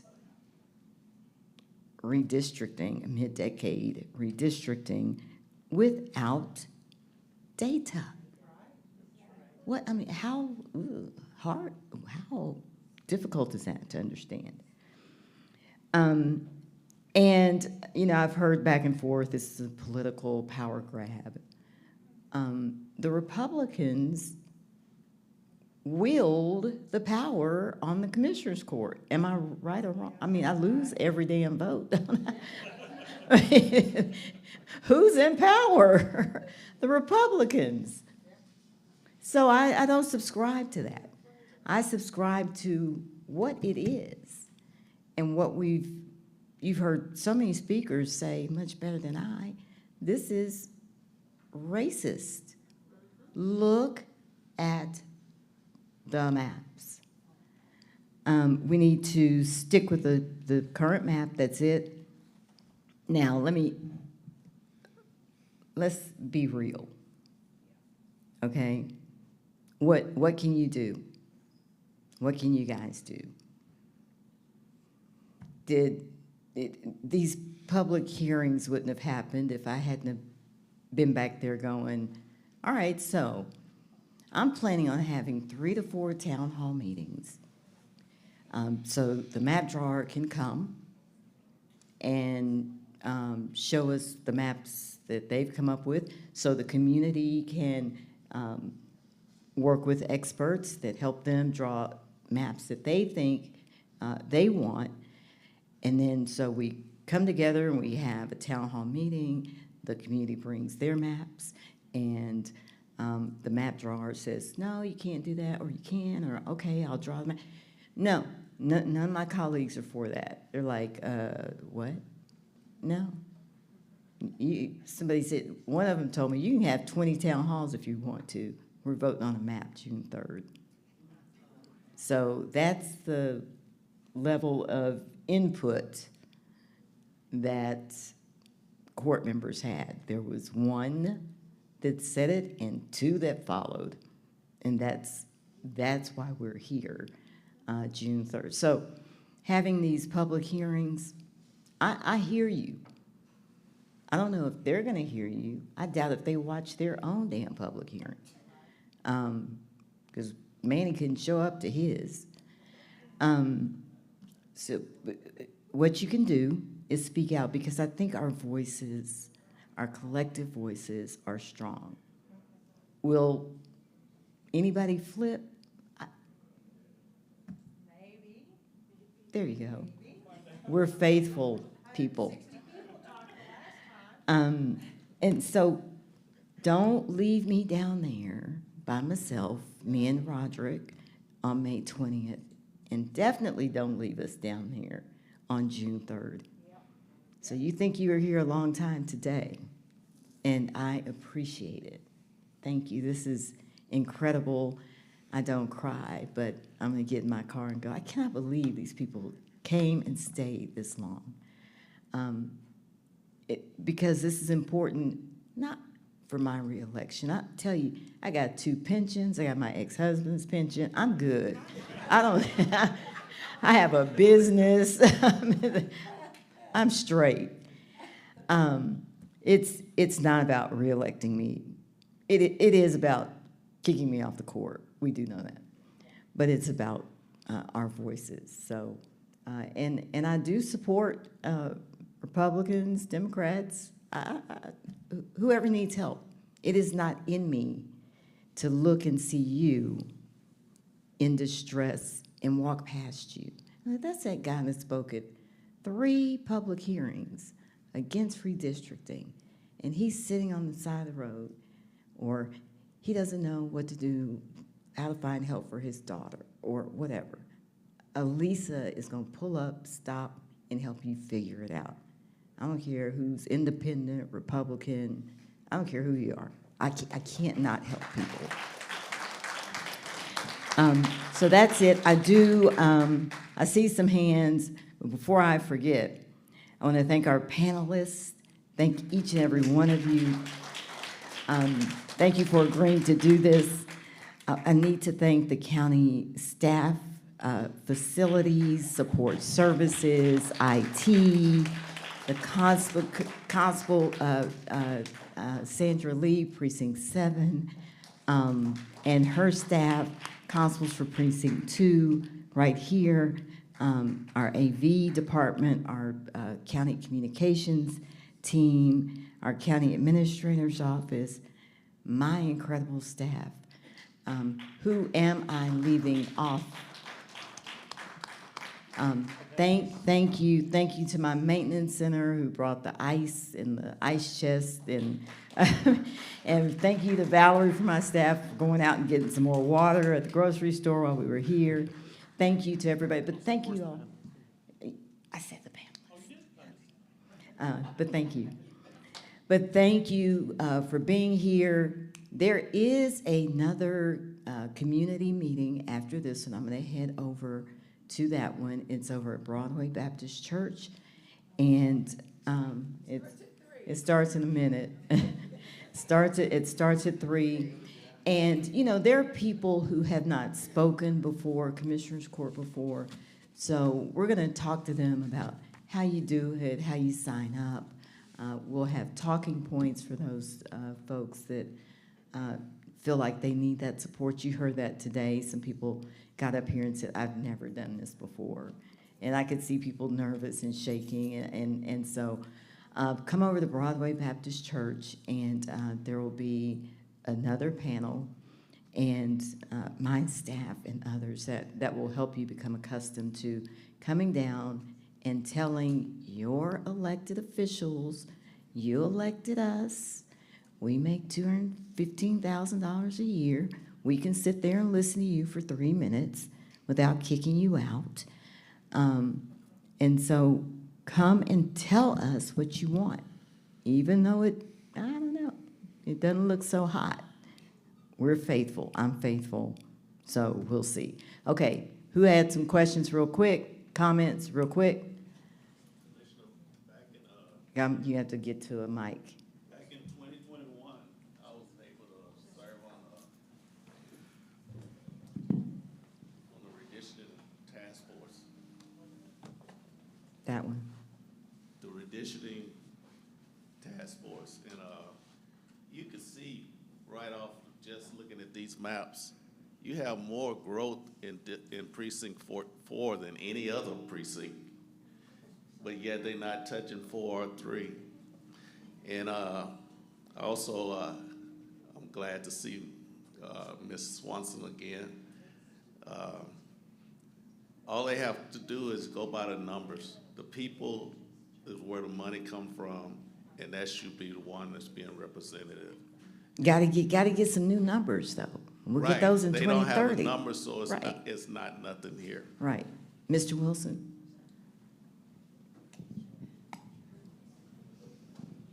Okay, try to make it real quick.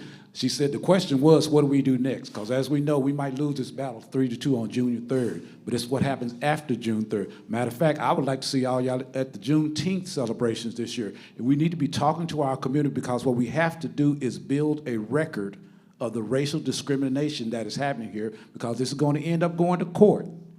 And they're going to need to have plenty of information, and so we can talk to our neighbors and discuss it. You show me the white community where they divide the school from the people in the community.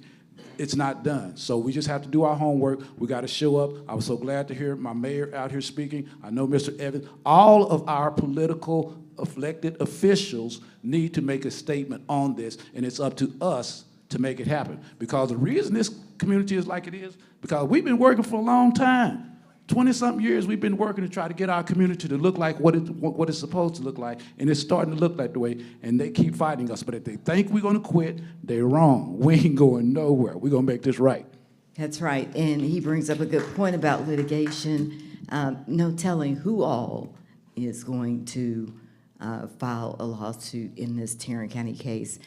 Commissioner Miles and myself are without question considering it, and so we will need support financially and otherwise to get through this. Because I tell you what I'm doing a lot of work for this community. This redistricting nonsense is a disruption.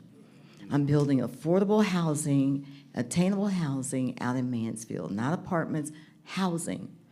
I've connected and brokered a deal with JPS and Arlington Independent School District to provide mental health services, remote mental health services to elementary kids, school kids on up in AISD. Those are the things that me and my staff are working on, and not to mention these jail deaths. That is just overwhelming in and of itself. Not to mention, like the brother said earlier, that's for another day. Not to mention so many inefficiencies, not to mention paying attention to your tax rate, not to mention stopping these Republicans from spending every bit of your taxpayer dollars on every single thing the sheriff wants and the DA wants. You've got to have a watchdog watching that, and that's who I am. But no, I got to do this redistricting nonsense. So thank you all for being here. Yeah, oh yeah, sorry, I didn't see you, Hunter.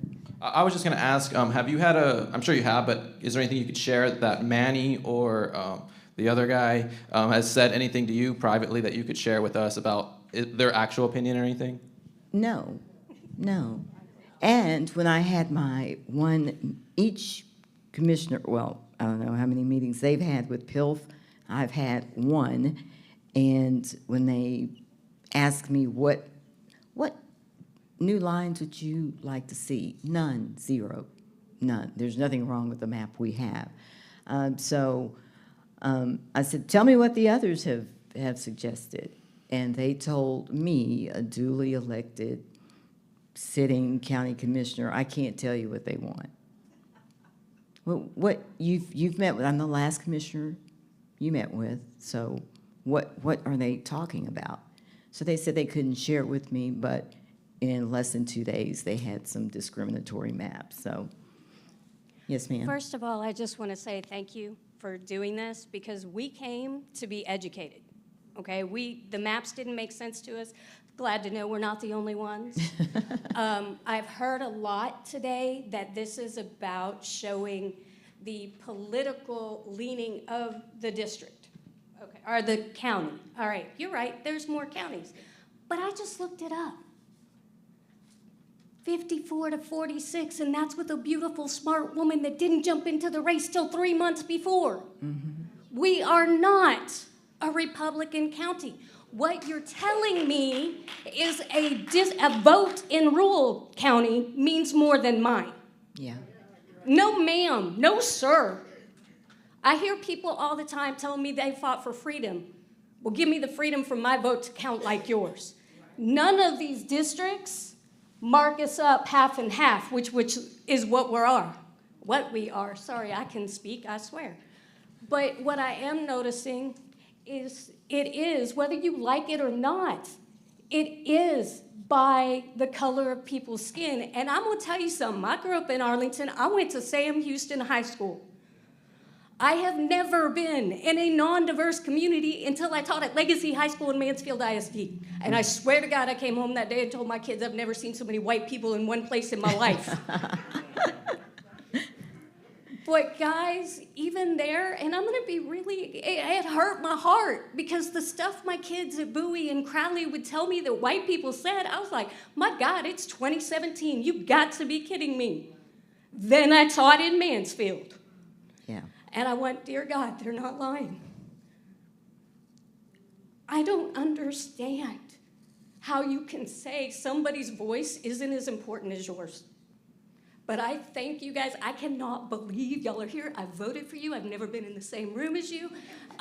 So I'm very excited, and I need to learn how to get involved. We talked about that before, and I know I'm talking too long, but I'll be at the next meeting. Thank you. Thank you both for coming. So Tarrant County is a majority-minority county with a current county commissioner's court that really fairly reflects both the racial makeup and the politics of the county. We have 2 districts controlled by Anglo voters, Precinct 3, Precinct 4, and 2 others, including mine and Precinct 1, where minority voters have a chance to elect their candidate of choice. So Tarrant County is pretty close to 50-50 politically. So the 2 Democratic-leaning and the 2 Republican districts reflect those politics. Judge O'Hare wants to destroy the voting strength of minority citizens in Precinct 2 and illegally throw the racial and political makeup of this Commissioner's Court far out of balance. So I'll leave that there. Thank you. Man, I cannot believe y'all came and stayed, and just thank you. And have a good afternoon. I'm going to head to Broadway Baptist. Thank you, Commissioner.